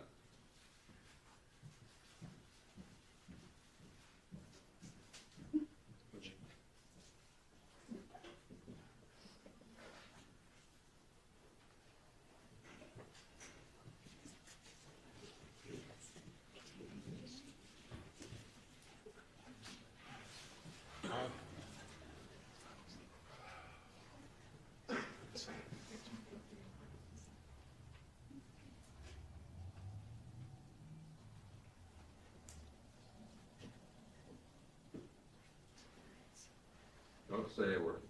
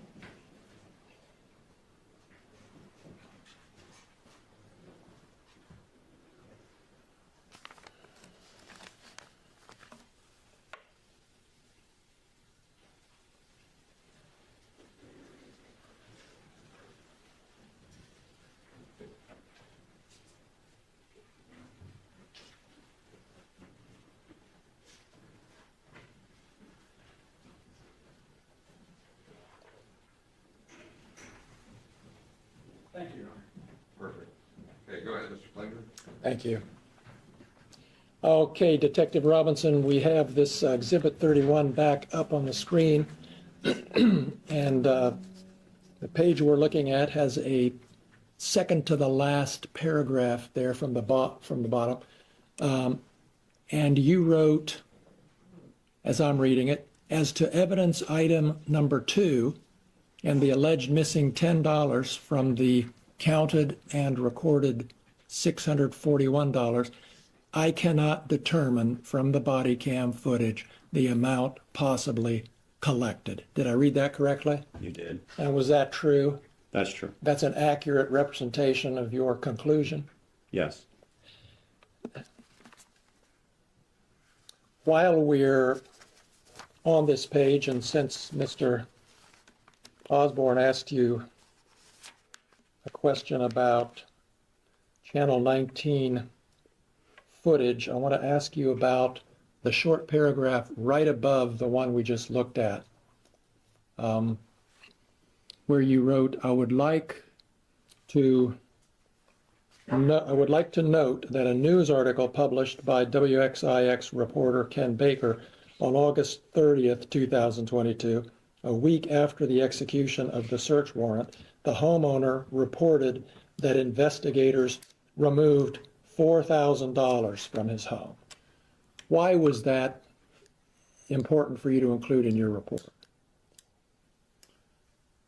I felt that if someone, this money was collected, I believe, if I recall correctly, from some clothing, an article of clothing, maybe in a pocket or something of that sort, that it would be strange to have $4,390 tucked away like that. It would make more sense if you had $4,000 maybe tucked away. And when I saw this article, I found it of some interest, so I put that in my report. Okay. That's all I have. Thank you. Recross. Just a couple questions. So, Detective Robinson, you found the news article of interest? Is that correct? Yes. More interest in interviewing anybody who was there, Brian Newland, Mr. Foreman, or anything? I didn't find it necessary to interview them. So this news article, though, would have occurred before Mr. Foreman got back his money, correct? All I recall and what I documented is that it was a week after the search warrant execution. Do you even know when he got back his money? Not off the top of my head. So you don't know if he got it back a week or 10 months later? Is that correct? Well, he didn't get it back a week later. So when he made that statement, he did not have his money, correct? I'm sorry? When he made that statement to the news, he did not have his money back, correct?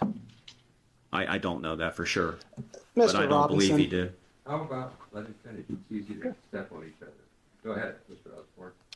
Mr. Robinson, let's cut the crap on this. You said he didn't have back his money a week after the raid, right? I don't know when he got the money back. I don't recall the date. I'm assuming that it was a week after the search warrant execution that he did not have his money returned. So when he made that statement, you would assume he did not know or have his money back from the police department at that time. Are you saying he didn't know the amount of money, or? I'm asking you, based on what you just testified to, did he have back his money a week after the raid? No, I don't believe he did. Okay.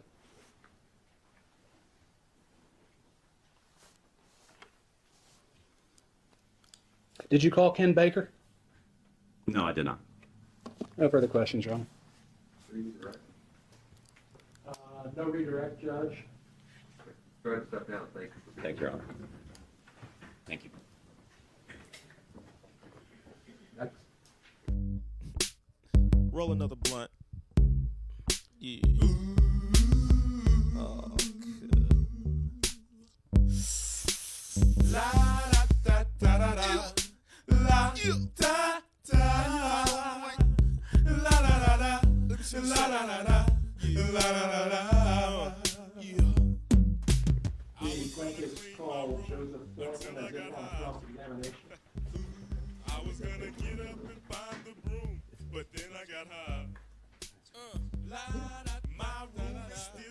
stuff.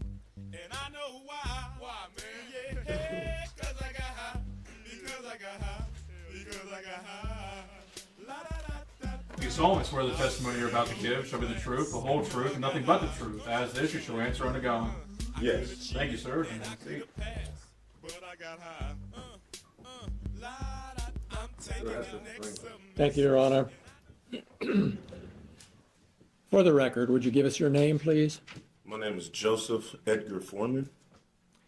You are known under the stage name as Afroman, is that correct? Yes, sir. And you create music videos and do performances, is Yes, that sir. right? How many states of the United States have you performed in, do you think? All of them. All 50? Yes, sir. And how many countries have you performed in? I don't remember, but not all of them, but I've been to a few. How many live performances did you do last year, roughly? I don't know. Possibly 250. I don't know, but I don't know. It's a lot of days, but I don't know exactly. And you have a residence here in Adams County, correct? Yes, sir.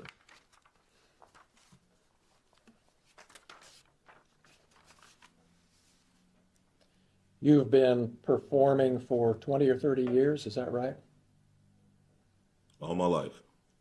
All right. And is it fair to say that one of the first big hits you had was But Then I Got High? Because I got high. Because I Got High? And do you think it's accurate to say that that song has had over 300 million views on YouTube? Sounds right. You have a large presence on social media, obviously, correct? Depends on your definition of large. There's bigger people than me, but I'm all right. And on Instagram, is it fair to say that you have 247,000 followers? Yeah, I just got some of them the other day. You got new ones coming all the time? Yes. Not all the time, just here lately. Because the trial's coming up? Yeah, all the publicity from the officers lawsuing me is running up my numbers. Yeah. Yeah. And on YouTube, you have almost 1 million followers, 983,000, is that right? I haven't looked, it was 977 last time I looked. And on TikTok, you have about 392,000 followers? I haven't looked at it, but that sounds kind of right. You know when you post something that a lot of people are going to see it, don't you? Yes.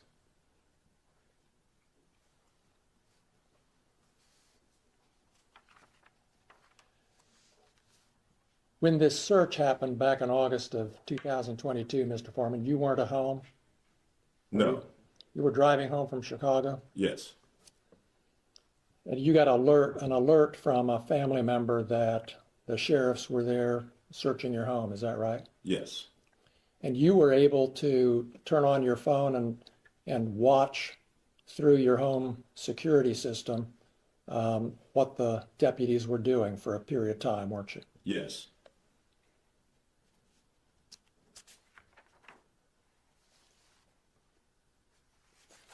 And is it fair to say you were angry and upset about this search? I wasn't happy.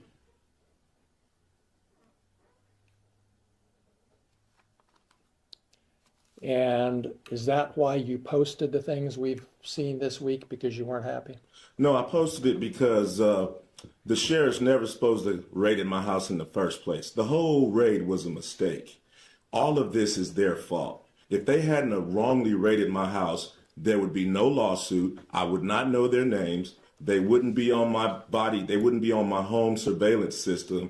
And there would be no songs, nothing. My money would still be intact, nothing. So all of this is their fault.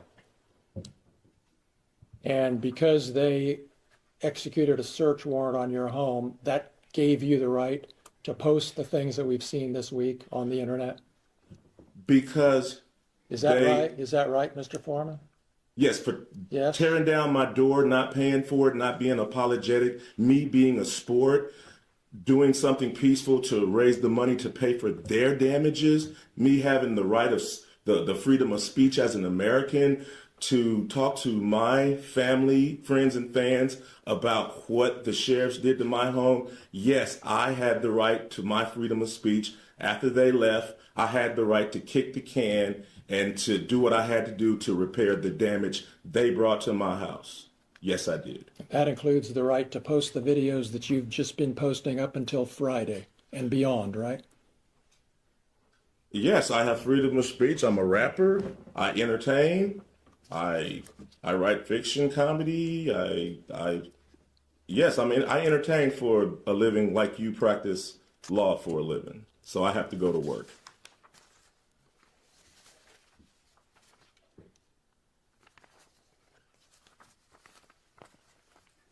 The deputies left a warrant return at your house, didn't they? I think they left something with my ex-wife. I'm not sure. Well, you saw, as soon as the search was over, as soon as you got home, you saw a document that showed exactly how much cash had been taken from the house, correct? I know I got paid $5,000 for the show that suit was in. I forgot that money was in that suit. But, I heard, I don't know what piece of paper I heard. I knew they took some money. I just knew they took some money. I knew it was 4,000-ish. I knew they took some money and they seized some money and some weed and some, I don't know what else, just minor stuff. You knew how much money was in that pocket when you came home and saw the warrant return, didn't you? It was $5,000 from back when I did that show. I remember it was $5,000. But anyway. So is it your testimony that they actually took $5,000 instead of $4,390? No, I just know, I know when I did that show, it was with Snoop Dogg and Wiz Khalifa at Red Rocks in Denver. The balance of that show, for me, they sent in a deposit, but the balance was $5,000. I put the $5,000 in my coat pocket. I got drunk, I got high, and I forgot to get that money, and I hung that suit back up. And that's where they got that money from. So it was $5,000 they got? Yes, it was $5,000 that was in my suit when I got paid in Red Rocks. Now, after all of this stuff, whatever, it's I don't really know the complete number. It's 46, it's 430, the number bounces up and down. But all I know is I got paid $5,000 at the Red Rocks with Snoop Dogg and Wiz Khalifa when I played the Red Rocks in Denver. And you got $4,000 returned, right? I don't know the exact amount. Well, you were there with the news when you got it. Right, and the lady at the sheriff's station admitted that the sheriff was short. You can go watch the 19 News. You knew when you saw the warrant return, didn't you, that the amount that they were saying was taken was actually more money than was in that suit pocket?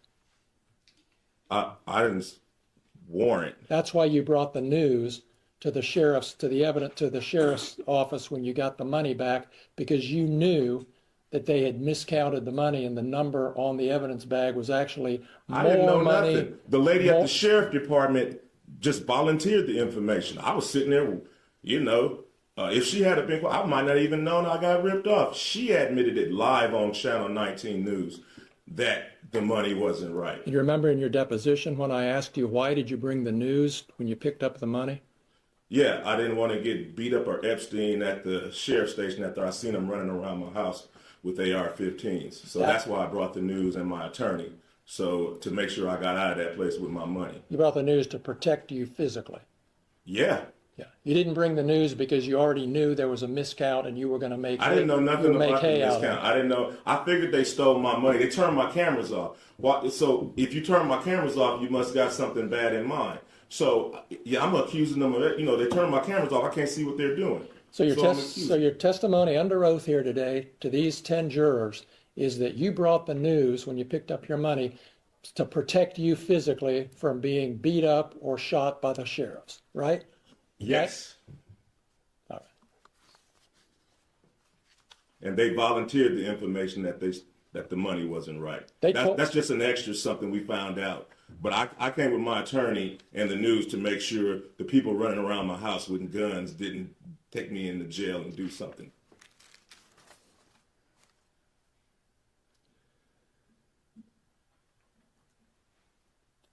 You had a safe in your home, correct? 2 of them. 2 safes. Did the sheriffs look into those safes, to your knowledge? Yes, they The did. deputies? Yes. And how did they get the combination?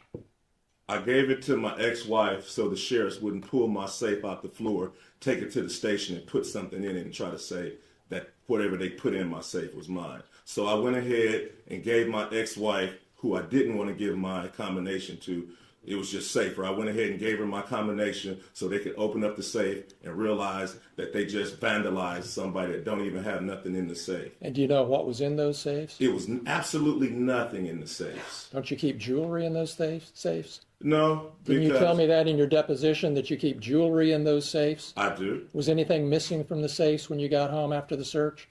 I didn't put nothing in the safes. Was anything missing from the safes when you got home? Nothing was in them, so nothing was missing from the safe.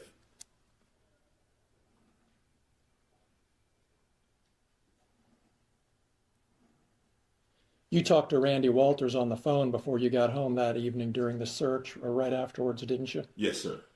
He told you that they were taking some money and some vape pens and a small amount of marijuana. He told you that? Yes, sir.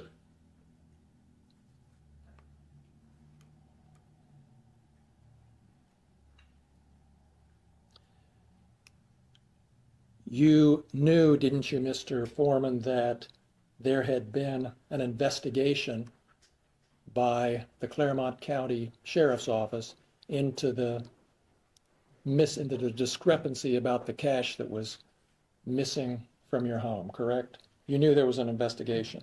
Yeah, I knew the sheriffs was investigating themselves. Oh, that's how you saw it? Yes, sir. Okay. And did you ever ask for a report so you could see how bad this investigation of themselves really was? Yes, I was trying to get involved any way I can. The investigation was going on without any of my participation. Did you ask for a copy of the report? I did. I asked for everything. I was trying to be involved. I didn't. So you've seen the report? No, I have not. Okay. I just saw it a few minutes ago. Well, you had an attorney when you got the cash returned, correct? At the station? Yes. I had attorney. Yeah, my attorney was present. Did your when I got my attorney ask for a copy of this report? It wasn't in it. When I got my cash back from the station, it wasn't an investigation until we realized money was missing. Well, did you contact your attorney and say, hey, get me a copy of that report? Your Honor, I'm going to object. While Mr. Klingler wants to talk about his client's attorney-client privilege and maybe waive it, Mr. Foreman does have attorney-client privilege with his attorney at that time. And we are going to assert that privilege because it's a privilege he has of right. And so far, he hasn't asked for anything privileged. So I can appreciate the sensitivity, overrule the objection, and we'll pay attention to it. Thank you. Go ahead. Thank you, Judge. Your testimony is you never saw a copy of Detective Robinson's report until today. Yes, sir. And that's because you didn't want to see a copy of the investigation. I did want to see. You don't know what I want. I did want to see it. You did. I wanted everything that had something to do with my money coming. And that was 3.5 years ago, correct? And you haven't seen a copy of that report that you wanted to see until this afternoon. Is that right? That's right. I never had my money taken by cops. I didn't know how this go. I don't know about reports. All I know is live on Fox 19 News, the lady admits that her department is short $400 of my money. That's all I know. I don't know how to investigate police officers taking money. That's all you know, and that's all you know today, isn't it? That's the whole basis of your claim that your money was stolen, is that the amount of money that was in the bags is different from the amount of money that was written on the bag. Yeah, my whole thing is they never should have raided me in the first place. That's your whole thing. That's my whole thing. That's the point, That's my whole isn't thing. it? If they never would have showed up, there would be no songs about them. I wouldn't know who they are. Their faces would not be on my video cameras. None of this, we wouldn't be in this room right now if they hadn't raided my house and didn't press no charges, didn't even know what they was doing. This whole thing is their fault, and they're suing me for their mistake. And so you don't really care if they stole your money or not. You're just mad about what they did. I do care about if they stole one. But Police officers shouldn't be stealing the civilians' money. So I do care. All of it is an outrage. This whole thing is an outrage. You have no evidence that they took your money except for the amount on the bag isn't the same as the amount. How about the lady admitting that she took? Could you answer my? She admitted that she took my money on live Fox 19 News. Go argue with the film clip. Go argue with her admitting that she took my money. Nobody admitted that they took your money. Well, whatever. Go look at her admitting that the bag is short because it stayed open all weekend long or 2 weeks after Brian and Officer Cooley just left it and just mishandled it and didn't do right. Just so we're honest with the jury here, Mr. Foreman, nobody admitted that they took your money, did they? They admitted it was short. Yes. Nobody admitted that they took your money. Correct? It was short. She admitted, she said that it was short. And usually it's 10, $5, $2 missing. How does $400 even come up missing? Odd.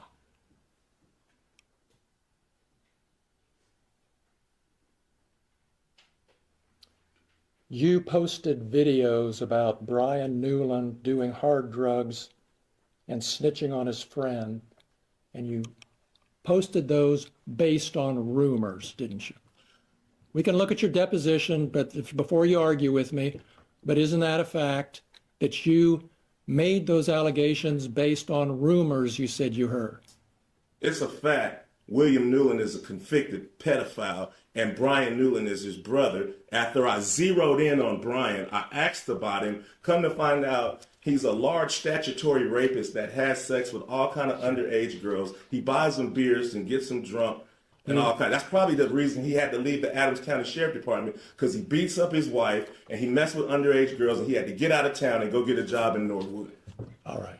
You don't want to answer my question. I do. Please ask another one. Well, let me ask this one again so I can get an answer. Do you remember in your deposition when I asked you, you have no reason to think these rumors about Brian Newland are true, do you? And you said, well, it's more entertaining if it's true, and I can make some money. Remember that? No, I don't. That's a however long that deposition was. You can read the deposition and it tells you what I said. Do we have a copy, another copy of that? Because I'll show it to you, and I can show you my copy. Refresh your recollection. You're going to refresh his recollection. It's Screens. Thank you, Judge. If I can get it working here. Your Honor, I object to using the screen to refresh his recollection. That's publishing it to the jury. If he wants to refresh his recollection, he can show him it and then ask him a question, much how we would do in criminal law with a police report. If an officer didn't remember, we wouldn't show the report. We would show it to the officer. He would refresh his memory by reading it, and then we'd re-ask the question. Do it that way. Just make sure you think he reads it right. I'm just trying to get through the verbiage. Just make sure you think he reads it right. Otherwise, I have to wrestle with you about whether he read it right. Sure. So just read it. And then if we want to move it as an exhibit, you can do that. Remember your deposition being taken, Mr. Foreman, in your attorney's office on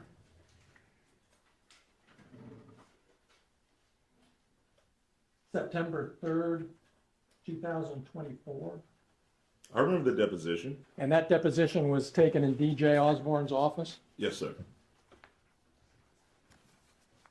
That's the same office that you used to film that video that we saw last night with the actor playing Lieutenant Lisa Phillips, and he was that actor was sitting in the same chair that Lisa Phillips sat in during her deposition, wasn't she? Yeah, the actor played Lisa because like I wouldn't have known her if she hadn't came to my house and cut off my camera. Yeah, right. Right. That's the office we're talking about, and that's the office where I took your deposition, right? Yes, sir. And in that deposition, I'm referring to page 84 of the deposition. I had asked you about... Object, he's testifying. No, he's using the deposition to refresh his memory. He's doing it right, so sit down, please. Go ahead. Did I ask you this question, and did you give me these answers, Mr. Foreman? Question: would it be fair to say these are rumors? Answer: you know, Stephanie said it, and you know, some other people that don't remember, you know, I'd be in a hurry in Walmart or something, they shake my hand, yeah, Brian used to do this, used to do that. Then something, I didn't know him, but this is what I've heard. Question: you don't have any particular reason to think that it's true or not true, right? Answer: well, it's more entertaining if it is true, and I could probably make some money and capitalize on it if it's true. What are the line numbers? Starting with line 7 and ending with line 21. Did I ask you those questions and you give me those answers? I don't remember. That was a long time ago. But that's my question. I've always Thank you. put Brian Newland next to his brother. So that's my basis, and I've always... We noticed that. Yeah. And your attorney's going to be able to ask you whatever questions he wants. Right now, I'd like you to focus on my questions, Mr. Foreman.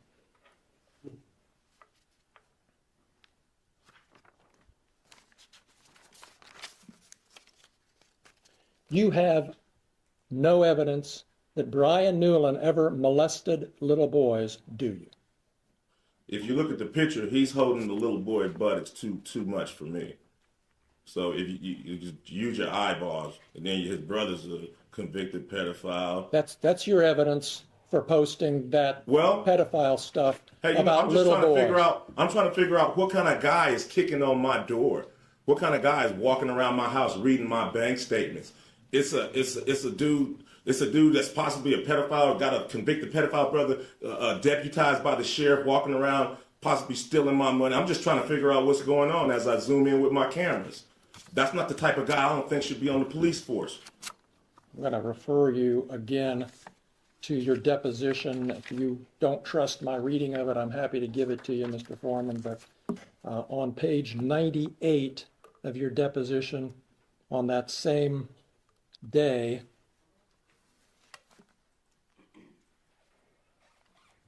beginning at 9/11, did I ask you this question and did you give me this answer? And again, the only evidence, you don't have any evidence that Brian Newland is a pedophile or plays with little boys. Answer: no, sir. Did I ask you that question? Did you give me that answer? I don't remember. What are the line numbers? Beginning with line 11, ending with line 14 on page 98.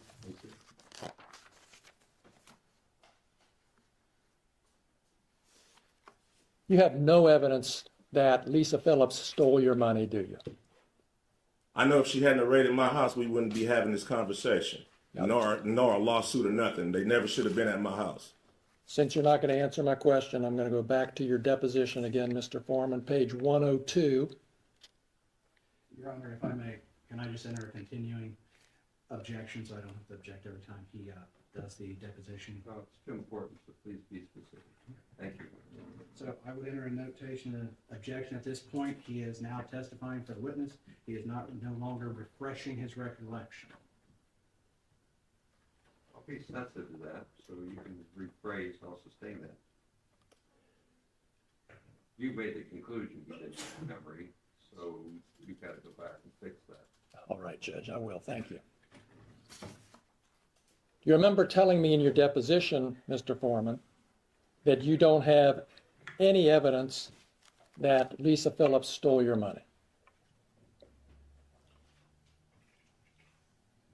Yeah, she cut off the cameras, but I didn't know who took them. I didn't know who took them. So, for as all the officers was a suspect in the at first, because I didn't know where. After the deposition, I realized that Brian Newland was in charge of the money, and I knew where to focus everything. But at first, all the cops was a suspect, especially after they cut off my cameras, and I couldn't see what they were doing. All right. Well, so you don't remember? Is that what you're telling me? I remember telling you that Lisa, probably didn't take my money. Okay. But I just didn't know. I just knew it was missing, and they cut off my cameras, so all of them were suspects until I figured it out. So until you figured it out? Until everybody figured it out, until it was solved of where the missing money was. All right. So just to clear this up and move on, you admit that you don't have any evidence that Lisa Phillips stole your money? No.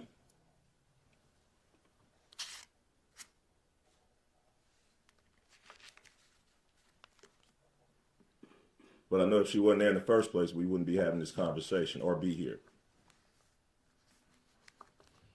And is it true that one of your big motivation, really, in making all of these posts is to make money?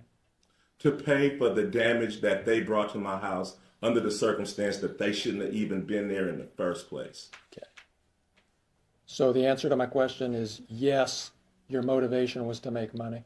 To pay for the damages that they brought to my house under the circumstances that they shouldn't have been there in the first place. Have you made enough yet to make up for it?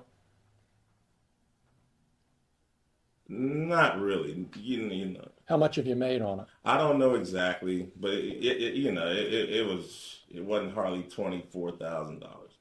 $24,000. It wasn't that. It wasn't that. You're still making money on today, right? With the new posts and advertisements and things. It's publicity. You're still selling merchandise, aren't you? No, publicity. Just me. Just everybody. Thanks to them bringing publicity to this, it's just an opportunity to run numbers up and be an entertainer. And the more lies, outrageous lies you tell about them, the more money you can make, right? Fact, they never should have came to my house in the first place. Fact, if they hadn't have came to my house, they wouldn't have put themselves on the video camera and in my music career. All of this is their fact. All of this is their fault, and they have the audacity to sue me. These people and you are the predators and the victim at the same time. So what they did, searching your house, gave you the right to do everything you've Under done. the circumstance that I got freedom of speech, after they run around my house with guns and kick down my door, I got the right to kick a can in my backyard, use my freedom of speech, turn my bad times into a good time. Yes, I do. And I think I'm a sport for doing so, because I don't go to their house, kick down their doors, flip them off on their surveillance cameras, then try to play the victim and sue them. You were at Lisa Phillips's deposition, correct? Yes, sir. In your lawyer's office? Yes, sir. Same office where you filmed part of that video last Friday? Yes, sir. And you saw how upset she was when she was answering your lawyer's questions about how this had affected her, right? Yes, yes. And you saw your attorney say, do we need to take a break? Yes. And you saw her say, no, let's go on and get this over with. Yes, sir. You saw all that. Yes. You knew she was upset. Just like she knew I was upset when she was standing in front of my kids with an AR-15 with her hand around the trigger ready to shoot me. Just like she knew I was upset when she cut my cameras. But I'm not a person, she is. So I'm sorry for being a victim. Let's talk about the predators. Okay. So you saw all that. You saw how upset she was. You heard the testimony about her children. You heard the testimony at the depositions about Randy Newland's daughter who came home upset. You heard all that. But you're still posting stuff about it. Yeah, because I understand it was Randy's fault and all of their fault for coming in my house in the first place. So if they hadn't came to my house, their children wouldn't be saying nothing. None of this would be going home if they did their research and did things right. So all of this is their fault. And now they want to sue me for their mistake.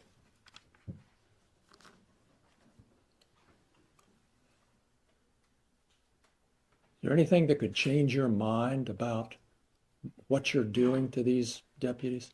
Is there anything that can change my mind about the fact that they shouldn't have been at my house in the first place? Is there anything that can change my mind about how my money shouldn't have been touched in the first place? No. That's all the questions I have. Thank you. You're welcome.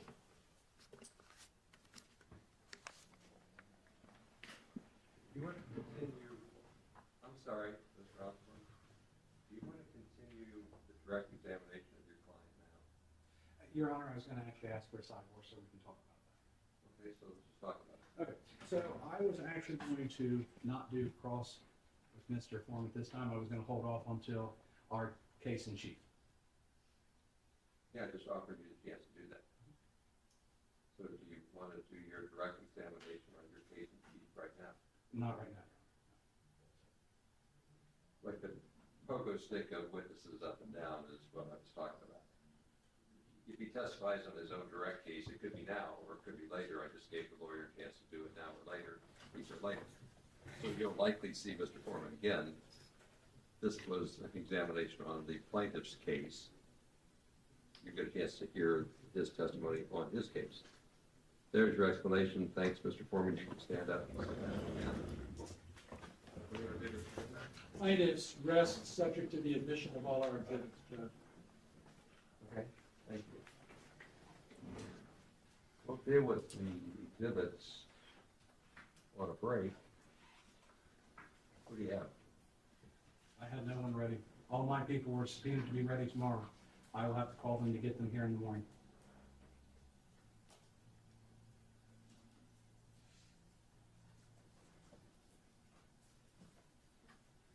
Don't research, don't think, don't talk. Ruminate in your own mind, maybe, but it can't be any farther than that. The admonition we talked about previously about deliberating as a group and thinking collectively is still in play. And you can't look at anything else. The admonition we talked about previously about deliberating as a group and thinking collectively is still in play. If you can't look at anything online, can't drive by addresses, all those things you can't do, you know you can't do, don't do. See you tomorrow. We'll start at 8:15 again. And thank you for a good day's work. We'll go ahead and be adjourned.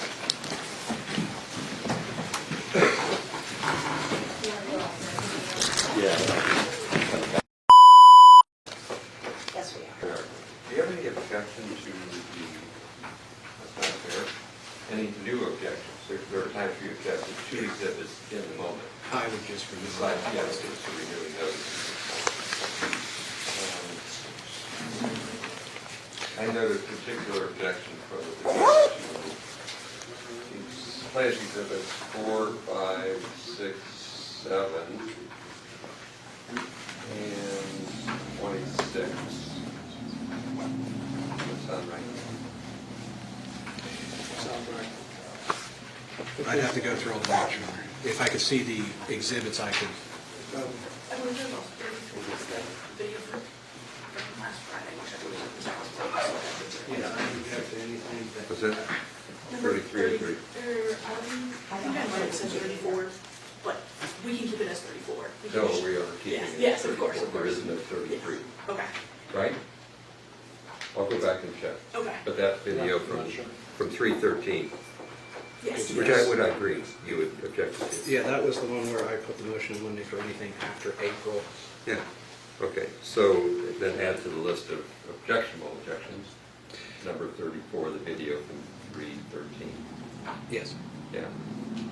And then give a, you're gonna move all these exhibits. Yes, and we've got a list of them here, but if we can read into the record if we need to do that, but. Okay, so tell me what exhibits you moved. Sorry, I'm going out of order. Could we go in order, please, just to Yeah. keep it straight for the record, because it is getting confusing. Let me do that. And I can address them one at a time as we go. Yeah, like a folder, like we've got a list of them. That, while we're on the record, how are we going to introduce I mean, let's say they're admitted. How are we sending those back? We have a thumb drive that we can remove anything that's not admitted. May I see? Is there any way you can do them the same way as I'm doing mine? That way they can clearly understand what they are and they can play them individually? I can, Turn off the record. You gotta slip it. Yeah, Slip, like some settings. they'll take me a lot. I don't have yours.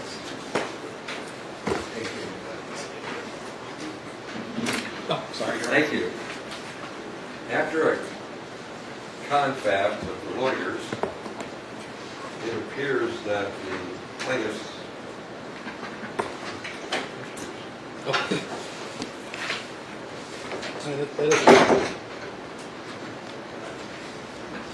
are going to move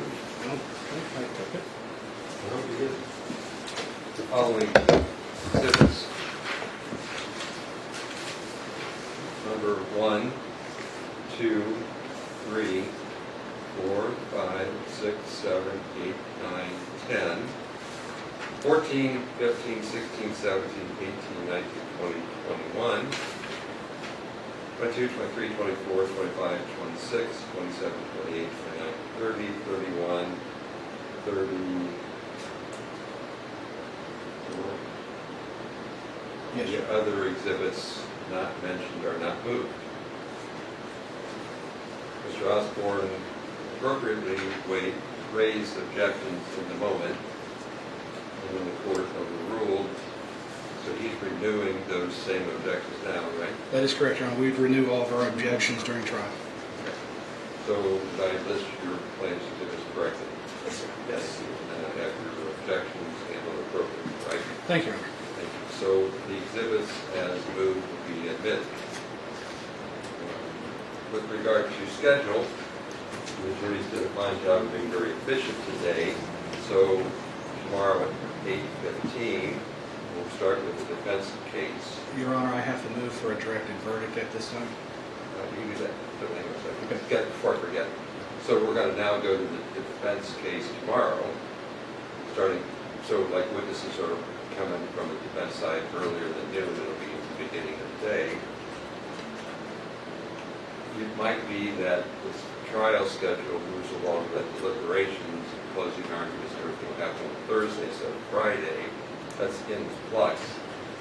But to the extent that I'm going to give you jury instructions, I'll hammer what it does, try to have a hard copy for you first thing out the block tomorrow. Then we can have a charter conference or whatever it is, and narrow that down. The suggestions you provided previously, the proposed instructions are very helpful. In many cases, are not material. Okay, so that gets me where I need to go. You still want to make a motion? Any clarification about things I talked about? No, Judge. Things I talked about? Nothing. Now go. Yes, Your Honor, I need to move for a directed verdict in this case as to the claims. I will take each plaintiff one at a time. So in regard to Michael Estep, Mr. Estep has cited two things into the record. One, he was called King Kong Bundy, which in and of itself would not be defamation per se. It would be considered at best defamation quid quo. And therefore, that would be an issue because if you have quid quo, you must claim actual concrete economic damages in that case, and he has not done that. So that his defamation claim should be dismissed for that. He could not testify as to how being called King Kong Bundy would put him in a false light, so therefore we would say he would fail on that. The other claim he has about being a thief refers to a general post that refers to the Adams County Sheriff's Department not singling any one person out. And therefore we would say that in a defamation claim it must be specific so a reasonable person would understand. We would say that with that, and there is some case law on that, and hence why I was going to argue this yesterday with case, or tomorrow with case law, but there is case law on it that shows that you cannot claim defamation of a public official through the office. And so therefore we would move for a dismissal of both his claims in this matter. Okay, other motions? I'm taking each one at a time, Your Honor. Okay, who's next? The next person would be Shawn Cooley. Defendant Cooley has claimed that he is not upset or that no person would take it seriously, him being called Officer Pound Cake, and that he is solely seeking damages for a general post of being called a liar about the Adams County Sheriff's Department. And so therefore, being that you cannot claim through an agency, we would ask for a dismissal on that. As he is not asking for anything specific to him, we do believe the false light claim fails, because no reasonable person can say, yes, I'm going to look at the Adams County Sheriff's Department with 50 members on it and say, yes, this is the one person for that. You would impute it to all 50. If he was singled out, we would say there's a claim. Further, if he should raise that he is offended by being called Officer Pound Cake, we have shown the basis of that is art. It is a song. It is not defamatory. No one would have took it seriously. So at best, it could be defamation per quid, which he did not claim concrete economic damages, and even in that argument, he would fail. We have Plaintiff Randolph Walters Jr. He has claimed that he is not seeking damages for being called, what was it? That son of a bitch, Gomer Pyle, or Beetle Bailey. He is solely seeking through the general assertions on the department of being liars and thieves. He has not been singled out for that. So as such, we would ask it to be dismissed too for that reason.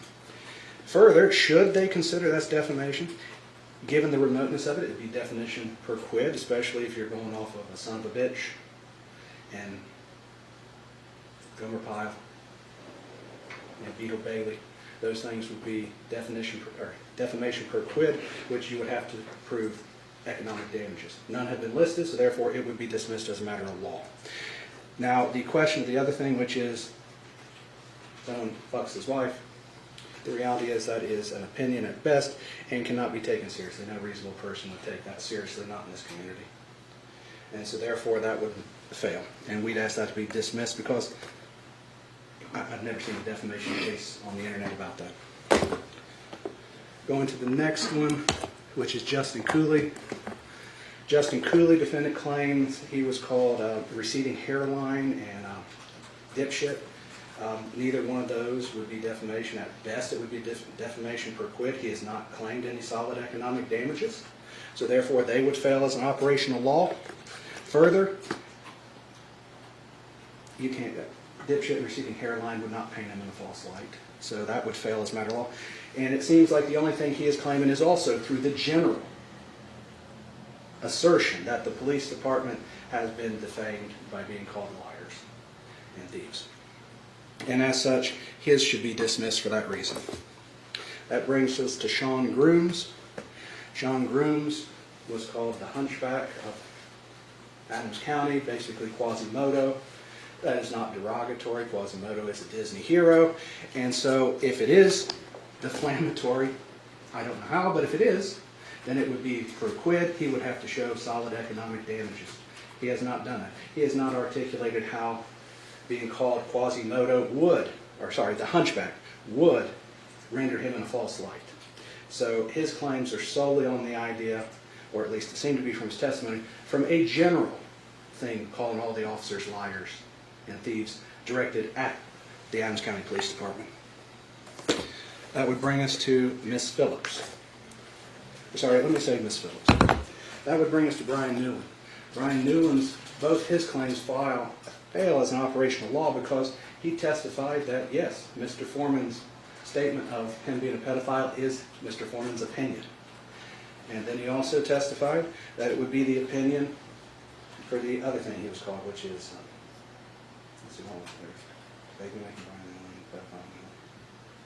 I forget what else he was called. But he did testify under oath that he believed those were opinions. Opinions are not facts and therefore do not meet the definition of defamation and therefore would be dismissed. Further, I'll leave that for Mr. Newland. That brings us to Miss Phillips, our final one. Miss Phillips was called Lick'em Lisa, was called Mona Lisa. Mona Lisa, as she seemed to indicate, was not a derogatory term, and so therefore, at best, would be defamation per quote, which she would have to prove actual economic damages, which she has not.